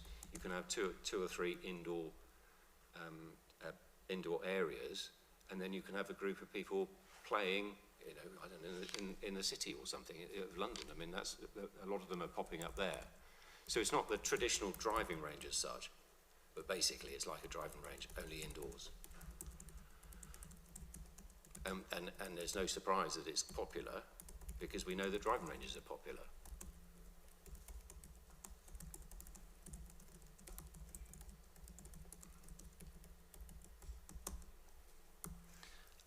Your evidence then was that they pop up everywhere, and the example that you gave was popping up in shopping centres. Presumably then, given the ability for them to pop up wherever, provided one has the space, they're relatively easy and the money, they're relatively easy to establish. Yeah, as long as you've got the money.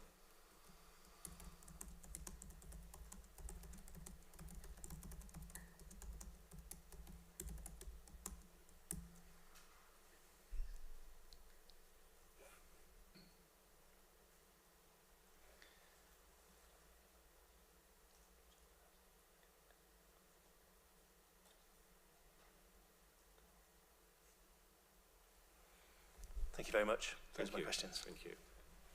Mr. Morrissey.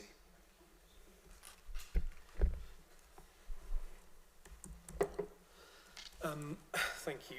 Mr. Smith, I've just got a few things to ask you about. So at the beginning of the cross-examination, you had an exchange with Mr. Robson about the ANOC guidance and how one applied that to non-traditional golf formats, i.e., I think in particular crazy golf and pitch and putt was what you were discussing. And I think my learned friend put to you that you'd apply the methodology from ANOG, but in a less rigorous way, I think is the way he put it. So can I just understand what is required in your view, so I can understand is what is required when one's looking at the loss of crazy golf or pitch and putt? What kind of assessment do you have to do? You would look at where other crazy golf venues are locally. Yeah. And you would list them, which is what I've done. And bearing in mind that we've agreed that there was going to be less weight applied to crazy golf. Yeah. I didn't think it warranted going into a huge amount of detail about them. Yeah. So, I mean, you said that's what you've done, so can I just ask you this? I mean, so far as you agree with my learned friend about what the ANOG guidance would require for an assessment of need in relation to those, is that something you feel you have complied with or not complied with in your proof? Well, I feel I have complied with it, yeah. Thank you. Now, you were asked some questions about Councillor Hartshorn's information, which is CD 5.6. I don't think we need to go back to it, pages 56 to 57. Obviously, you explained to my learned friend in response to his questions about it being available several months before the inquiry that you hadn't seen it. Yeah. What reference is made in Mr. Wright's proof to that information about 2025 and the forecast for 2026? Well, he doesn't refer to it either. No. Obviously, we don't know whether he saw it or not. Well, but what you deal in your proof, don't you, with figures for 23 and 24. Where did you get those from? From the KKP report. Yeah. And are they the same or different to what's dealt with in Mr. Wright's evidence? They're the same. They're the same. Thank you. Now, on that information, we obviously have, don't we, for 2024, information about Enderby. So perhaps we could just look at, so it's CD 8.6. So CD 8. Which documents? That's the KKP Gulf KKP Needs report. Assessment. Okay. Yeah. So CD 8.6, and in that it's paragraph 2.87. So it's electronic page 34.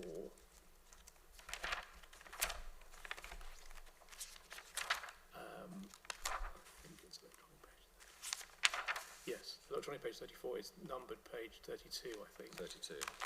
So this is the information that we have before the inquiry about Enderby. Is that the information you used? Is that the information Mr. Wright Yes, used? yeah. So we have information about 2024 for Enderby. Do we have information about any other year for Enderby? No. No.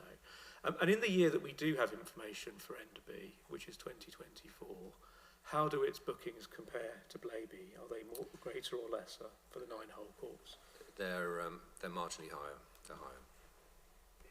Now, it does say here, doesn't it, if you look at what's said by Mr. Wright in this report, it says across the third line, across 2024, so that's Enderby, reports it received 28,332 bookings, which was slightly below initial expectations due to wet weather spells. It then says, particularly in March and April, it is forecast that there will be a minimum of 30,000 rounds. Yeah. 2025. Now, I know you don't think that we should pay much regard to forecasts, but what would you have, I think you've explained in evidence in chief, but the position at Enderby, we have no data for 2025. No. But what's your expectation of what their data Well, would be? as I've said previously, the weather was very good, so the roundage numbers would have gone up. Yeah. Now, we don't have figures for Enderby for 23, so we don't know whether those figures went up between 23 and 24. No, we don't know. Okay.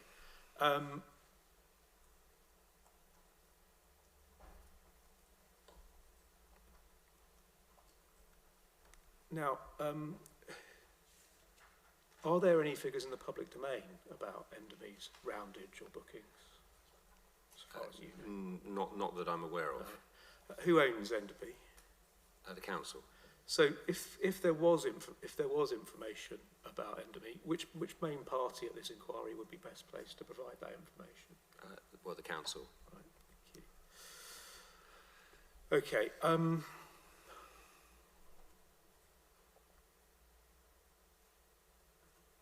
Now, can we go to your proof, please? You were asked some questions about this paragraph, sorry, page 29 of your proof. You were asked some questions about the other golf courses where you had provided some information about roundage. And obviously the point was put to you, you didn't provide, I think it was said, information such as catchment areas, etc. In relation to this. Can I just ask you, why did you include this information? What's its purpose? To highlight the roundage numbers. Yeah.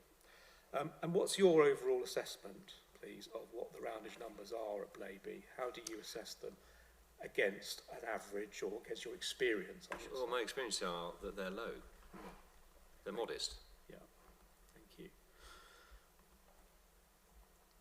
Now, again, a bit later on, you were asked some questions about data on pitch and putt and crazy golf use at Blaby from Councillor Hartshorn's email again. Again, what reliance does Mr. Wright in his proof place on that material, so far as you can recall? Well, he hasn't referred to any numbers in his proof. Okay, thank you.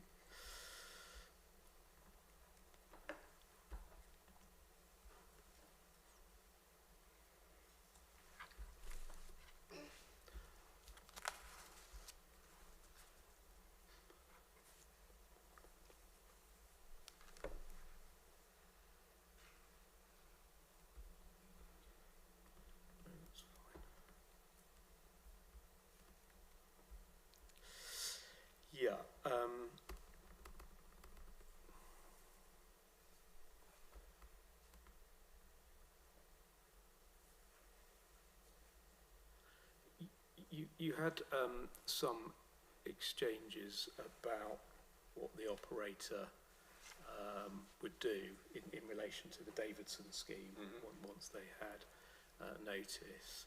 I mean, could they carry on as normal, or would there have to be some action taken? No, they'll definitely have to do something. Okay. There'll have to be some action. Now, you've given a figure, 300,000 figure, and obviously it was put to you. You haven't explained how you broke that down. What alternative figures are there? Higher figures, frankly. Right. I think Okay. But are there any before the inquiry? Any other figures? No. No. And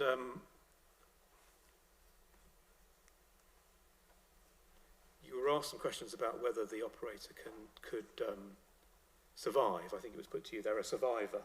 Yeah, they've been here since 1990. Yeah. They've survived. What did the planning application in 2009 that's referred to in your proof tell us about how they were surviving? That they needed planning for something else to keep going, basically. That was what it was suggesting, that they were struggling financially and they needed to diversify. Yeah. And the position that you've referred to about increases in costs in recent times, is that sort of, I think you've mentioned it several times, costs going up, running costs, etc. You obviously run golf courses, so you know. Is that something that's been present across the period that this golf course has been operating, or is this something new, this price pressure at the moment? Well, I mean, the price pressure has really come about since 2000.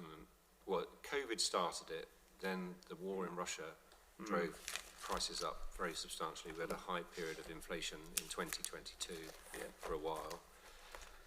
And then we've had a policy of increasing wage costs under taxation, wages going up, national insurance contributions going up. So there's a general squeeze on business where basically fixed costs of businesses are just going up.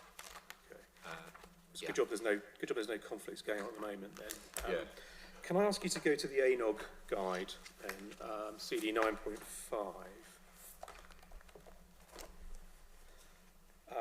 And you were taken to page 33 in the ANOG guide, which had that box with two key aspects to quality.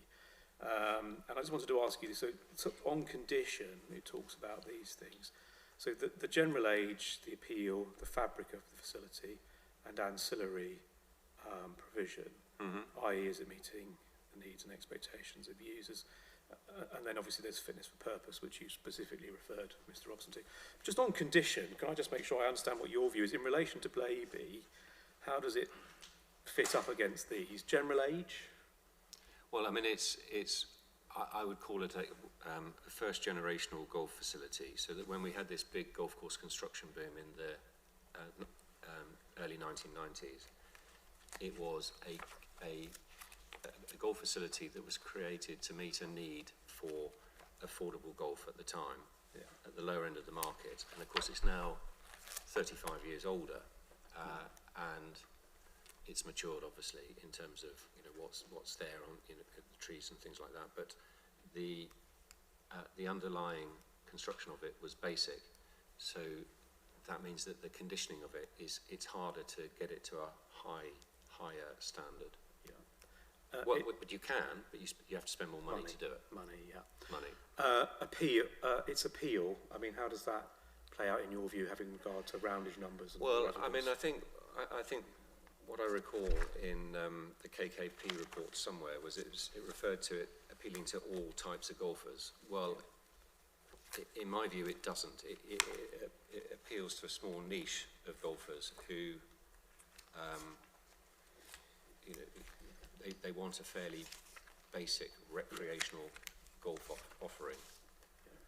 So it's like a smaller segment of the market that it's actually appealing to on the golf side. Yeah. Which, in fairness, which Enderby also services. And fabric.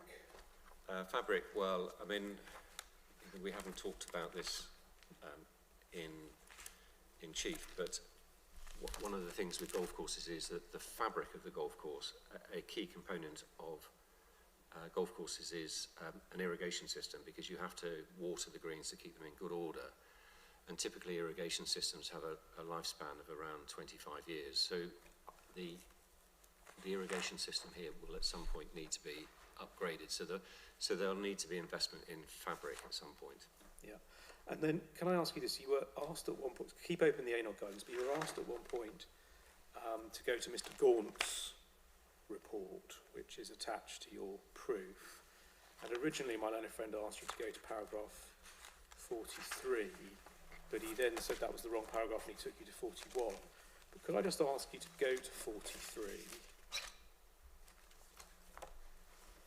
And obviously he's referring, Mr. Gaunt's here referring to his photographic sort of record of what he saw when he went to the course. He says, these photographs indicate the level of construction and maintenance and playing quality at Blaby. The course, although important for golfers who play it, cannot be considered to be high quality regarding modern pay-as-you-play standards. In addition to the low spec of construction of the greens, tees and bunkers, then there are the safety issues. What's that saying about the quality of the sort of the fabric of the greens? And is it consistent or inconsistent with your view?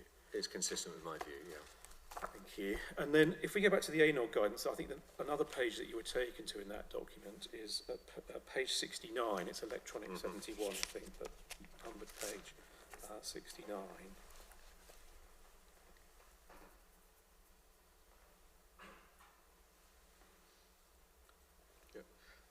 Just that third question, how is quality a factor in attracting or discouraging participation and usage? What's your view about how quality is a factor in attracting or discouraging use of Blaby? Well, it's depressing its brandage numbers. Yeah. Thank you. Now, you were obviously asked a number of questions about the issues of quality. We know the agreed position is of the two courses, Blaby and Enderby, one is surplus to needs. So the loss of one can be accepted. The loss of two would be an issue. Yeah, would be an issue. Yeah. So given that that is the position, can I just have your overall view, please, why quality is, in your view, a factor the inspector should give weight to? Well, in my view, it's incredibly important, because what you want is you want to save the most robust venue for the long term. And to be robust as a business long term, you need to be able to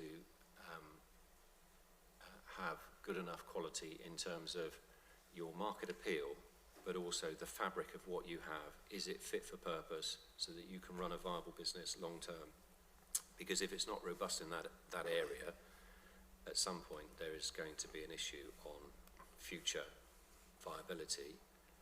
And if you're a proprietary operator, and we're the best one in the world, if you're struggling to make ends meet, there can be a point when you will say, I can't continue anymore. And indeed, we've had quite a lot of golf courses go bust and close on the viability issue over the years.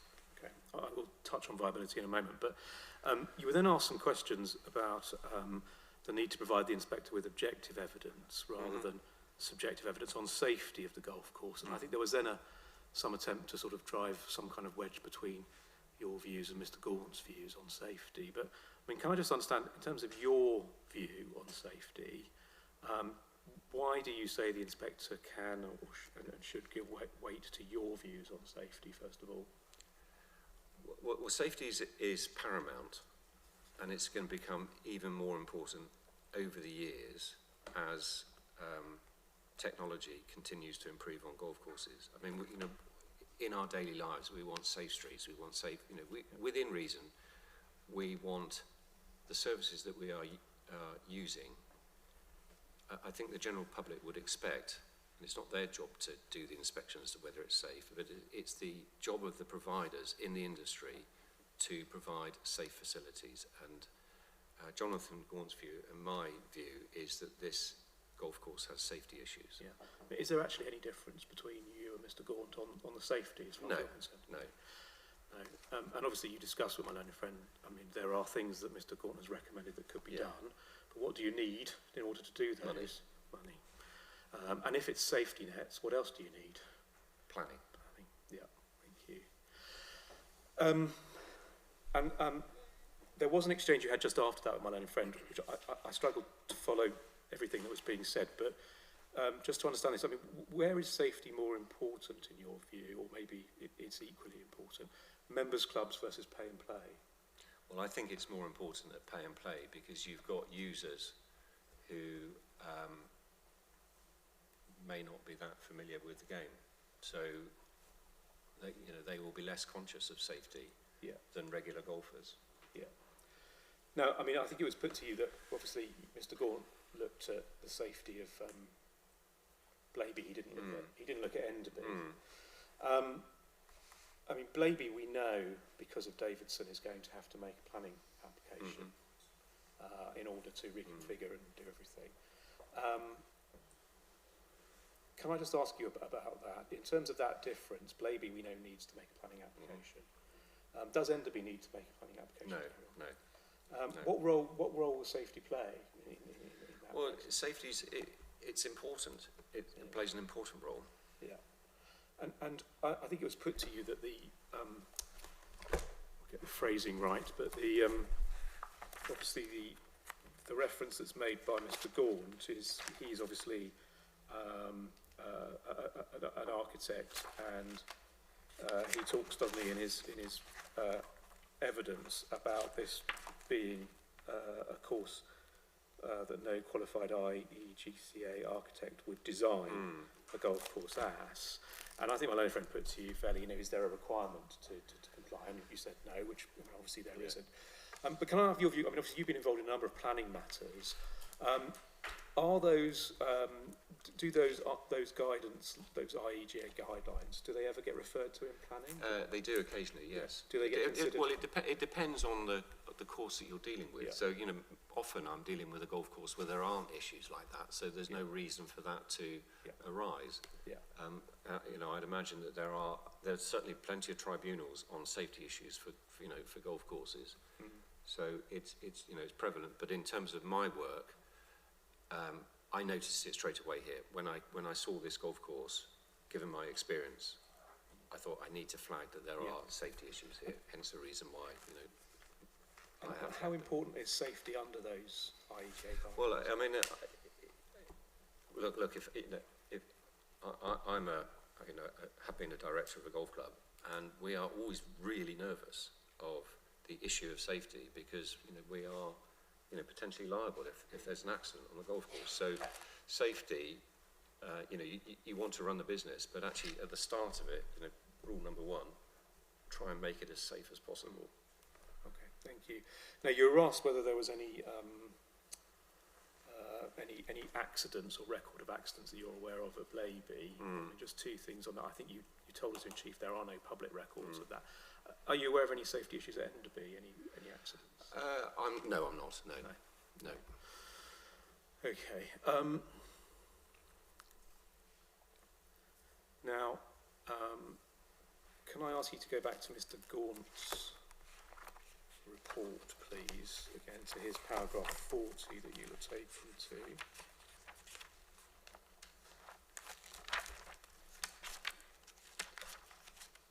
This is obviously having carried out the recommendations that Mr. Gaunt has made, having funded them, having got planning permission for them, having delivered them. So the resulting course would still be 9 holes, although the length and par would reduce. This may reduce the quality of the playing experience on the 9-hole golf course, and it may adversely impact its financial performance. So that's his view, and I think my learned friend said, well, he uses the language of may. But what's your view about those impacts? Are those things that will happen or may happen? Well, certainly on the financial, it will impact. Yeah. It will. Yeah. I mean, it's not for Jonathan to say that it will, because he doesn't look at trading accounts of golf clubs, but no. It will impact the financial performance. Yeah. Now, you were asked some questions also in relation to Mr. Gaunt about his costs that he put forward for the work of between 150 and 160,000, and you were asked, are those high-end figures? And you said no, they were appropriate to Enderby. I mean, I don't know what you recall now in Mr. Wright's evidence last week. He challenged your 300,000 figure, but do you recall, did he challenge that 150, 160,000? No. Okay, thank you. And you were asked, no, I've covered that. So you were asked some questions about, again, the Davidson's scheme in relation to this point. You said, well, sorry, I think, let me just start again.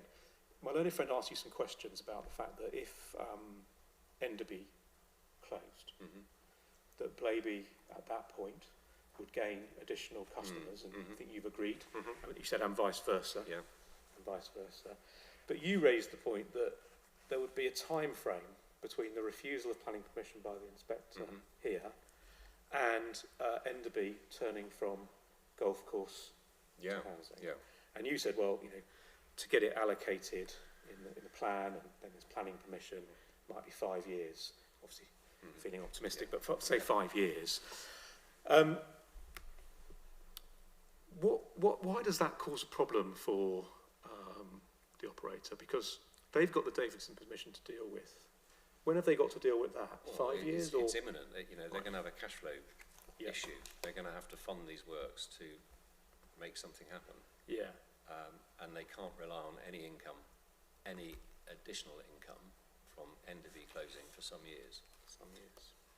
Yeah.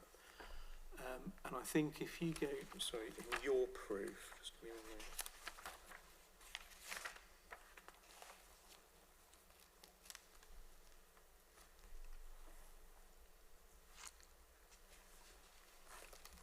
Yes, 6.82. So you've talked about 5 years for Enderby to close on the basis of, you know, getting all the planning stuff sorted. But I think you record, don't you, the contractual position there. I mean, obviously we don't know whether there's a break clause or whatever else, but you refer to the contractual position as being they've got around 5 years left on their contract. Yes. Yeah, so that, obviously that fits with the time frame you've been talking about. Yeah. Thank you. Okay, I think we're nearly done.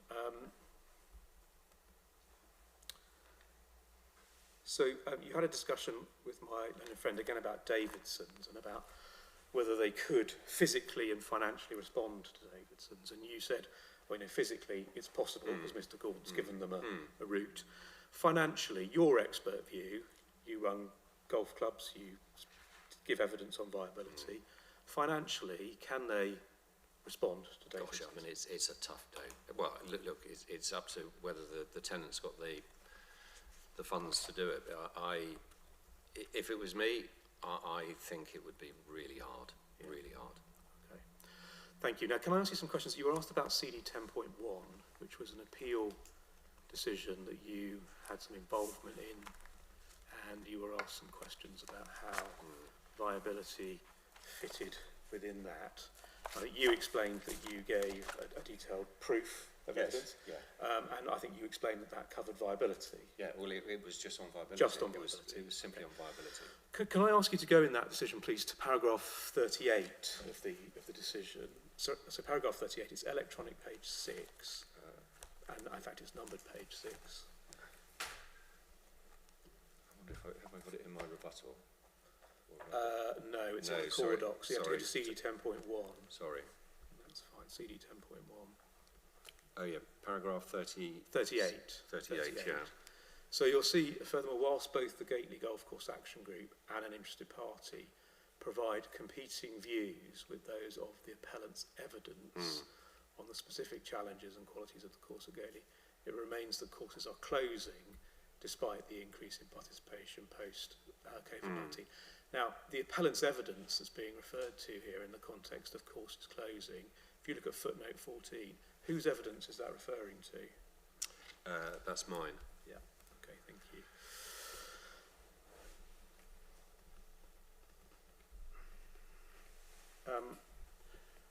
Now, I think my learned friend asked you some questions then about the break clause in the Blaby lease, and what would happen in a world where the inspector refused planning permission. I mean, do you have any information or knowledge about what the landowner's intentions are for Blaby Golf Course after the lease expires in 13 years' time?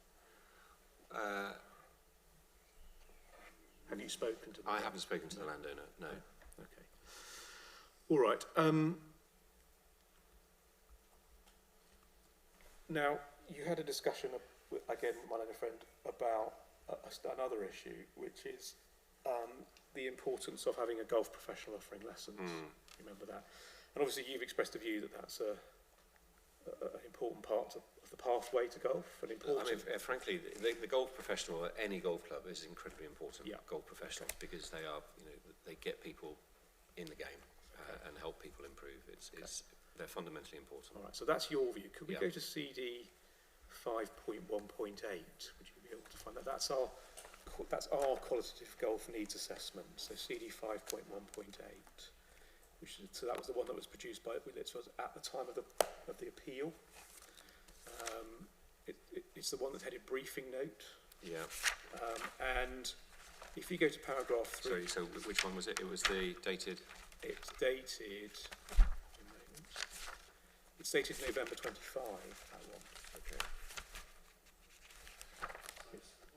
Yeah. Got it. It's CD 5.1.8, and it's electronic page 7, and I think it's numbered page.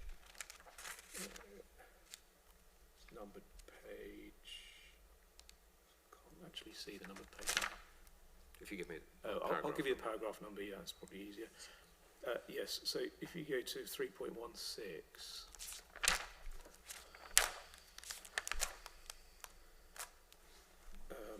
You'll see this is obviously being set out by Litchfields. They've done the work on the quantitative assessment that you've relied on.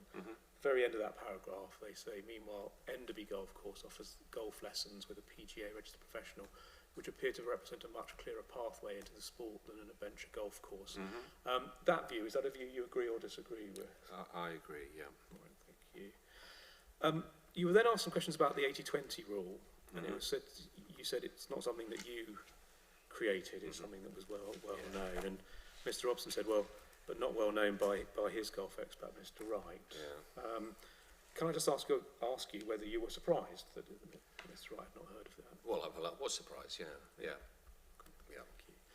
Now, you were then asked some questions, I think, right at the end, about affordability, not excluding people on the basis of cost. Now, obviously, what the case is for the council, and it's set out, I think, in Mr. Wright's evidence, is that it's £30 for a lesson at Enderby, £5 to play on the Crazy Golf. How comparable are those? Well, they're totally different things. And if you want to have a golf lesson, you always have the option of having a group lesson, so it can be less. Yeah. Thank you.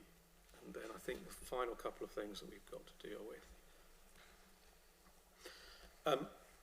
It was put to you, there's nothing to prevent Blaby running intro courses and lessons, and you said, yes, there was, because there's no facilities for a golf professional to make their living. Blaby has been there operating as a golf facility for, 35 years. Are you aware of there ever being a golf pro? I don't know the answer to that. No, you don't know. And I think it was also put to you that, well, the golf pro could just give lessons on the golf course. Is that feasible? Well, it's simply not practical. Okay, thank you. And then it was put to you that you put out, obviously set out in your proof, didn't you, alternative crazy golf facilities, and we talked about those earlier. And it was said that none of those are in Blaby, and they're not. I think that's correct. You've selected them, I think it says in the proof, on the basis of a distance. Is that right? Yeah. What's your view, please, whether are they accessible or not to people? Well, certainly if we just go to my evidence. This is my page 31. Yeah.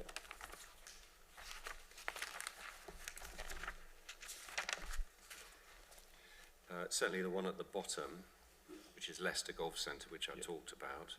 That's 6.2 miles away. That's a better quality, newer adventure golf course, 18 holes. Yeah, and is that Leicester Golf Centre? Is that in? That's within the 20-minute catchment area, and that's the one with Anders Mankert, the golf professional. Yeah. And then we've got another one, Treetops Golf Centre, Golf Leicester. That's 6.5 miles. Another one's 6.9, 6.1, 7.2. So within reason. I mean, obviously I'm not a local, but you would imagine that a 6 or 7 mile drive time is not that far. No, and we know the position I think that was agreed in the KKP report about district boundaries not dictating where golf is going. Is it the same or different? Oh no, it's exactly the same. People will go where they choose to go. Yeah.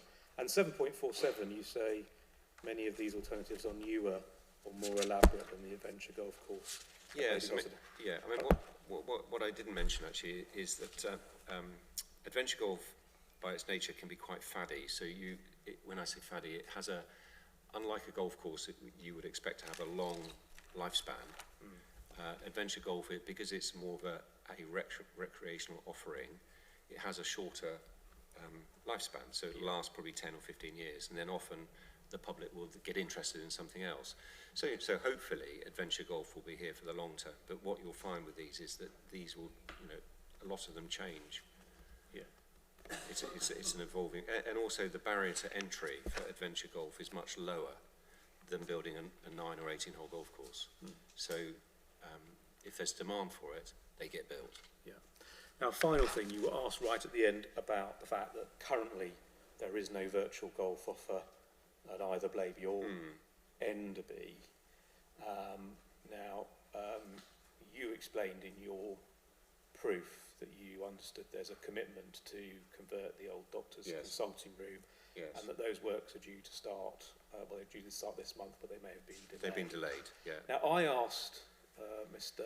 Wright in cross-examination whether this proposal to move to a virtual facility at Enderby, given how advanced it was, whether that's something we should give weight to. And he said, yes, it would be a benefit. It would benefit the site. Do you agree or disagree? Oh, no, I agree, yeah. Yeah. Okay. It would benefit. Thank you very much. Those are all my questions. Thank you. Just a couple from me, please, Mr. Smith. Yeah, of course. If I take you back to this morning, under examination, you started to talk about the difficulties for a golfer playing short holes. And you started to explain, I thought for the benefit of the inquiry, it'd be good to just if you could elaborate. I think you started to use the words that you weren't able to use your driver. Okay. And I think the conversation passed over, and I just sort of wanted if you could take the opportunity to explain the inquiry, what's involved in the different golf clubs. And the weaponry. And how does that affect a short hole and what's involved? Right. Well, the weapons are, in a golf bag you can have 14 weapons basically, and the biggest weapon is the driver. So you can have, they used to be called wooden clubs, but they're now metal. And the driver it gets its name because you are literally driving the ball as far as you can. So a driver hits the ball the furthest distance.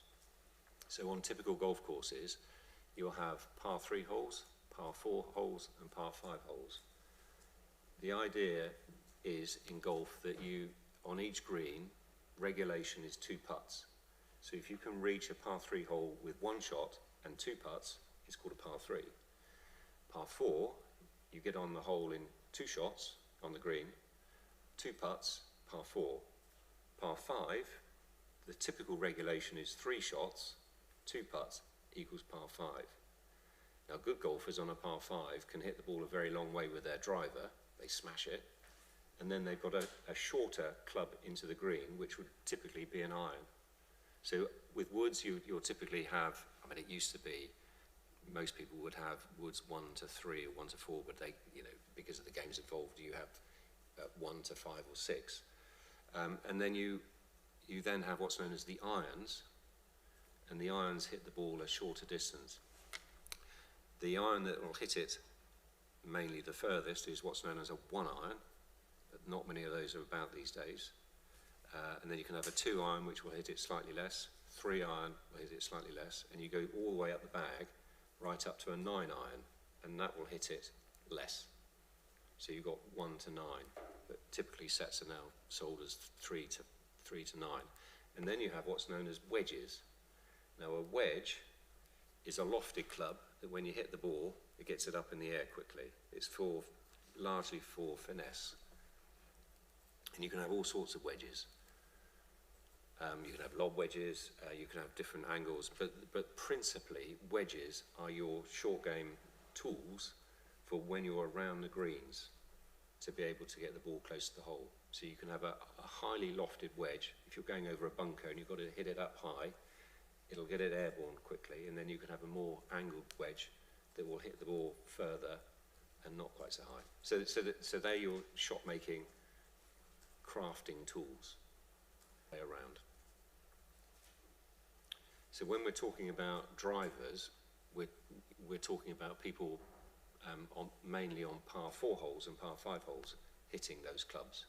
And because they hit the ball a long way with great speed, you know, over 100 miles an hour, if you get hit by a golf ball, you know about it. So the drivers are typically used for par 4 and 5, yeah. because of the distance that carbon fibre clubs Yeah, exactly, get. exactly, yeah. And lesser quality golfers may choose not to hit a driver because they're quite hard to hit, but what they might choose is something like a 3-wood. Now, 3-wood won't hit the ball quite as far as a driver because it's got more loft on the face. If you look at the face of a driver, it's like that. Well, there's a bit of angle, but not much. So the whole idea of it is that you get the full force of the hit, driving the ball forwards. If you have a more lofted club, it will get it up into the air quicker. Now, the issue with that on a shorter course, if you get it up in the air quicker, you go over trees and you can hit people on, other side of the fairway. Okay. And that's it. Okay. Slightly similar vein, it was a question in cross-examination. I think you started to, but didn't sort of fully elaborate that how technical it is to make a jump from being on the ground, I think you said in crazy golf, to getting aerial, and what a big step that was for a beginner. So I just wondered if you could unpack that a bit more. Well, it's a bit like if you were going to drive a car for the first time, you wouldn't get a learner driver, take them to the highway and say, there you go, have a go doing that. You would try and ease them into doing it, because if you've got to learn how to use all the gears and drive a car, your instructor most likely will say, I'll take you to a car park or somewhere where there's no one around, where you can have a go, and we'll learn the basics. And then once you get more proficient, we'll send you out onto the highway. Or it's like riding a bike. Riding a bike, if you've never ridden a bike before, it's hard. It takes a while, but then you get it. But you kind of want help to be able to get to that stage of being able to ride a bike. And to ride a bike, you've got to practice. And to practice, you don't practice in an area where you could cause harm to other people.